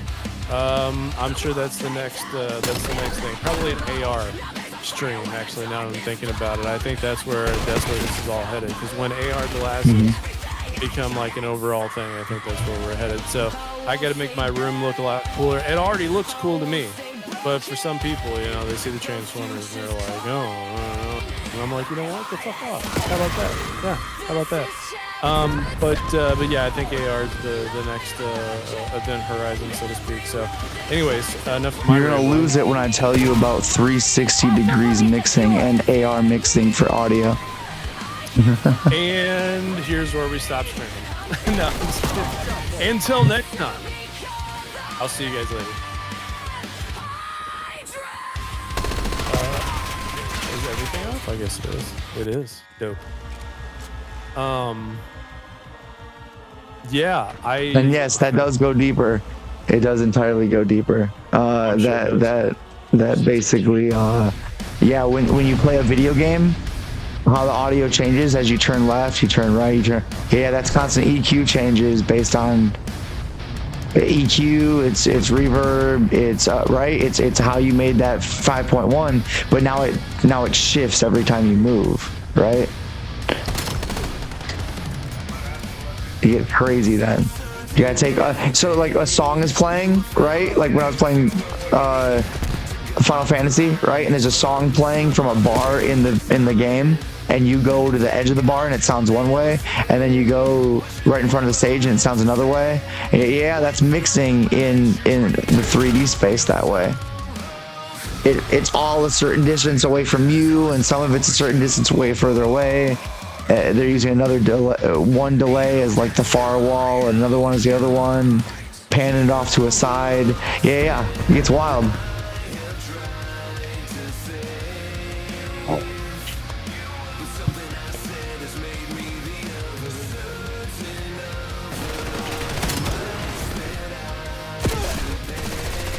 Yep. You are incoming.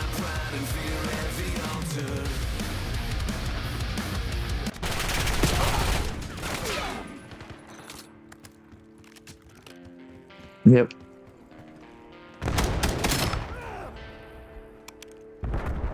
I do.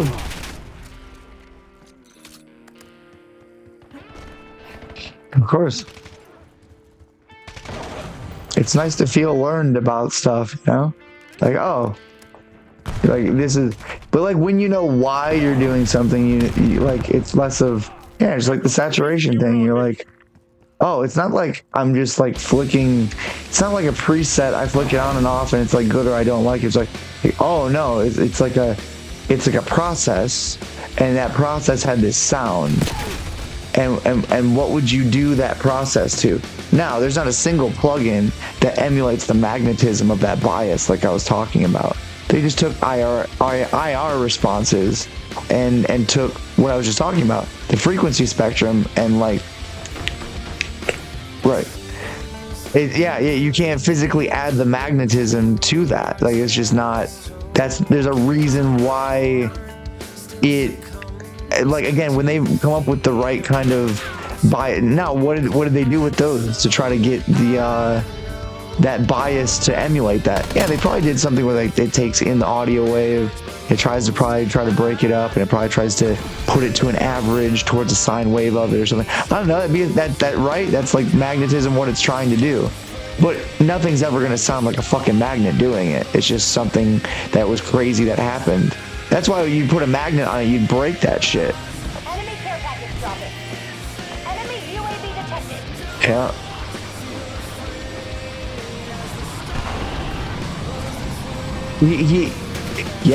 Yeah, in truth, I mean, like, tape echo is huge, but if you can work in, like, oh shit, remember what I just said about it? Like, the thing that they're always missing, where's the compression? Because I'm always talking about you need compression on, like, your delay track, on your whichever else, like, get some, like, vibe to it. Yeah, so, like, get something that actually, like, I mean, let's just say there's a whole tape module thing of it, or whatever, you want to go with a version of a tape echo, and you're like, you know what? We're gonna put like the flutter that's in it. We're gonna put like the compression that's in it. We're gonna put the clipping that's in it. You know what I mean? Like, treat it like a tape, like an actual tape. I feel like that's just often what's missing when I see each individual plugin that offers something from tape. But like, what tape is physically different. It includes all of those, and that's why I like that Kramer tape. I think Kramer tape is great. Yeah, I know you hate it, but it's probably great on bass, but it's like, it's good on certain things. I love it on masters.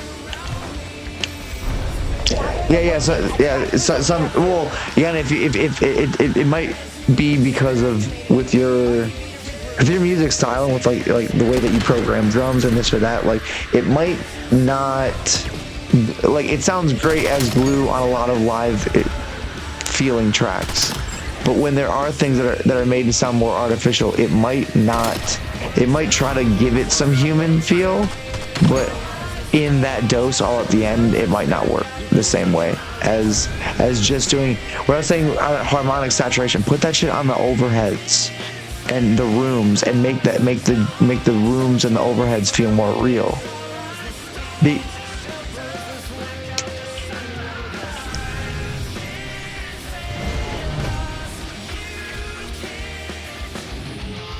Well, what happens? What is that doing, right? It's adding harmonic saturation to generally a higher mid-range than the rest. Again, something musical, something that's like emulations of gears. If you do that to a drum kit that was well sampled, right, and you crank the shit out of that sort of saturation in those ways, again, still not tube. We're trying, again, it could be tube, who cares? It's any kind of saturation. We're trying to get harmonic content on those fake ass sounding rooms and the fake ass sounding overheads. Because when you hit a cymbal, right, it goes and it spins around, and then it goes back to its regular point and it spins around again, right? And as it does, it loses velocity, and the note that it's playing starts to keep ringing quieter, but with like the same and then like slightly declining in intensity, either linear or not, based on how hard it was hit, right? That like S curve on how hard it got hit, right? If you hit that twice quickly, right? Like someone's like 1, 2, 3, 4, 1, 2, 3, 4. It doesn't have time to fully open all the way back up and go back to its full position, right? Not every time. You're hitting like the edge of it and it's only moving a little bit. And then what happens? The middle of it stops because it gets caught from the hit and the vibration from the next hit, and it just starts to ring more in the middle, which creates these other harmonics that just ring longer, and it gets the whole, you call it making the cymbal sing. And that's when it's doing that, that's what, I mean, a lot of times the drummer is kind of trying to get out of the cymbal. He's trying to make it fill up the space in between the kick, the snare, the strong transients of the groove. He's trying to get that to fill up that space, like in time. Remember when we were looking at vocals and guitars, like them lining up to like the next part of the grid, like the next hit or something, you know? So we're kind of like looking to make the cymbals and the rooms do that. And the best way to do that is compression, or some sort of, like, again, hardware based that, so like some kind of saturation. But one of the best ones is then tape, because it gets that transient out of the way. Because that J37, perfect for your overheads, perfect for your rooms. If virtual tape machines don't do it, try that. And so, but then the idea is, if you crank the gain on it more and the volume, the master volume on it down, you're getting more harmonic saturation.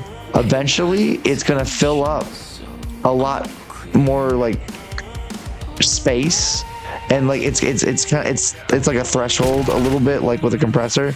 You're putting more of it in, you're cranking more gain in it, but it's not like letting it out as like clipping. It's just saturating the tone with more and more loudness of it.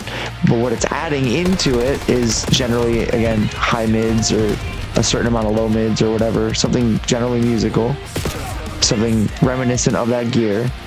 But what it's doing is as it's like compressing that signal because it's getting louder, it's making that area sing more and sing longer, right? You turn a compressor on more, like a higher threshold on a snare drum, and eventually you're gonna hear all the room in it, right? And that room is gonna last a whole lot longer than the first part of the dry hit right at the snare drum. And so it's gonna sound longer. And that's how, again, when you look at a room mic, right, what makes a room mic sound like the room mic? Well, it's distance from the direct. You kind of have to have both for it to make sense, a little bit.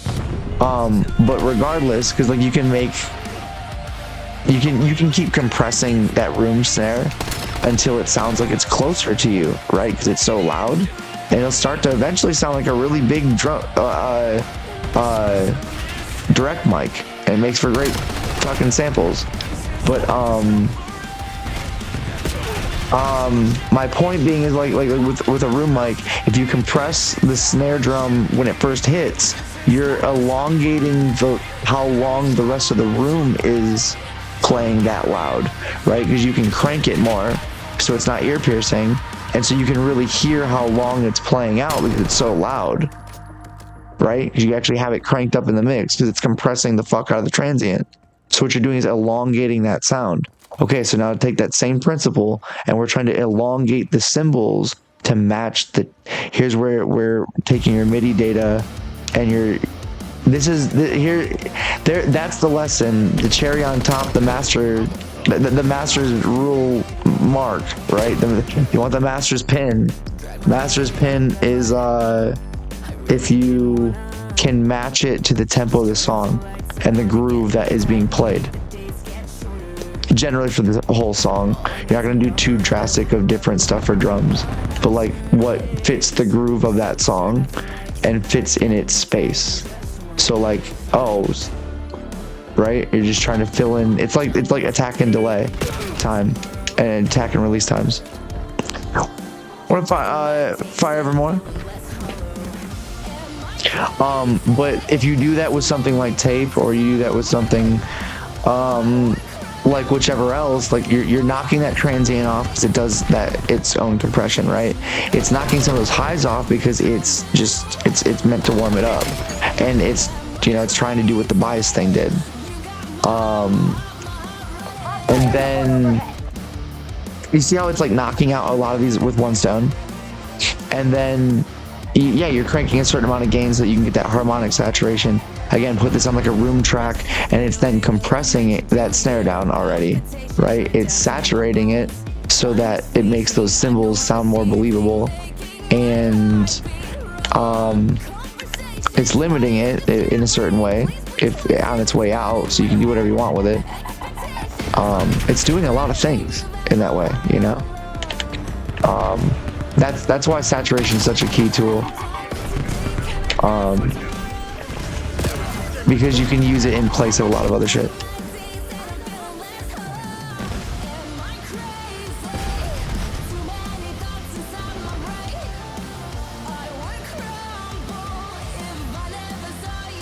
I want to hear. Oh yeah.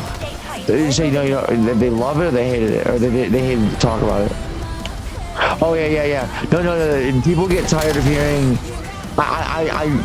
When I heard like Ruben say it to you, it's a tough thing to grasp. But now you're gonna understand more of why. Especially to me, like really nail this part home of like what I'm trying to do with the cymbal. Why am I trying to get it to resonate more? Yes, I'm trying to make it sound human, but what am I trying to make sound human? Again, when you hit a cymbal more, it doesn't move as far, and it saturates more in the cymbal itself, because with less movement, it's still being hit hard. So it's producing a slightly louder, right, more present version of the note that's in the cymbal, which is a million notes. It's like white noise. So what you're hearing in a cymbal is the fluctuations of that around that room, and that's how you hear the difference of like what that room sounds like. That's why the cymbals are a great representation of what a room sounds like, and what makes it kind of then believable in that way of being a drum kit, because you can hear the room and the cymbals a lot. Some ideas, but I'm trying to get when the drummer is hitting it and it's not just bang bang bang bang bang bang bang bang. I want it to feel like bang bang bang bang bang bang bang bang bang. And don't get me wrong, you can do that with compression and the way you like do the velocity. That's all important too, because it'll only sound better when you get that nailed to be realistic too. But when you want it to then still sound then human again on the other side, you would be doing the same thing to the real cymbals, is trying to get some compression out of like a nice piece of hardware on the cymbals and like the rooms, to where it pumped with the drum kit. Say what? Oh no, you're good. I'm just chilling. I just want to make sure things are working. My cam link kept breaking. No, you don't. No, then just keep me on. No, you're good. Just keep me on. No, I just switched to my like old bullshit capture card. But yeah, man. Like, so what we're just trying to like recreate things that it's not exactly how it, like, again, it's not, a drummer isn't tap saturation, or is he? Maybe he's just glorified tape saturation.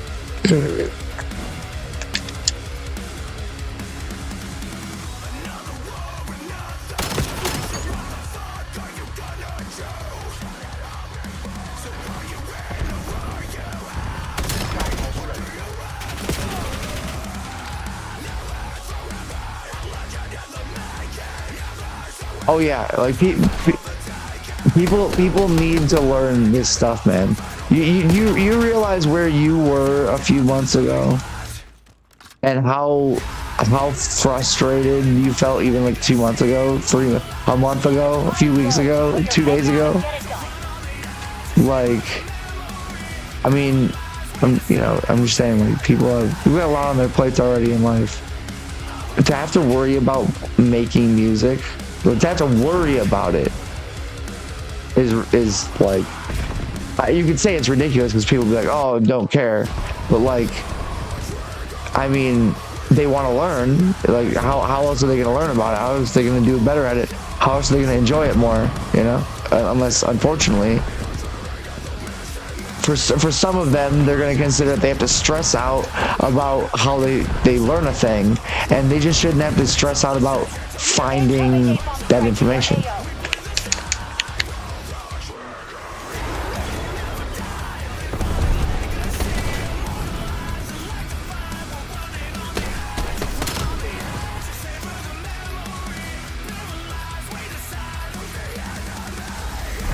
System compromised. Cut your wires. Go to ground.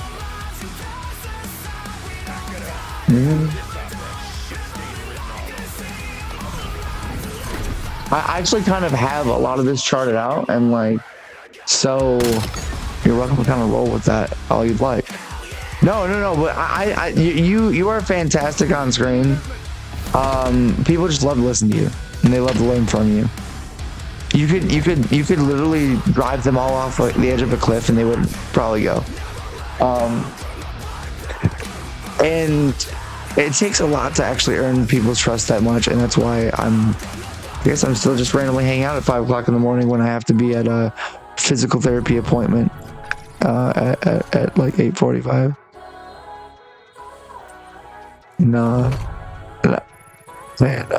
I just like I like getting some of the shit fixed and out of the way. I don't have to deal with it all week long. And it was nice playing for a little bit and having it work a little bit as it used to. It's weird having this room set up like this and this fucking chair over here, and like I need to move some of my shit. It's work. I know. It is pretty crazy. Like, I mean, I dropped 0 frames. 6,000 to 448 kilobytes per second. 5 hours, no breaks. Like no drop frames. I multi-streamed it. I have other shit on my Wi-Fi. I don't know. I had you on here. I was watching from your stream as well. The only thing, if my damn Spotify widget would just fucking work. Fucking bitch. Look up. Yeah, it was actually quite nice that it works. Now I just need my damn arms to work because damn, they're fucked up. That's next. What? I start physical therapy tomorrow. And now we have to talk about the back and the legs and the arms. Oh yeah. Yeah. The bitch is definitely fuck. Just thinking about him triggers him. Like, hey yo, stop. Like, hey yo, guess what? Fuck you. Like, rude. Like, I'm just.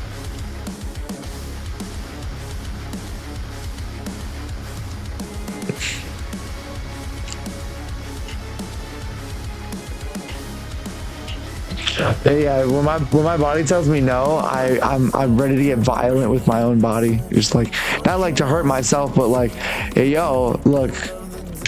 I mean, I know how to hurt you. Apparently, all I gotta do is the thing that you're all upset about. You're all upset about it. I'm just saying, you start to sound like you know what I mean? Like you're scared. And I'm just saying, like, if you're scared, if you're just being scared now. I mean, that's, yeah, I get it. I'm like, again, I'm like at this point, like, I don't know why I'm here. I'm here. And so like I can't, it's a fine line between do nothing and break and die, supposedly, apparently, as I'm falling apart, or overdo it and then break and kind of also equally expire.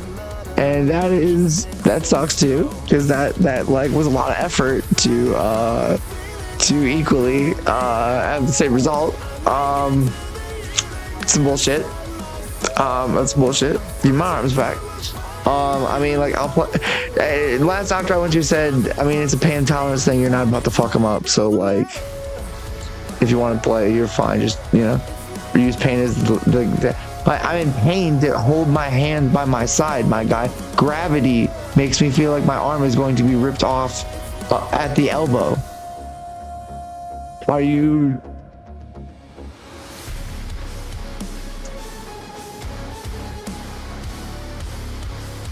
Yes, like they were spasming. They were straight up spasming.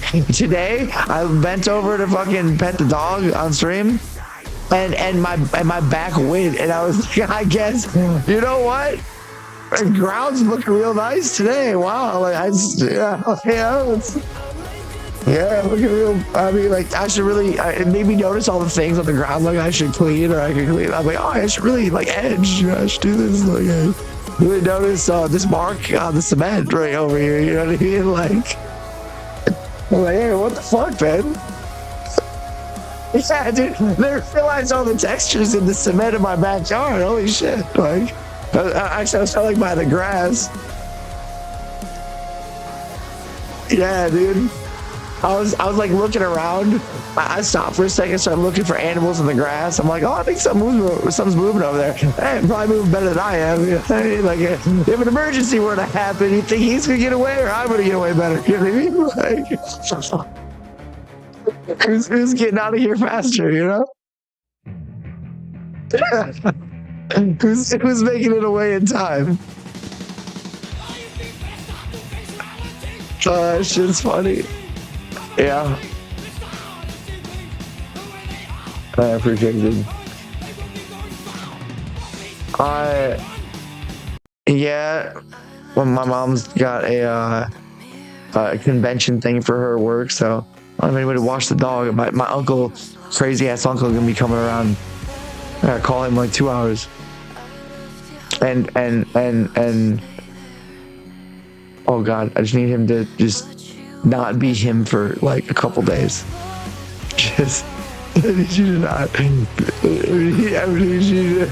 Yeah. I mean, like, you to like, just. Can you just like give me your best impression of somebody else for like? Can you just give me like your very best impression for like 2 or 3 days? Yeah. I need you to really like. Yeah, I need you to look. I'm not saying you're gonna get an Oscar, but I need an Oscar performance for the next like 48 to 72 hours. I just need an Oscar level performance from you.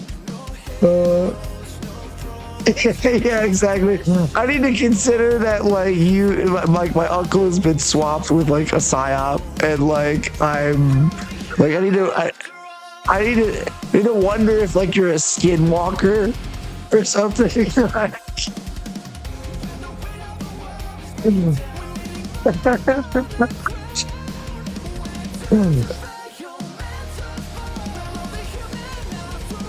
yeah, exactly.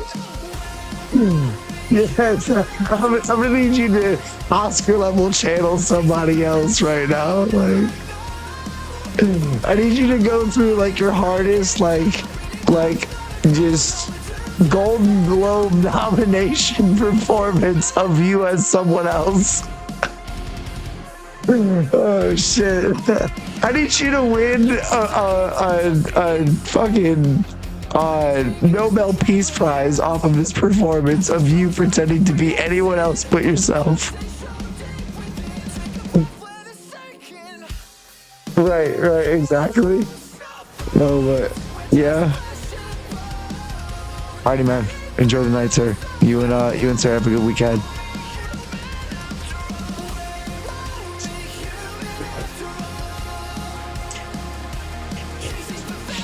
Well, one more little game and I'm out. Appreciate y'all chilling. Hope you have a wonderful night. Hope you had a good weekend.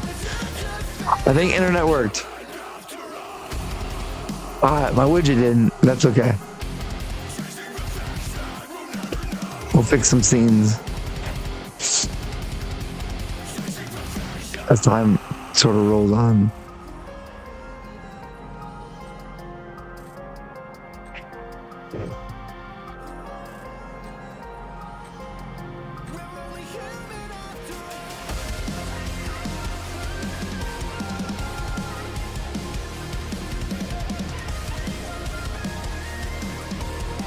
Hardcore team deathmatch.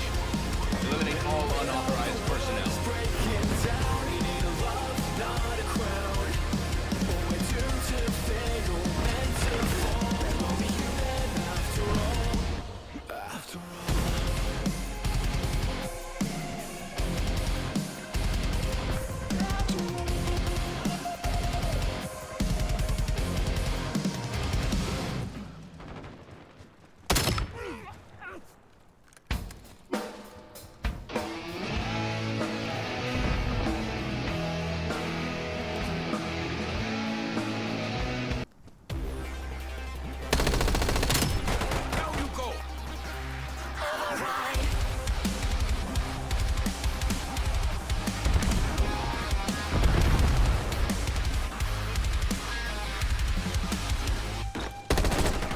You taught submission as a means to survive.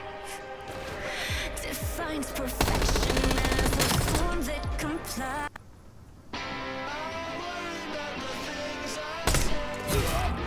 Oh, motherfucker.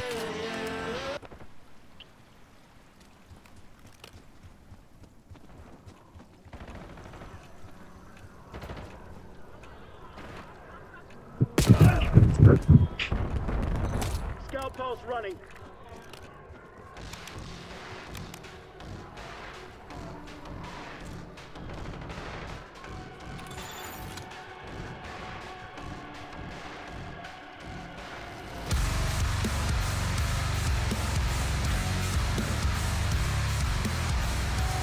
Scout pulse activated.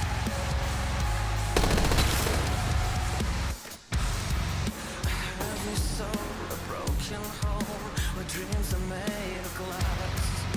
Your heaven lost its angels, they went to hell with God. Your surface so flawless, so happy. Scout pulse running. Inside you, Ordering fuel launch on my mark. that you're not worthy.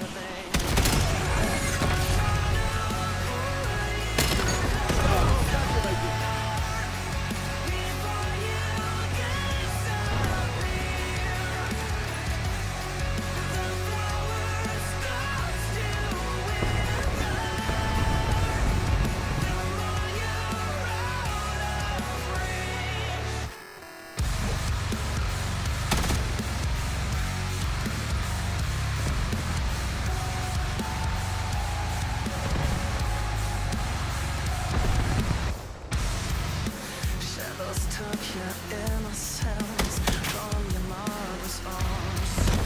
Way too young to comprehend, it wasn't just a touch.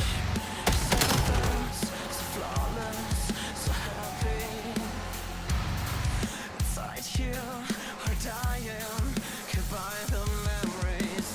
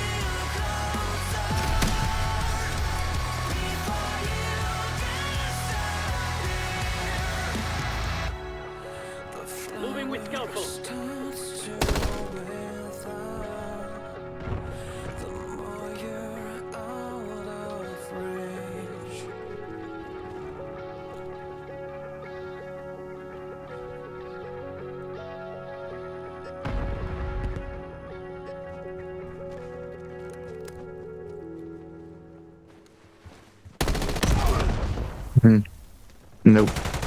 The track was good.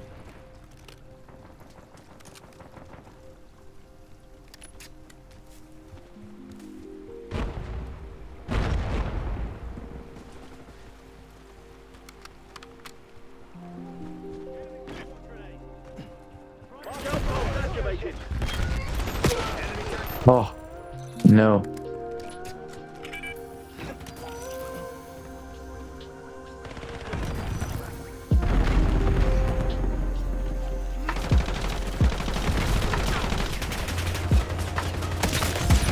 I never forget a bullet to the brain.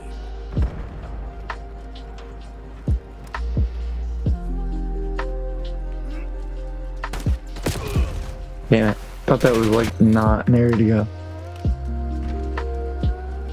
Ooh. The track vibes.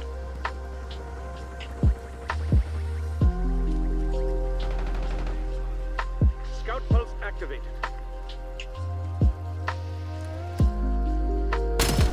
That's a kill. I could have Oh, my bad.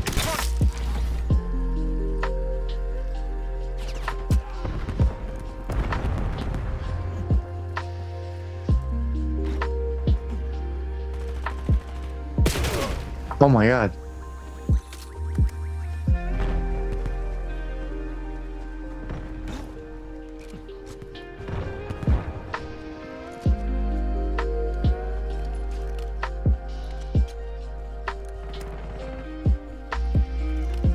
eyes on enemy.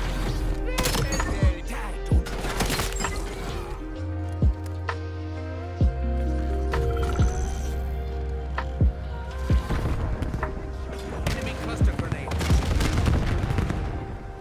Sending a Semtex.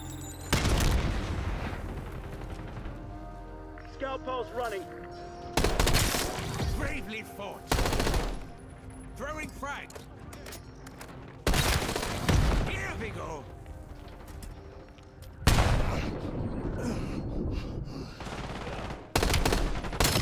Ready to launch.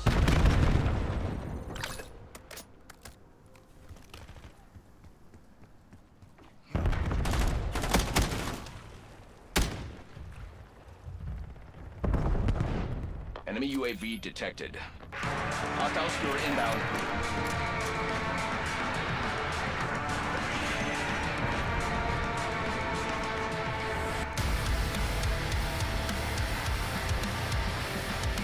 NPC is running dry. It is now or never.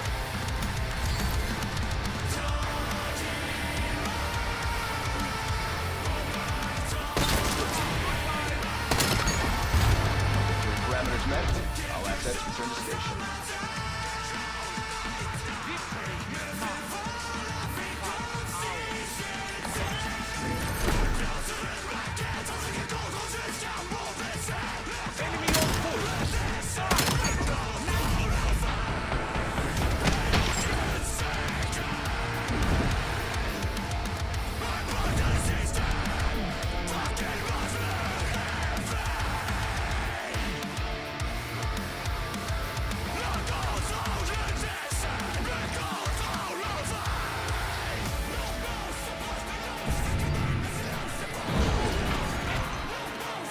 Hi y'all.